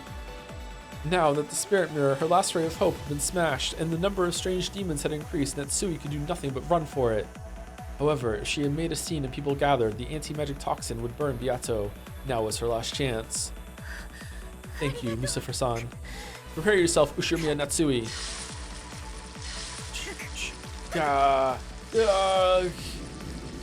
Once again, Beato choked thin air. This time, she wouldn't let her escape. She had to end Natsui's pain right away before it got too drawn out. But her power wasn't enough. Though Natsui scratched at her neck, she also struggled to escape from the room that had no keyhole. Her shaking hand stretched out to the lock on the door. A closed room is one of the concepts that allows a witch to be a witch. Unlocking the door strengthened the anti-magic toxin a little. Since Beato was at her limit even within a closed room, if Natsui undid that lock, Beato's power would weaken immediately and Natsui would surely escape into the hallway. Their strengths were matched. However, Natsui's began to surpass Beato slightly. The power of the living to live is fundamentally stronger than the power of magic. Of course, Beato was mustering all her might. However, Natsui was just a bit stronger. That's enough. Lucifer, do it. As you wish.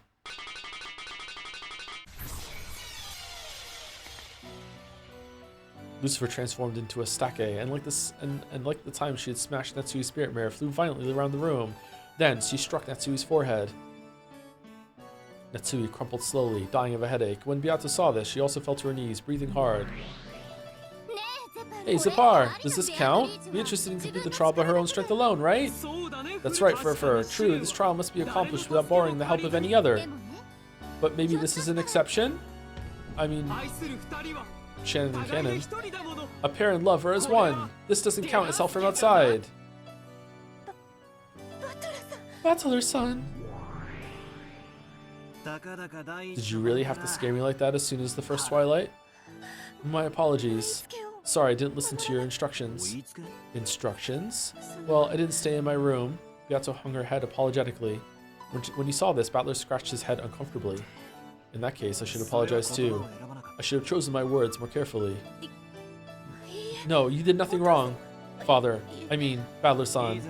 I mean, Battler. B-Dog. It's okay, call me whatever you like. Huh? Battler had always looked at the new Beatrice sternly. However, that was gone from his expression now. True, the old you may have called me just Battler. At first, I might have tried to force you to speak to me that way. But that would be pointless. You are Beato, but you're still you. You can call me whatever you want. Battler-san. Sure, that works great. Can't say being called father is really my thing. Yes. Earlier, she'd hesitated just to say Battler's name at all. If Battler had told her to say his name without honorific, she couldn't have done so right now. And even if she had, that might have hurt Battler even more. However, now that she was allowed to call Battler by his name, you just had to look into her eyes to see how happy this made her. I heard from Zepar and Furfur. It seems a strange game has been started. Yes, sorry for getting involved all on my own. No problem. That reckless way you leap in before you understand is really like you. And, well, I've heard about the theme of this game. Apparently you're supposed to play it in pairs. Battler, you wrote it! Yes, that is correct, Lord Battler. If you can succeed in winning through our trial. We will bless the pair of you and bestow a miracle of magic upon you. It seems these guys have been giving their power to Beato's golden butterfly brooch. Brooch. That means its effectiveness is guaranteed. We've been stuck with each other for a long time now. Is his voice deep or anything? He sounds more grown up to me. Is it just the cloak giving off like more mature vibes? Nothing wrong with playing this sort of game every now and then. Battler-san. Oh, did you hear that, Fur? It looks like Battler is joining in as well. Wow, we're just so happy that Natsui is dead. That's no surprise. After all, we've known since the beginning. Welcome to our trial, Lord Battler. So who will your sacrifice be? I've already done my part. Go and check if you want. Natsui's bubbling in blood. Very well, Lord Battler. Come, Fur, let's go check. Yes, let's. I would be so mad if I was George Jessica Shannon Cannon right now. And because of this game, I could be all four at once. This is bullshit. This means that all 6 lovers have succeeded in their trials, right? What should we do next? The resolve of all 6 is the real deal. Let us test them further in the next trial. The 2 noisy demons disappeared. They had apparently left to go check on the sacrifice Battler had killed. Hold on, 1 second. 1 second. Alright, so.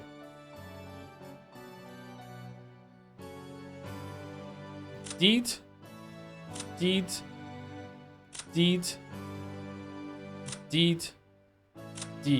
How many is that? 1, 2, 3, 4, 5. Alright, there needs to be 1 more.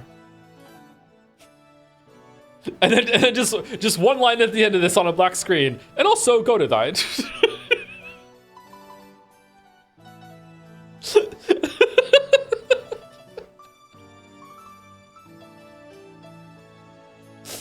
Oh, all women this time, you're right. Huh. Uh-oh. Kumasawa. They apparently left to go check on the sacrifice Battler had killed, and also so that Battler and Beato could finally look at each other in the eye and talk, could have some time alone. What do you think of the tale so far? When suddenly asked this question, Angie immediately came to her senses. Then she realized that she had been immersed in Hachijo's tale. She felt a bit defeated and tried to look displeased. You cleverly tried to distract us with this love trial stuff, but exactly 6 people have died, setting up the first twilight. No? Impressive? Did I forget one? Oh, you're right. I hadn't realized. Amakusa clapped his hands as though he'd been outsmarted. Even though he figured it out before me, he played the fool. That's simply because the number of lovers just happened to be 6. The fact that it matched the number of the first twilight was half coincidence, half design. Battler killed someone? Oh, I thought, didn't Battler show up and make the stake kill Natsui? I thought Natsui was Battler's kill and they did it both together. Oh, my bad. Sorry, I misunderstood. Okay, that makes sense. That was Beato's. I think that's also Battler's. It's a bit more interesting that way. It feels more like fate. They did it together. Humans have the bad habit of taking 2 meaningless phenomena and trying to link them together. Trying to make things seem like fate is a trick of books. I guess you aren't a fan of Destiny and Miracles, lady. I'm not. It's like UFOs. Everyone knows about them, but no one has seen them. That's a cool metaphor. So, normally, I try to skip over all the love illusions and call them necessary, useless scenes for the mystery. Okay, Erica. But Okanogi-san disagreed with that way of thinking. He thought that by looking at things without love that way, the truth can never be reached. Ah, you mean President Okanogi's catchphrase? Without love, it cannot be seen? Is it in all the advertisements? Yeah, that. If I put aside my anger at the person who killed my family in a story, and even speak with respect for Madame Hachijo, the one who wrote this tale, then there must be a point to this depiction. After all, she's used up all these pages talking about love and trust. Yeah, again, trying to like tutorialize and smash over the head. There's a point to it all. I don't know though. I can't think of a possible reason for the goats and some of the goat attacks, and also the 2 towers scene. I can't think of or even like the loser flag on the goat. Like, they just seem like entertainment to me sometimes. Or at the very least, if there is a point to it, it's not a point that needed to be dragged out that long, at the very least. I don't know. Sumari! Those are the themes and keywords of this tale. It's like Ryukishi like desperately saying, no, there was a point to it, trust me. No, there was. It was totally necessary. Oh, and there are many who claim that all words not written in red ink are not worth reading. It is an honor, childless man, that you have read the black letters as well. So true. Stories are written because the writer has something they want to communicate, and some writers feel like it's unrefined to lay everything out too directly. We're tutorializing subtext now too? All of this about how you'll never reach the truth without love has shown up many times in the works before this one. This new work makes that even more striking.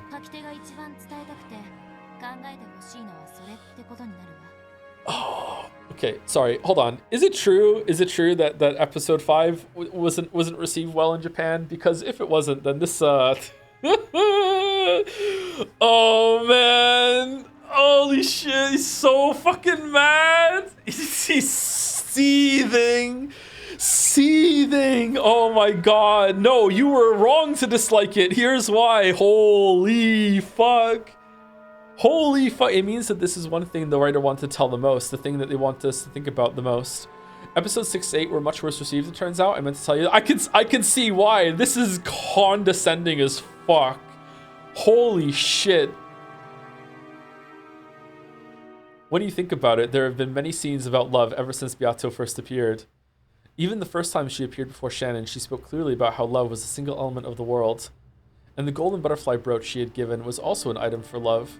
She had said that she enjoyed sowing seeds of love and watching complications arise, and when Shannon stopped borrowing her power, the reason for her argument was also love. After her interactions with Battler started up in full, scenes about love were toned down for a while. But the without love, it cannot be seen definition of magic has been mentioned repeatedly.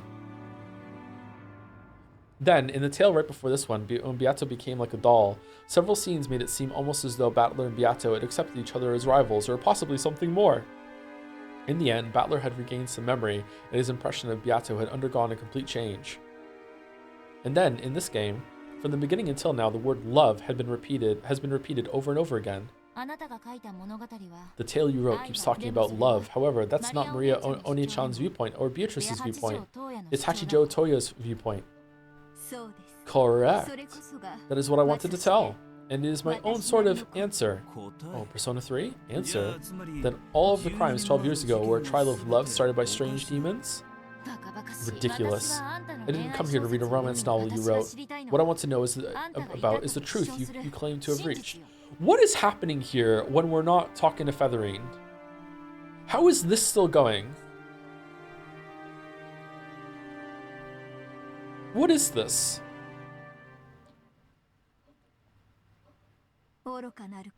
Foolish child of man. After reading all of this, do you still not understand?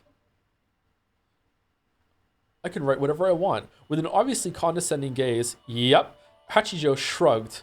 It was clear that she was trying to provoke Angie. She was probably hinting that Angie should just go home if she was annoyed.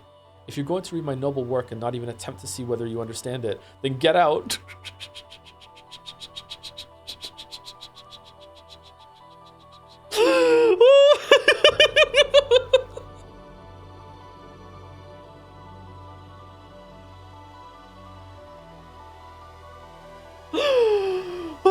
Normally, Angie would have already thrown a fit and left.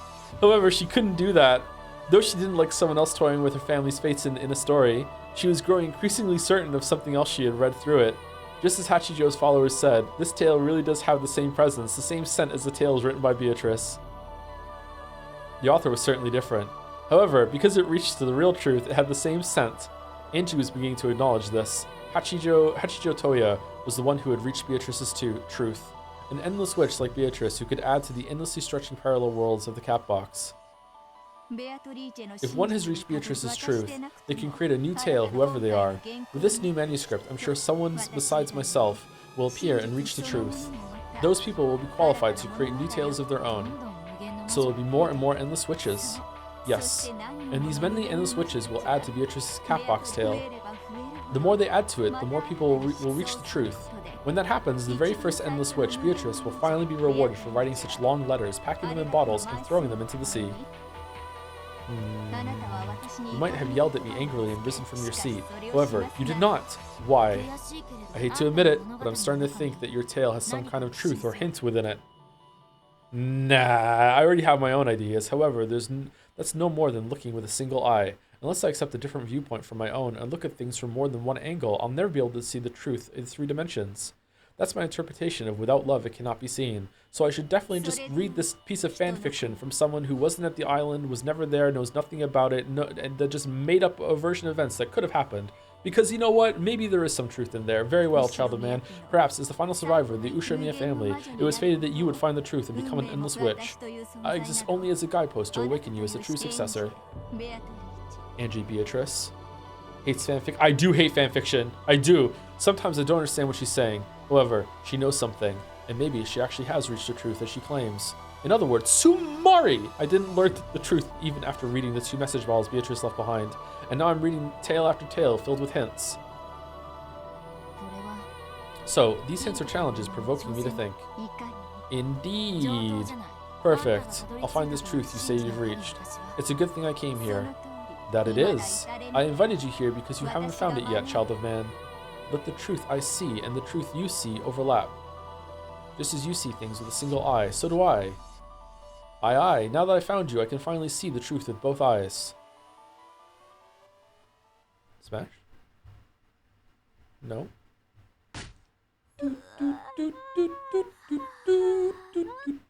Wow. So the first twilight has finally happened. Everything so far has made me so sleepy. You have some sleep in your eye. Huh? Where? Mind your own business. Humph. As you wish, let's begin. First off, the first twilight.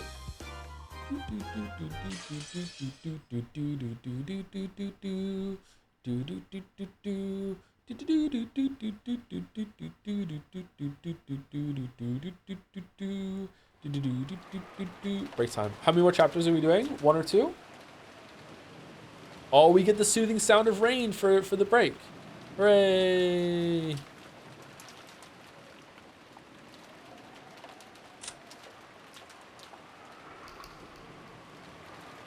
Oh shit. Oh sh. Next chapter is an hour. Okay, we can do one more chapter then. I think we can do it. Unless I'm told that it's a bad idea. I'm game to do 1 more hour. Before we go on break, thank you to Kever Klarung for the bits. Ryu Kishin Yuto wouldn't like episode 5, so we wrote episode 6 this way. Just like Sun Wukong in Buddha's Palm, R07 is at it again. So true, so true. It's easy to predict that people are going to dislike your writing when it's bad on purpose. Yep. Anyway, be back in about 5 minutes. Enjoy your break.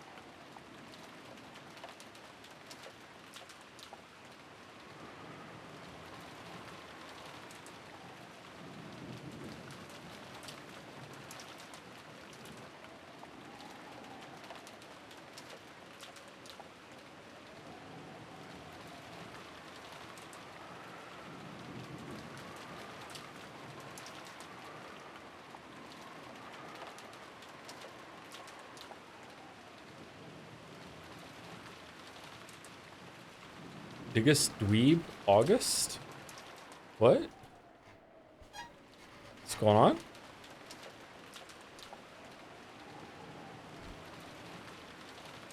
Mod fight? Oh, I love a mod fight. Mod fight, mod fight.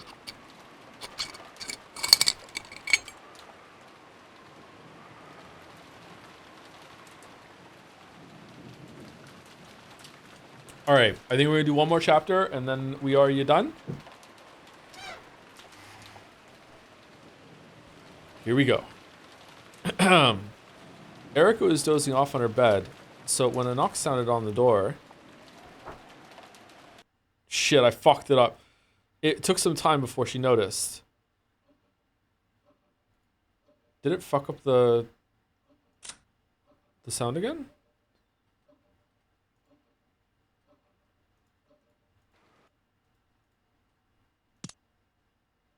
She looked at the clock and saw that not much time had passed since she had lain down.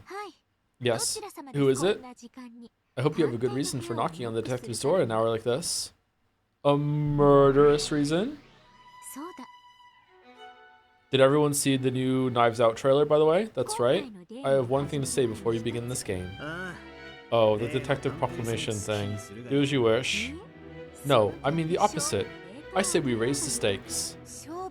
Raise the stakes? What do the stakes have to do with this? Haven't they done enough? What's this? Now that sounds interesting. What do you mean? It's simple. Battler got a shot off at us in the last game, so if Erica does the same in this game, we're only even. Wasn't the last game a tie? We failed to win a game that should have been a shoe-in, right? Is that how you spell shoe-in? I thought it was shoe like you put on your feet shoe. Is it really shoe-in like that?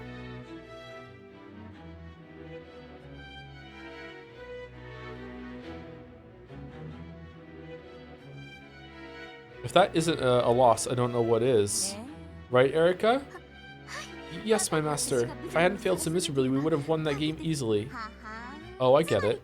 So this time, you'll intentionally fight at a disadvantage by not making a detective proclamation and win despite that. You're scheming to not only wipe out your loss in the previous game, but to totally flip the score upside down, right? You intend to participate in the game Battler-san poured his heart and soul into with a foolish handicap like that? That is not only presumptuous, it's quite rude. You've got a point there. It sounds more like an excuse just in case they lose. True, you could also look at it that way. If they win, it's a great victory, but if they lose, Erica's side has a nice little excuse. Isn't that a bit unsporting? Don't worry, this bet is balanced on both sides. If this game is won by a human without the detective proclamation, it'll be impossible for Battler and the others to pick up pieces of the illusion of the witch.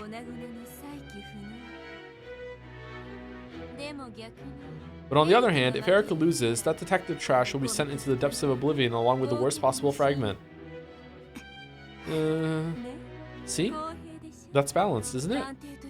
An ultimate victory with a mere human, not a Superman detective, destroying the illusion of the witch. She's putting her own destruction on the line to make that bet. I've gotten bored with these sluggish repeating games that you and the former Beato made, so we're raising the stakes and settling it all at once. Well, that is true. If Battler makes it through this game, it'll mean that Battler has won Beato's game and the game will end. In a sense, it's a showdown you can't escape, right? Oh my god, Dalmek just got so owned. Dalmek doesn't deserve that. Holy fuck. I see your position. Are you okay with that, Erica? Yes, of course. In order to regain my master's trust in me, which was lost by my previous defeat, I will risk even my own destruction. Is that of your own will? What's wrong, Erica? Answer him, okay? Obviously, this is my own will. I certainly will not lose. Even without the detective proclamation, I will defeat you no matter what. What does that mean? Battler-san. Sure, that's fine. If that's what you want, I'll accept that challenge. Thank you very much. I'll make sure you regret it. After all, when Battler played for the human side, he never had anything as convenient as the detective's authority. All he was allowed to do was use the blue truth and demand that Beato repeat things he said. Exactly. In a way, the last game was unfair. We failed to win despite that, which is why it was no different from a loss. Do what you want. If you feel like making a detective proclamation, do it whenever you like. I understand that you're holding it in reserve at the moment. As if I'd use such a thing against an opponent like you. 5 hours later. I gotta use it. Then you get started, you two. I'm already starting to get bored. Leave it to me, my master. I will destroy the illusion of the witch for you without fail. Oh, she's upset.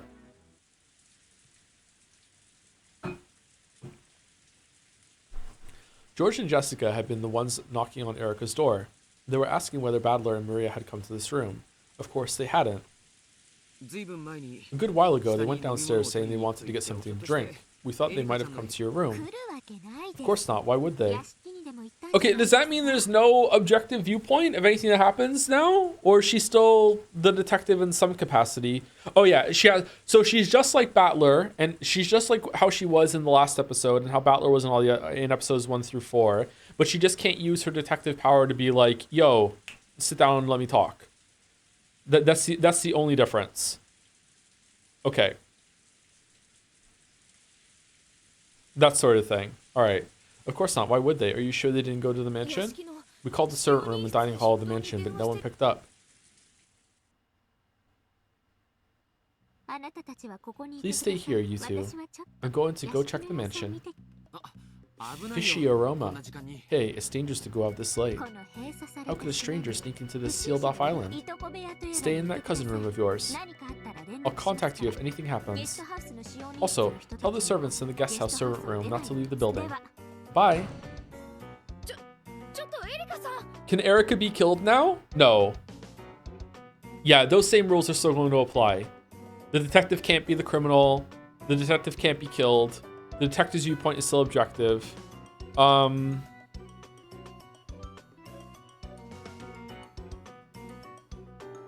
Does she have a demand to see the crime scenes? She probably doesn't have that. That's the detective proclamation, right? She probably can't demand to see the crime scenes. She can still try, but she doesn't get to just have that. She also doesn't also have to get the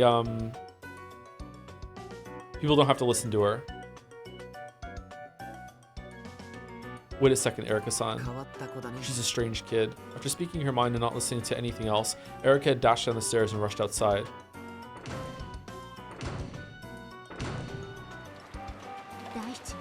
The first twilight usually starts in the morning, but it looks like we've got an early fight this time. No crime has occurred in the guest house. So that means the stage of the tragedy is in the mansion. Though she had an umbrella up, Erica got drenched as she sprinted. She brashly licked the raindrops that dripped down her face. Ew. Erica was at her most energetic.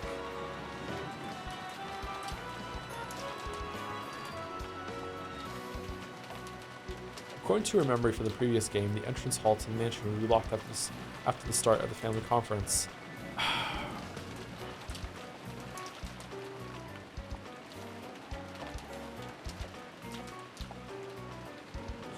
Man, I really don't like that she has this advantage. This is bullshit to me, but okay.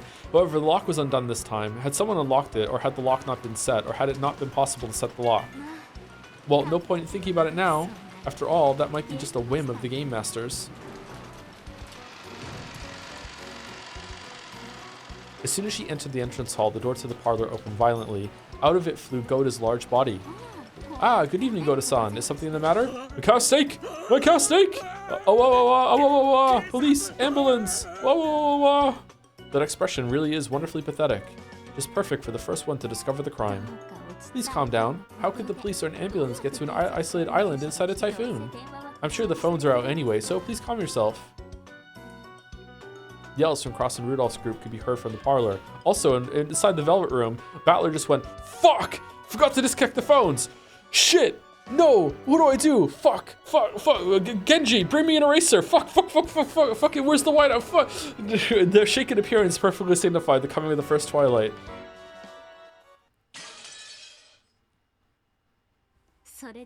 Well then, give me the victims, the scene, and a reconstruction of the situation. Okay, so she is the detective. Okay, so definitely, she's allowed to do things in the man things, but she's just not allowed to make everyone sit down and listen. Okay, all right, that's the limit. All right, I think that's what it means. Those who left to take a break didn't come back, so the adults went to the parlor. She's not the detective? Then what do you mean? How could she do this then?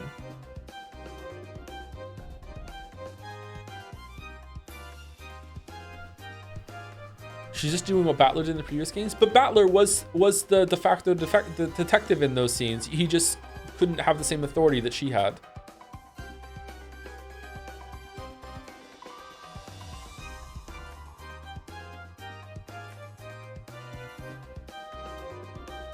Was he truly? Yeah, of course he was. Yeah, obviously. Yeah.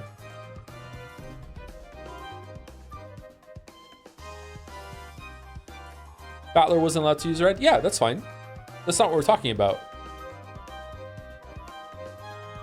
Those who left to take a break didn't come back, so the adults went to the parlor. When they did, the door was sealed from the inside and they couldn't open it. You'll see later, but the hat stand in the parlor had been used to bar the double doors from the inside. So you're trying to say that the door was blocked from the inside and the windows were also locked from the inside. That's it. When they went around and looked into the parlor through the window, they saw Rosa lying on the sofa in an unnatural position with blood pouring from her forehead.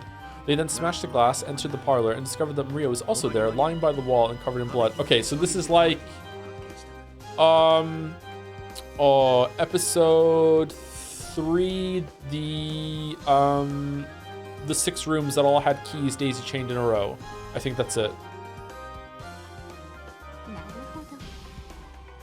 Got it. Yes, that would make them yell. And the other crime scenes? The entrance wasn't locked when you came into the mansion because they went through it to check the parlor from the outside. It had been locked before they went through it, so there was a chance that the others who had gone missing were lying elsewhere within the mansion. And the adults are now searching the entire building. Can we have all that in red, please? So do the places the victims died match that long, crazy delusion you showed earlier? They match. Oh, you could see that. Okay, so you did write it. Okay, Rosa and Maria were in the parlor. Beyond that, Natsui was in her own room, and Kirie was in Krause's study. Ava was in the rose garden. No, wait, she was moved to the VIP room, wasn't she? Yes. Ava's corpse was found in the VIP room. That makes 5 victims. Ah, that's one short from the first Twilight. Who's the 6th person and where?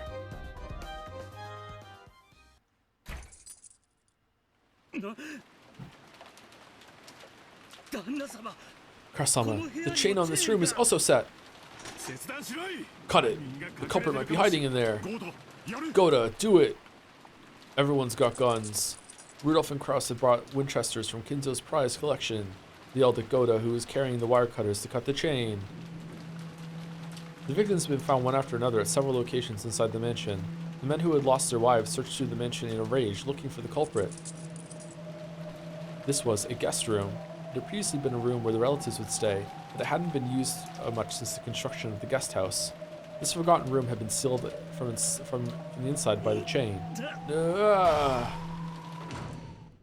As soon as the chain was cut, Rudolph pushed Goda aside and flew into the room. Is anyone there? Get out here! There's someone on the bed! Let's get some light, Iniki! When Krause pushed a switch on the wall, the guest room lit up, and the figure lying on the bed came into view.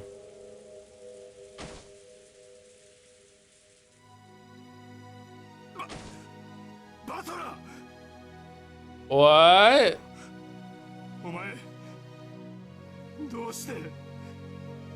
Oh, that's a cool twist. Battler, damn it, what are you doing in a place like this? Rudolph's knees crumpled and he fell over Battler's corpse. So Battler thinks he's one of the girls? Nice. Rudolph's knees crumpled and he fell over Battler's corpse. No words could console him as he cried with a mad sorrow. In a single night, he had lost both his wife and his son. During this time, Krause checked the window in the bathroom and searched the closet to find if anyone was hiding there, but found no one. The girls and the gays and for Battler. Could you do that, please? Battler. Is that the meme? Did I say it right?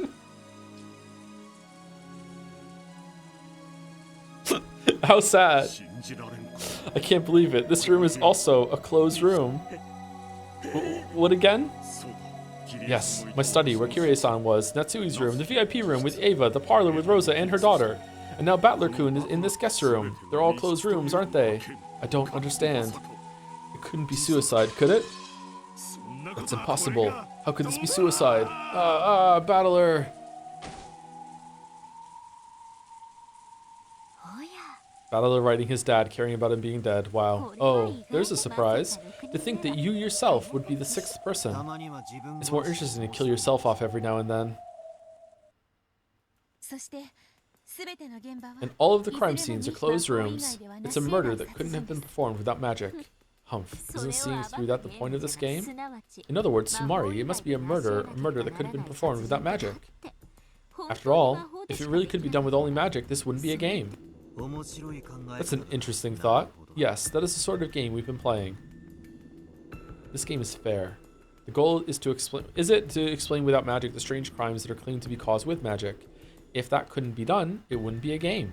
In other words, Sumari, as Erika had said, they must be murders that could have been performed without magic. To turn it around, the witch side had a certain responsibility. They had to make a crime that could be reproduced with tricks and not magic. Unless the human side could see through those tricks, the witch side could use all kinds of magic and illusions. It's just making a really, really complicated sleight of hand version of the candy in the cup. In other words, Sumari, in order to carry out a closed room murder with magic, it was necessary to create a crime that would be possible by human hands.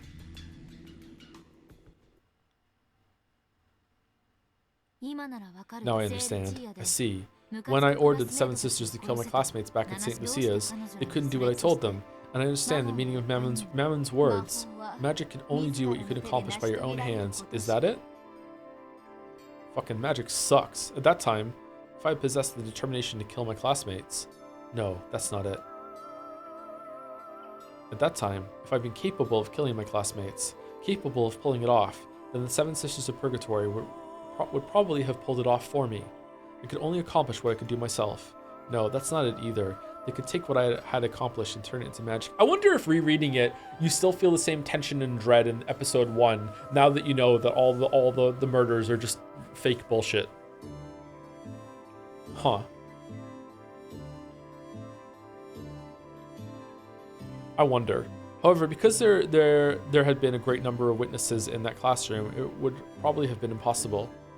It would have been burned by that anti-magic toxin Maria Oni-chan and the others always talk about. However, if I had called those classmates out somewhere without witnesses, and if I had succeeded in murder, at that point the 7 Sisters of Purgatory would be capable of carrying out a magical murder. Even with magic, witches cannot do things they cannot accomplish by themselves. They can only adorn things they're capable of doing with magic. Interesting. And that is because those who accomplish something without using magic later claim that magic was used and call themselves witches. This Erika person has understood that since the beginning. That's why she will never surrender to witches. She is confident that it must be explainable with tricks. The old battler was toyed with so frequently because he did not possess that conviction. Once you see through that rule, the witch loses any chance at victory. That's why they have to make their opponent surrender before they see the truth of that rule. The longer the match is drawn out, and the more hints are given, the greater the witch's overwhelming disadvantage becomes. Once again, this reasoning keeps spinning around in circles. Why did Beato let this game get drawn out until she lost?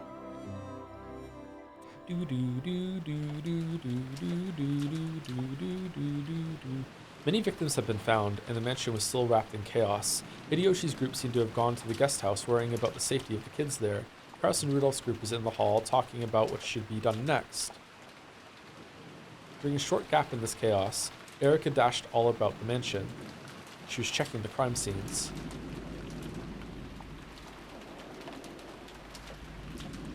Normally, with the detective's authority, Erika had the right to openly investigate the crime scenes to her heart's content. However, this time she hadn't yet made use of that authority. She was a guest and an outsider, so there was little to no chance that she would be allowed to investigate.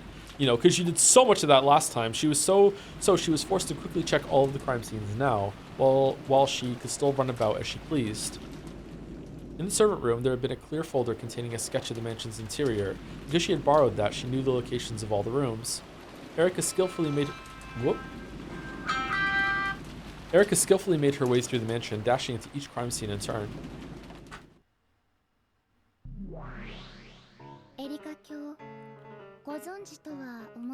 Twang. The Twangs haven't come back.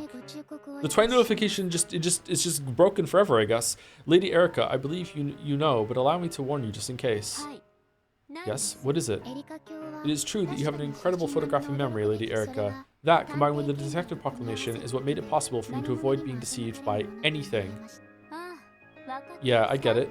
Since no detective proclamation has been made about me, even my photographic memory doesn't count as foolproof evidence. Of course, I understand that. Still, that doesn't mean I can afford to miss viewing the crime scenes directly.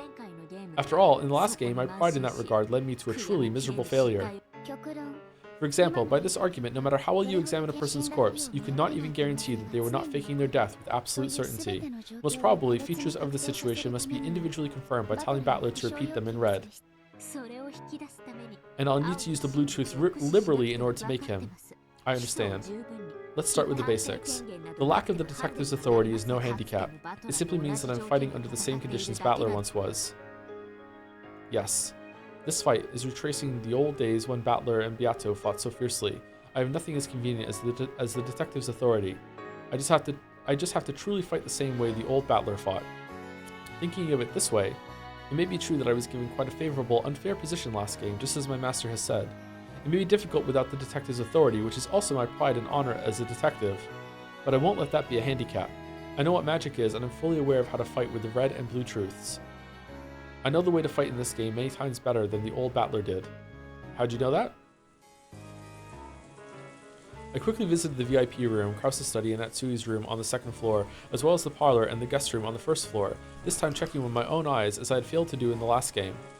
And I took my shot put ball out of my backpack and put it in the... First off, all the scenes were made to look like closed rooms. Probably the special note was the fact that the master keys could have had nothing to do with the trick.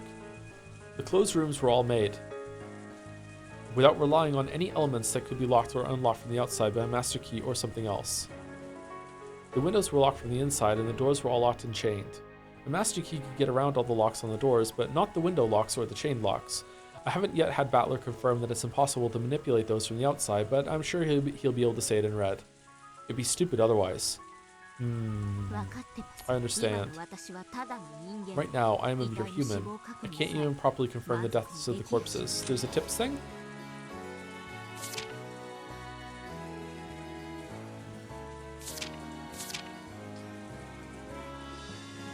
No, the drop is the corpses updating, right? Yeah, okay.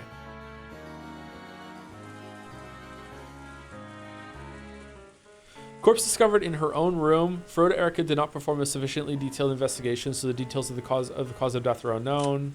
VIP room, Krause's study, guest room, parlor. Okay, so they are in the rooms that we saw. What's with the half red?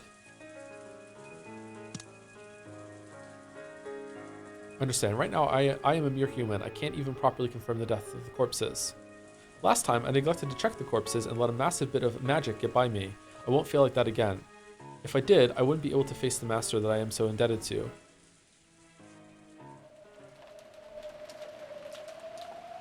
Just so unbelievably fucking stupid. We have checked all of the scenes and finished gathering information. Here's our report. Go ahead. First, all of the rooms were closed rooms formed by the window locks and chain locks and the like, so that interference from the outside would be difficult. The only exception is the parlor where Rosa and Maria lay dead. Please, allow me to speak. Let it be known that the door is barred with a handstand. It's thought to be substantially the same as a chain lock, in that it can only be set from the inside. It is probably their goal to construct closed rooms where explanations using master keys are made completely ineffective. The parlor has no chain lock due to its very nature, so it is natural that something else would be used in the chain's place. In that case, the interesting question becomes why one of the other rooms with chain locks wasn't chosen to be a closed room. There were several guest rooms other than the one Battler lay dead in with all similar layouts, correct? Yes, that is correct. In that case, even though it should have been more beautiful to throw them in there so that everyone would be inside a chain lock closed room, they did not. That hat stand door bar in the parlor seems very suspicious. I should probably pursue this when demanding red truths. Yeah, I was thinking that too. Also, we have corpses, but are they the same absolute deaths with their necks sliced open like in the last game, which can be confirmed even without the detective's authority? Of course, she had checked all of the corpses in all of the crime scenes this time. However, without the detective's authority, she had no guarantee that she would be able to see through any fake deaths with certainty. Really? The old battler had also started fighting by doubting whether the victims were truly dead. It was the same for Erica. Please allow me to speak. Know that there were no corpses that could have been confirmed dead but with certainty by physical means. Please allow me to speak. We cannot deny the possibility that any one of these corpses might be a fake death. Okay. Well, I doubt Battler will easily confirm their deaths in red even if I tell him to. Sheesh. In Battler's game, no one dies. I like Beato's chain of 6 closed rooms better. However, these closed rooms, yeah, it is very reminiscent of that one. Yeah, however, these closed rooms are even more complete considering that master keys don't help you at all. There are 2 general ways of breaking closed rooms that Battler might be after, an illusion of a closed room or an illusion of a crime. It'll be one of those. I get the first one. That's when something looks like a closed room, but it actually isn't, right? What do you mean by an illusion of a crime? An illusion that makes it seem as though a crime has occurred. In other words, Sumari, are they really dead? Well, that's dumb. If the people inside are alive, handling any kind of closed room is like pissing in a toilet. Still, with this closed room, it's pretty hard to think of any other answer. What about the endless possibilities of manipulating the chain lock from the outside? We don't know if there are secret doors, ways to kill from a distance, chances of suicide, or even whether these are complete closed rooms in the first place. Already know, since I'm looking at Battler's game board from the underside, but these are perfect closed rooms. They can only be constructed from the inside, and there exists no method by which to construct, deconstruct, or interfere with them from the outside. What the fuck, Lambda Delta? This is Battler's game? Stay in your fucking lane? Did Battler write this too? Can you say that in red? That'd be a little too rude to Battler, so no. If you do love me, you must see my words as red truth already, right? Then the closed rooms are perfect. In other words, Sumari, this is an illusion of a crime. It does seem that way. If so, these are all trick closed rooms. Doesn't this mean that everyone got so pissed at Erica bragging about detectives and stuff that they joined together and set up a fake murder to make fun of her? Oh, is that the right answer? I'm like a super detective. Unfortunately, this isn't a fake. The victims really have been killed. Huh? And you don't mean by midnight on the second day, right? No, a detective proclamation has been made, but she's very accurate when examining corpses. She's good enough that I could give her examinations the red truth. So? Does that mean they were definitely dead when Erica examined their corpses? Yes, that's right. Totally. But you won't say it in red for her, right? Giggle, and that poor Erica must want it so bad. Well, she isn't even a detective this time around. I won't give her any red. Giggle, giggle. So she's not the detective. Still, that makes it incredible. This time, Battler's really made a perfect closed room. Okay, I feel like something about this is gonna make me really mad. Okay, if she's not the detective, how is there even any objective thing to go on? Like everything could just be make-believe the whole time. Oh yes, I believe you're right. Will Erica be okay? It looks like an ordinary closed room murder at a glance. But this one is pretty nasty. Won't this load be a bit too heavy for Erica without her detective's authority? She's a self-proclaimed detective.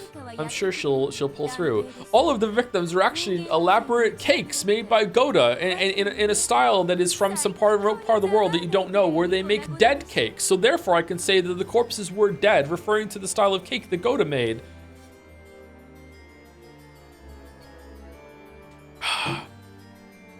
Gather around, everyone. Let us eat the cake. So she's a self-looking detective. I'm sure she'll pull through. If Battler and Beato are defeated by a mere human who isn't even a detective, they'd fall apart in the most exquisite way, don't you think? And even if Erica loses, you get to play by throwing her in the worst fragment and knocking her into the depths of oblivion. Exactly. No matter how it turns out, it won't be boring. You're just setting yourself up to be mad? Why? I'm not setting myself up to be mad. The story is like bracing me for bullshit because it's taking away certain things that I could trust on and rely on, to the point now, where I'm sitting, from what the story has told me in the past like 15 minutes, I can't trust anything it's saying to me. Right? How is that read wrong? Is it not correct? If there's no detective in this story and there's no objective perspective or anything that you can trust on, like right now, Erica running around and inspecting these corpses is just as unreliable as all the scenes that we just saw in the love trials. I don't think I'm setting myself up to be upset. I think I'm following the story with the information it's giving me, right?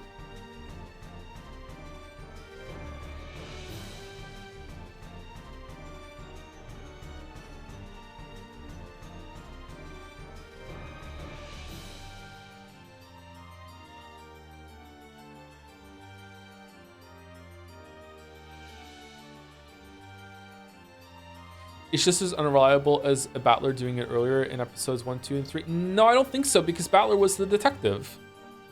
And now it's expressly saying that Erica isn't the detective. Battler wasn't the detective too. He was, though. He was the detective. Was he? Yeah, of course he was.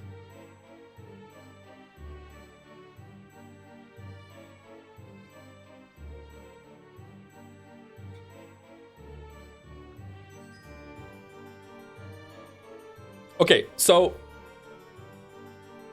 the argument that it's not reasonable to expect that you can trust Erica's perspective right now because you also can't trust Battler's perspective in episodes 1 through 4 is going to make Umineko 10 times worse, chat, not better. Because now I can't trust anything that happens.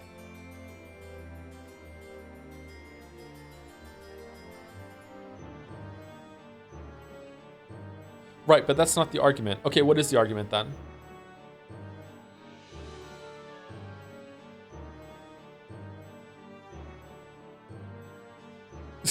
You know what? VN doesn't just subjectively lie to you. Thank you, Paust. I'm sure it doesn't. I'm sure it doesn't. Trust the writer? The writer has lost my trust after episode 5. That is the problem. If the writer wanted wanted me to trust him, he shouldn't have done the shit he did in episode 5. He shouldn't have broken the rules.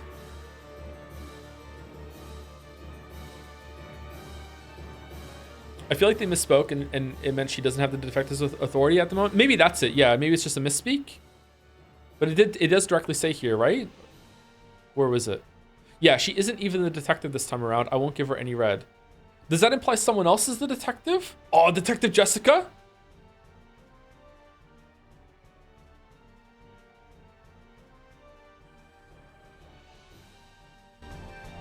You really are heartless, aren't you? Well, bringing out this black cat like a towel and licking up every last drop is bliss to me. Beato's game board didn't entertain me for quite some time, but we've already wrung everything we can from it. It'll be over with this game. So in the end, we really must let Battler and Erica bet everything in one final face-off. I want to play with you forever in this game. Like we could have like right now, like because if Erica's not the detective, that means she could also be the killer. So right now, technically Berncastle didn't lie because like Erica was guaranteed to find corpses of everyone in that room because when she went to room, she killed them and then she examined them. So there were corpses when she examined them and she knows for sure because she's the killer and she killed them right before she did the fucking examination. And they were playing dead before then, but like she just went around here, I go stabbing again. You know what I mean? Like it fucking like.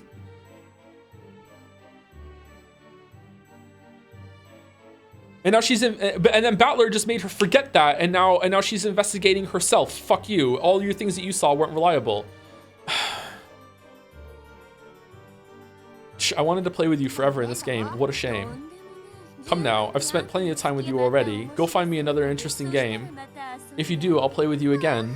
Ah, yes. You really don't let me get bored. That's okay, Berncastle. Seeing your face twist with anguish is the one forbidden honey I found for myself. London Delta guaranteed that it was a perfect closed room. Berncastle has guaranteed that it was a perfect murder, a perfect closed room, and murder. The witches hate a killjoy, so they haven't said anything with right truth yet. Yeah, they can't be true. And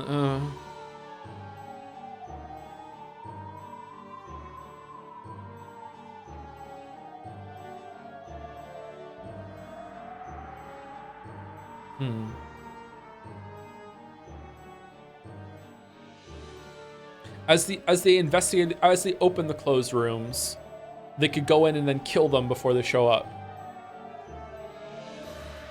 Huh. Pursuing that was the role for Battler and Erica. I don't know why they would do that. Looks like you've trampled all over the crime scenes by now. Satisfied? Is your inspection complete? Yes, I'm satisfied. So about our war of red and blue, shall we start right away? Or do it all at the end? I don't like putting things off. I think the same goes for you. Then let's get started with the closed rooms of the first twilight. First, I'd like to check. Do you intend to respond if I ask you to repeat something in red? Depending on what you say, yes. I have no obligation to respond to everything, and I won't reveal my reasons when I refuse. Based. Don't give her anything, Battler.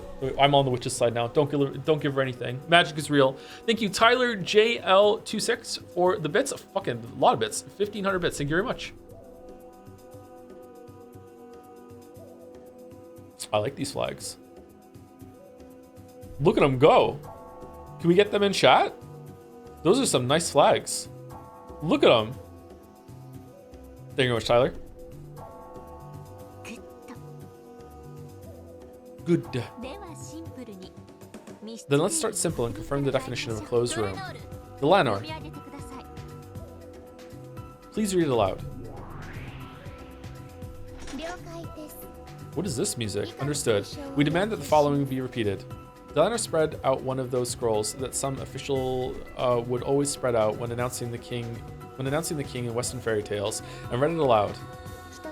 First, the rooms with 6 people in them are all closed rooms. Shouldn't we start off with, is this a mystery Nox rule compatible? Or is that just a given? The rooms with 6 people in them are all closed rooms. Acknowledged. Of course, that's only until Goda and the others severed the chains and destroyed the closed rooms.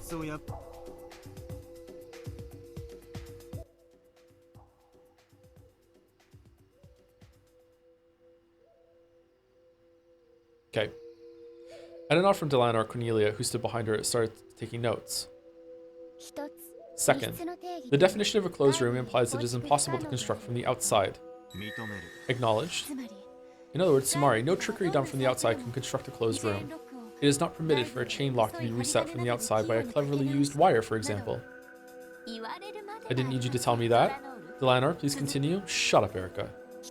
Third, the definition of a closed room implies that all forms of interference that pass between the inside and outside of the room are prevented. Acknowledged. However, I won't deny the kinds of interference that you'd expect from a normal room, such as knocks, voices, and the extension telephone line. Fourth, at the time of the deconstruction of the closed rooms, none existed within the rooms except the victims, Natsui, Ava, Kyrie, Rosa, Maria, Battler. Acknowledged. All right, be careful, big dog. You are really limiting the options right now. What? In this way, they could confirm whether or not the culprit had been hiding inside a closed room. If the culprit had slipped out of the room after the discoveries had noticed the murders and then walked away, it would have been possible to construct an illusion of a closed room. Because Battler had acknowledged her statement with the red truth, the possibility that the culprit and the victim had both been inside this closed room at the time of the crime, and that the culprit had hidden under the bed and snuck out after the discovery of the crime, have been denied. Fifth, no murder was committed after the deconstruction of the closed rooms. Okay, if he acknowledges this,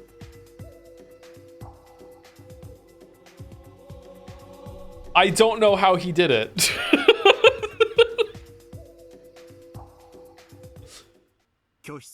I refuse. Why? Because the victims really were alive after the closed rooms were destroyed? So Kraus and the others who barged in were the culprits and committed the murders then? In other words, Samari, they were post-closed room murders. Is that why you refuse? Not my burden, fuck you! Not at all. The murders will continue to occur, so we cannot say in red that no murders will happen after this. Oh.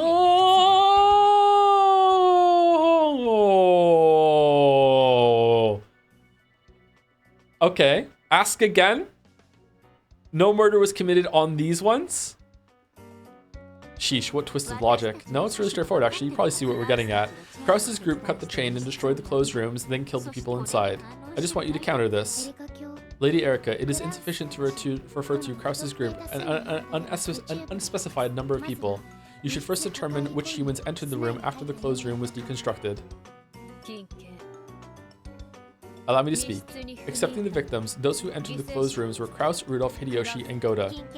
Allow me to speak. This is based on spoken testimony. Know that there is no proof that others did not enter. I know that already. Let's have you repeat that. After the deconstruction of the closed rooms, then excluding me, only Kraus, Rudolph, Hideyoshi, and Goda entered the rooms. I mean, someone else might come in after that, right? So it's the same thing? Sure.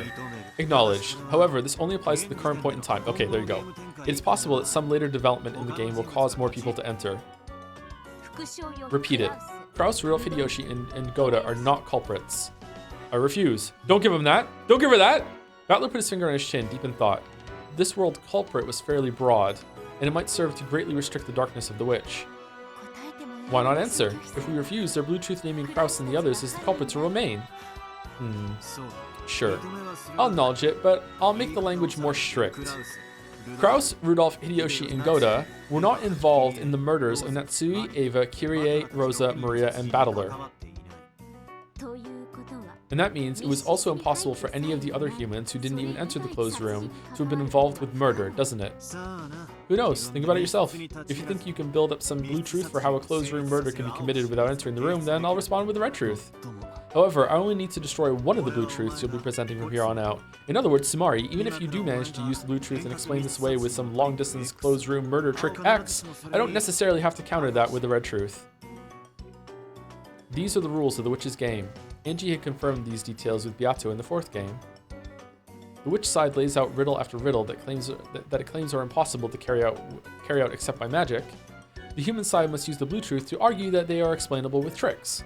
And if they fail to make a counter-argument with the blue truth for even one of the riddles, that riddle will be considered to have been done by magic. And it will be impossible to deny the existence of a witch. In other words, Sumari, the witch side only needs to protect any one of its riddles. However, the human side has to fully explain all riddles with the blue truth. And even if the human side manages to explain all of the riddles with the blue truth, if any one of those is successfully countered by the red truth, the witch will win. Okay, good review of the rules actually. I like that they're doing that. That was why, like the strategy the old Beato had adopted at the end, it was sufficient for the witch side to put off their red text and counter arguments until the very last moment, and then make a single strike at their opponent's most fragile spot, but not that fragile.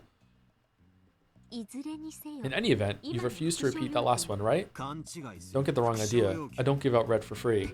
I mean, you did like 5 times there, bro. From the witch side's perspective, repeating statements made by the human side is just a supplement to make sure they haven't misunderstood the question. Therefore, they had no obligation to respond to extremely broad demands.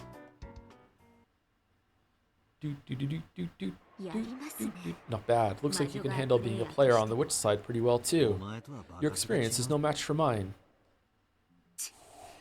Delanor.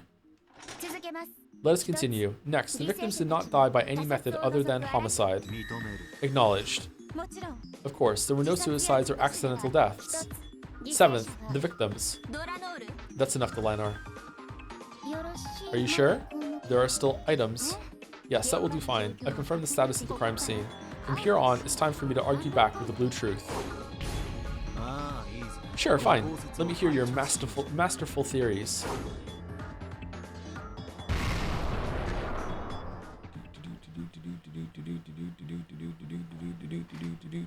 Though Battler and Erica were enemies, it looked to Beato as though they were having a little fun doing this. She was probably slightly jealous of Erica. Beato thought back on the books she had read in Featherine's library, in which the old her and Battler had fought. That must have been fun as well. Did it update the corpses now that they've been confirmed that they were dead?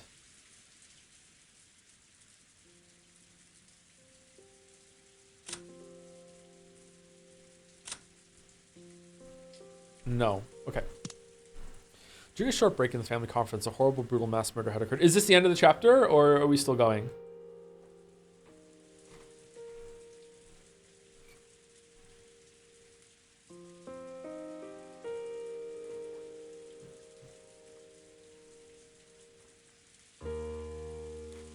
Still going? Okay. During a short break in the family conference, a horrible, brutal mass murder had occurred. The 6 people killed, excluding Battler, had all been women. The remaining men went mad with rage at this cowardice, then broke down sobbing at the sadness of losing their wives over and over again. Why were they all women? How cowardly could a person be? What's wrong with us? Here we are, under the same roof, and we're just smoking away, not noticing that members of our own family are getting killed, damn it! But who and how? They were not unguarded. The chain was set for all of them. Who gives a damn about that? I don't care how they were killed, I just want to know who did it.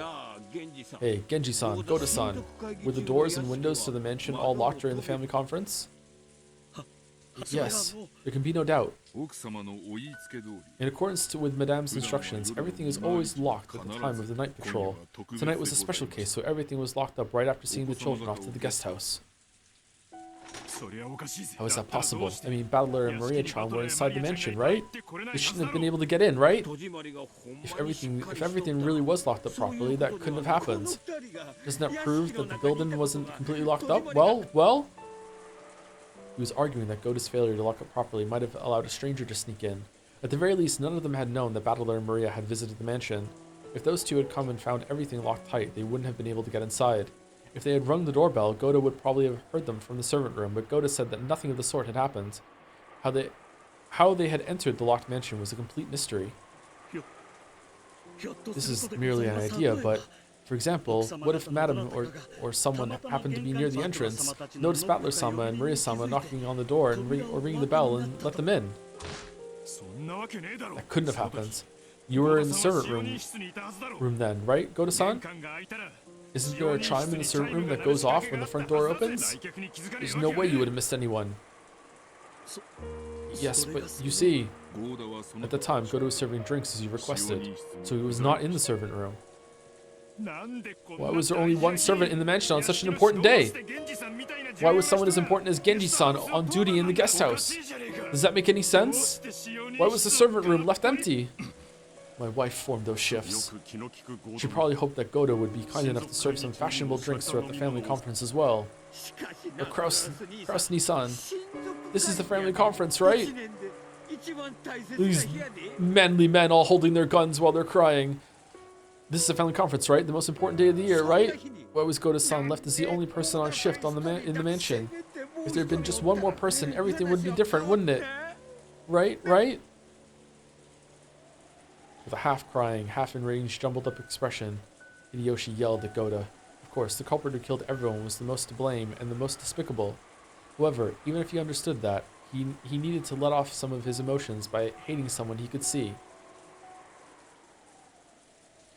Is this the saddest we've seen them? They really fell apart without their lives. Yeah, they've been in real drag since their wives died. Thank you, Sleepy Griffin, for the bits. Hi, Joe. In your Shadow of the Erdtree video, you mentioned you think a good way to improve the lack of exploration rewards in DLC would be incremental permanent stat buffs. Have you ever played a game that pulls off this idea well? The closest I can think are Monster Hunter Risei spirit birds you can find during a hunt to get permanent increases to HP, stam, and attack for that hunt. It worked well, but got a bit repetitive when doing many hunts in one session. Thoughts? Having it be temporary like that, I don't think is a good idea. But I don't know. I didn't play that game quite a bit. I'm not sure. Sekiro does it kind of.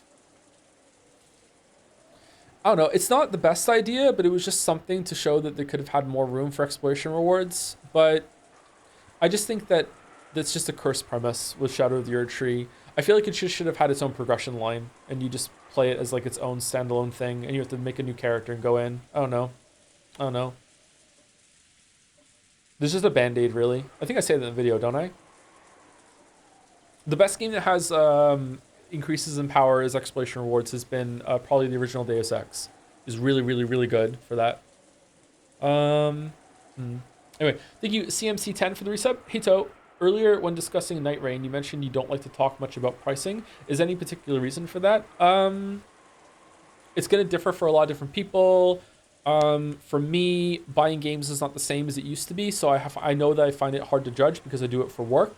It's pretty rare that I buy a game for myself nowadays. It has happened, but it's even then I can kind of justify it as like, oh, I might use this for a video, or it's like broadening my gaming knowledge so I can make a reference in a video at some point in the future. So yeah, I don't know. Some people also don't like it. I get feedback often. I wish you wouldn't talk about prices and money and shit like that.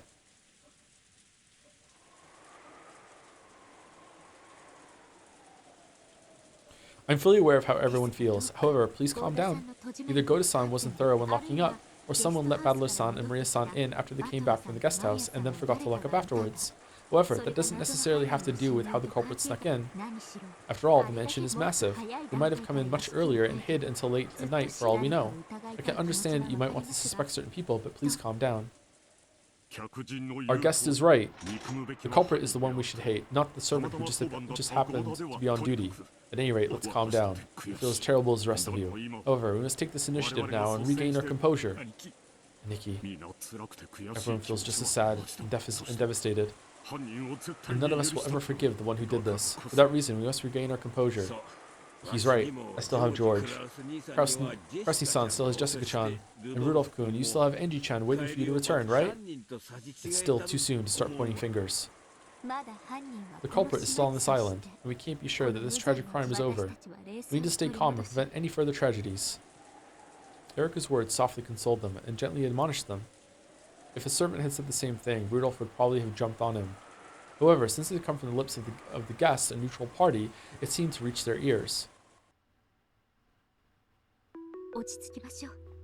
Let's stay cool. We have 3 grown men with us, and guns as well. Judging by the pattern of the murders, the chances of the culprit having a gun are low. In other words, Sumari, as long as we keep our heads, the culprit no longer has any way to touch us. She's right. We can't let the culprit do as they please any longer on our island. Where's everyone else? Let's find the culprit. We're in the middle of a typhoon. They can't escape from the island, and there's only so many places they can take shelter from the rain in. This island is larger than you'd think. Unfortunately, it would be difficult to search the island with this many people. Did you just say that to the people who, spent their childhood on this island? After all, if you found the culprit, you might shoot them to death on the spot as you are now. If the frightened culprit has run into the deep forest, you won't find them easily. Right. We should just wait for the typhoon to pass. Have the boat call the police for us and let them thoroughly search the island. The police are incredible. They'll bring hundreds of people and pick through it with a fine-tooth comb. Will they? That forest may be deep, but they'll definitely smoke the culprit out. The most important thing now is to make sure no more of our beloved family members are taken from us. Rudolph, if something happens to you, what will happen to Angie-chan back home? Kyrie, battler. Damn it. Useless. I never had a chance to tell you the truth. Cross-san, I'm sure that everyone in the cousin room is extremely agitated right now. If you show them that you've regained your composure, I'm sure that will help them relax a lot. Would you mind heading up there? Good point. We have to talk with Everett about what we're going to do next. Please go up with him, Genji-san and Goda-san. I'm sure that Shannon-san, Kanon-san, and Kubasama-san are all very agitated. Yes, I'm sure everyone is quite agitated. Are you certain? Is there anything else we can help with?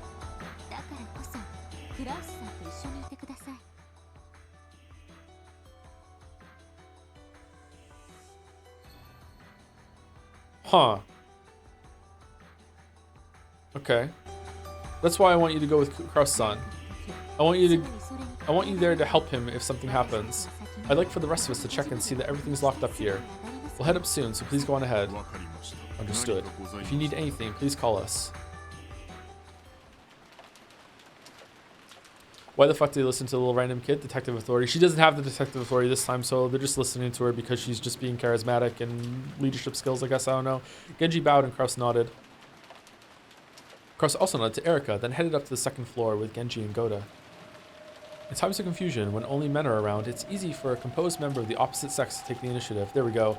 Even without the detective's authority, she was able to control them quite naturally. Erika had wanted to get rid of the servants for the time being. Okay, in that case, let's get to checking the locks. Our problem is going to be the big window in the lounge. It looks like it doesn't even have shutters. If they smash this, we won't be able to stop them from coming in. Don't worry, the sound of the glass smashing will be more than enough warning. We'll turn them to Swiss cheese. Quiet, please. I didn't have you stay down here to check the doors and windows. Please listen calmly to what I'm about to say. When Erika lowered her voice, Rudolph and Hideyoshi realized that she wanted to talk about something secret, so they brought their ears closer as they soon regained their composure. Listen up. This crime happened during a short break in the family conference. In that tiny span of time, 6 people were killed without anyone noticing. I can't imagine a crime improvised on the spot going so smoothly. This crime was committed by someone who knew the layout of this mansion well, inside and out. Well, if they didn't know the inside well, but a short while ago they'd attacked Goda, suspecting the servants of making a blunder. However, they'd only thought that he'd forgotten to lock up and were attacking him for letting the mysterious culprit sneak in. They hadn't considered that one of the servants they knew so well might have taken those lives with their own hands. No, they hadn't wanted to think that. People can't easily suspect someone they know well of being a culprit. At the time of the crime, the mansion was locked from the inside, and only those involved with the family conference existed there. So Aniki killed Kirie and the others? Or am I supposed to suspect Hideyoshi Nissan? It's impossible, unthinkable. I never even considered suspecting Kraus Nissan or Rudolph Kuhn. All of the siblings had excellent relationships with their spouses. True, the Ushimiya family may be strict with discipline and money, but that doesn't mean we treasure our own families less than anyone else. Yes, of course I believe that. I wouldn't dream that any of you would kill your own wives. Erika had already received red truth proof from Battler that they were not the murderers, so there was no need to argue that point. Kraus, Rudolph, Hideyoshi, and Goda, none of those four was the killer, and yet Erika said this. However, what about Goda-san? He was in the waiting room the whole time during the family conference, in a position from which he could do anything without anyone knowing. Isn't it a little early to suspect Goda-san? Goda-san came to bring us drinks in the dining hall during the break. He was with us for quite some time, and at one point he had ketchup all over his hands and had to clean it and looked embarrassed, but he's fine. He couldn't have had time to kill 6 people. However, he might have been able to let the actual killer into the mansion.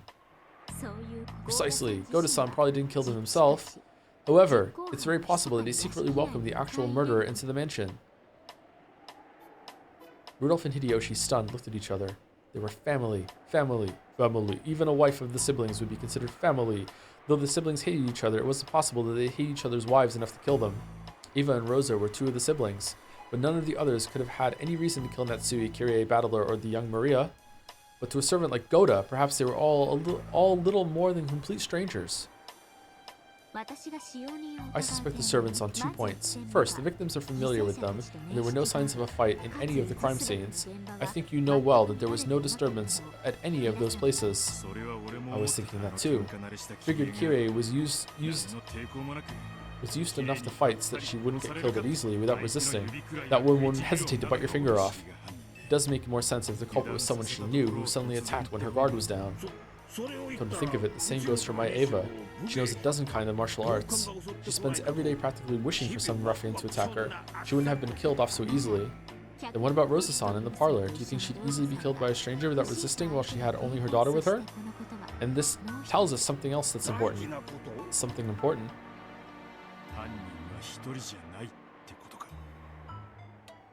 The culprit isn't just one person, right? You're right. Both Rosa-san and Maria-chan were in the parlor. If they hadn't both been killed at the same time, there would have been an uproar. Since the culprit was able to do that, there can't just be one of them. When it comes to Maria-chan, Rosa was like a quick-to-anger mama bear. She wouldn't cower in fear, even if someone pointed a gun at her. I see, so it had to be someone who wouldn't rouse Rosa's suspicion until the last second. I mean, could have been sleeping. Now that we see the idea of an unknown outsider sneaking onto the island is actually less a realistic option, the culprit is someone familiar with this island. And there's more than one. The culprit is someone familiar, and there's more than one. Erika's reasoning pointed clearly at the ones they should suspect and guard themselves against. The children. So, you suspect the servants? Yes. Under the current circumstances, they are the most suspicious. The second reason to suspect them is the closed rooms with the chain locks. Why do the chain locks make them suspicious? What if there was no chain lock on the closed rooms? Then they wouldn't be closed rooms. With a single master key, anyone could make them. I see. The servants had to seal them with the chain so that they wouldn't be suspected.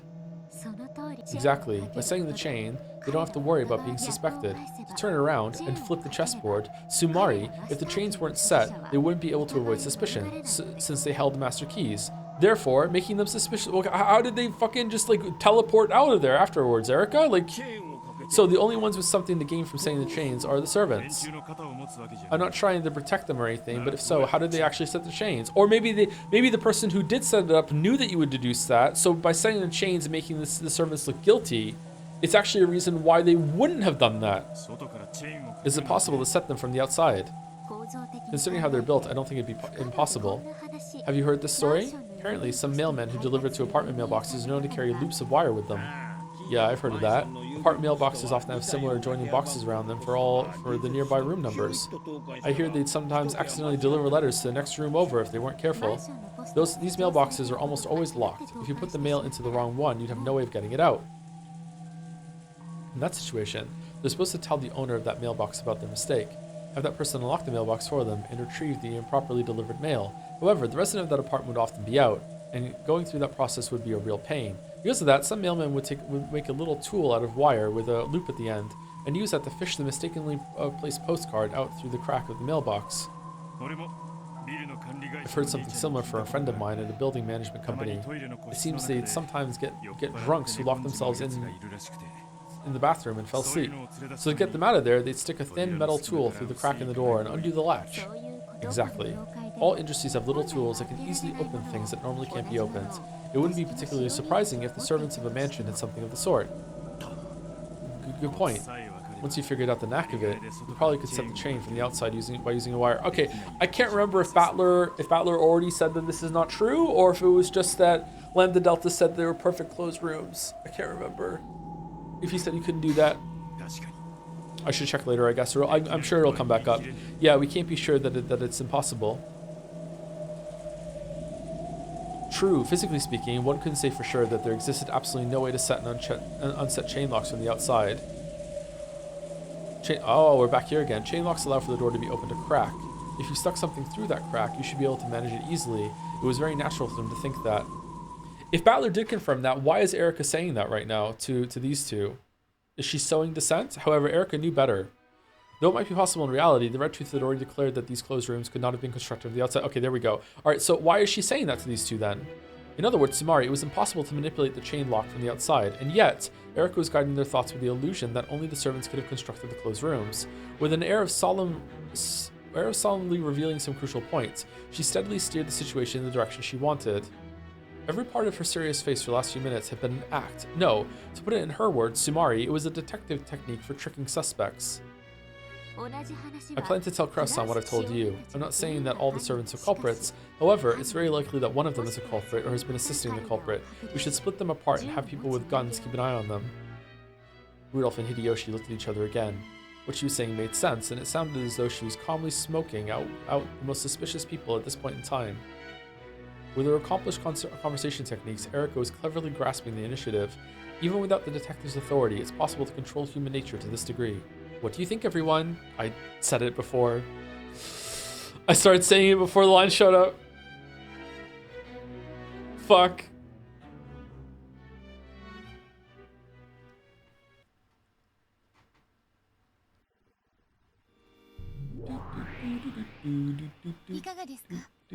So, Mari.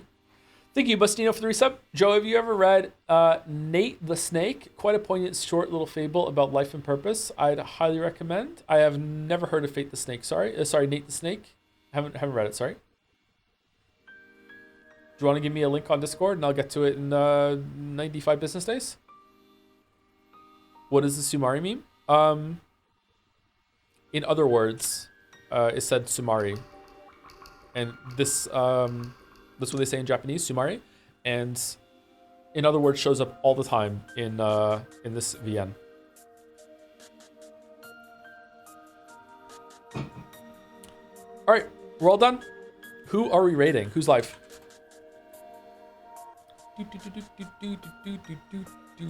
Jelly's live? Jelly channel TV.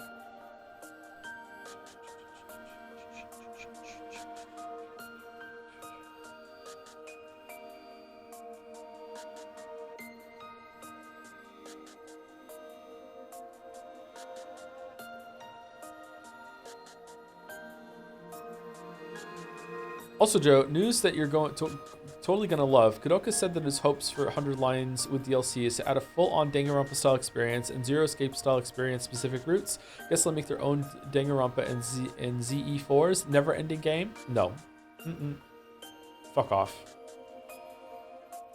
Wait, what is this? Like 100 line is now fucking the launcher for those games from now on?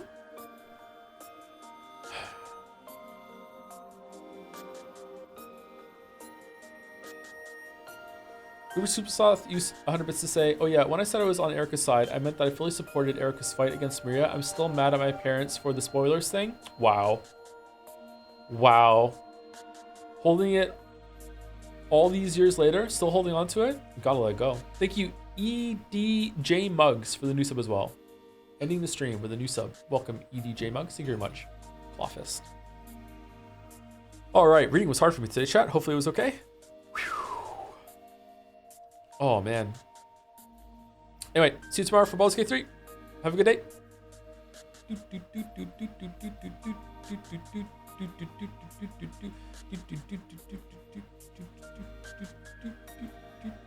And good night to anyone else who stuck around or is watching the VOD. See you later. I'm gonna go have some breakfast.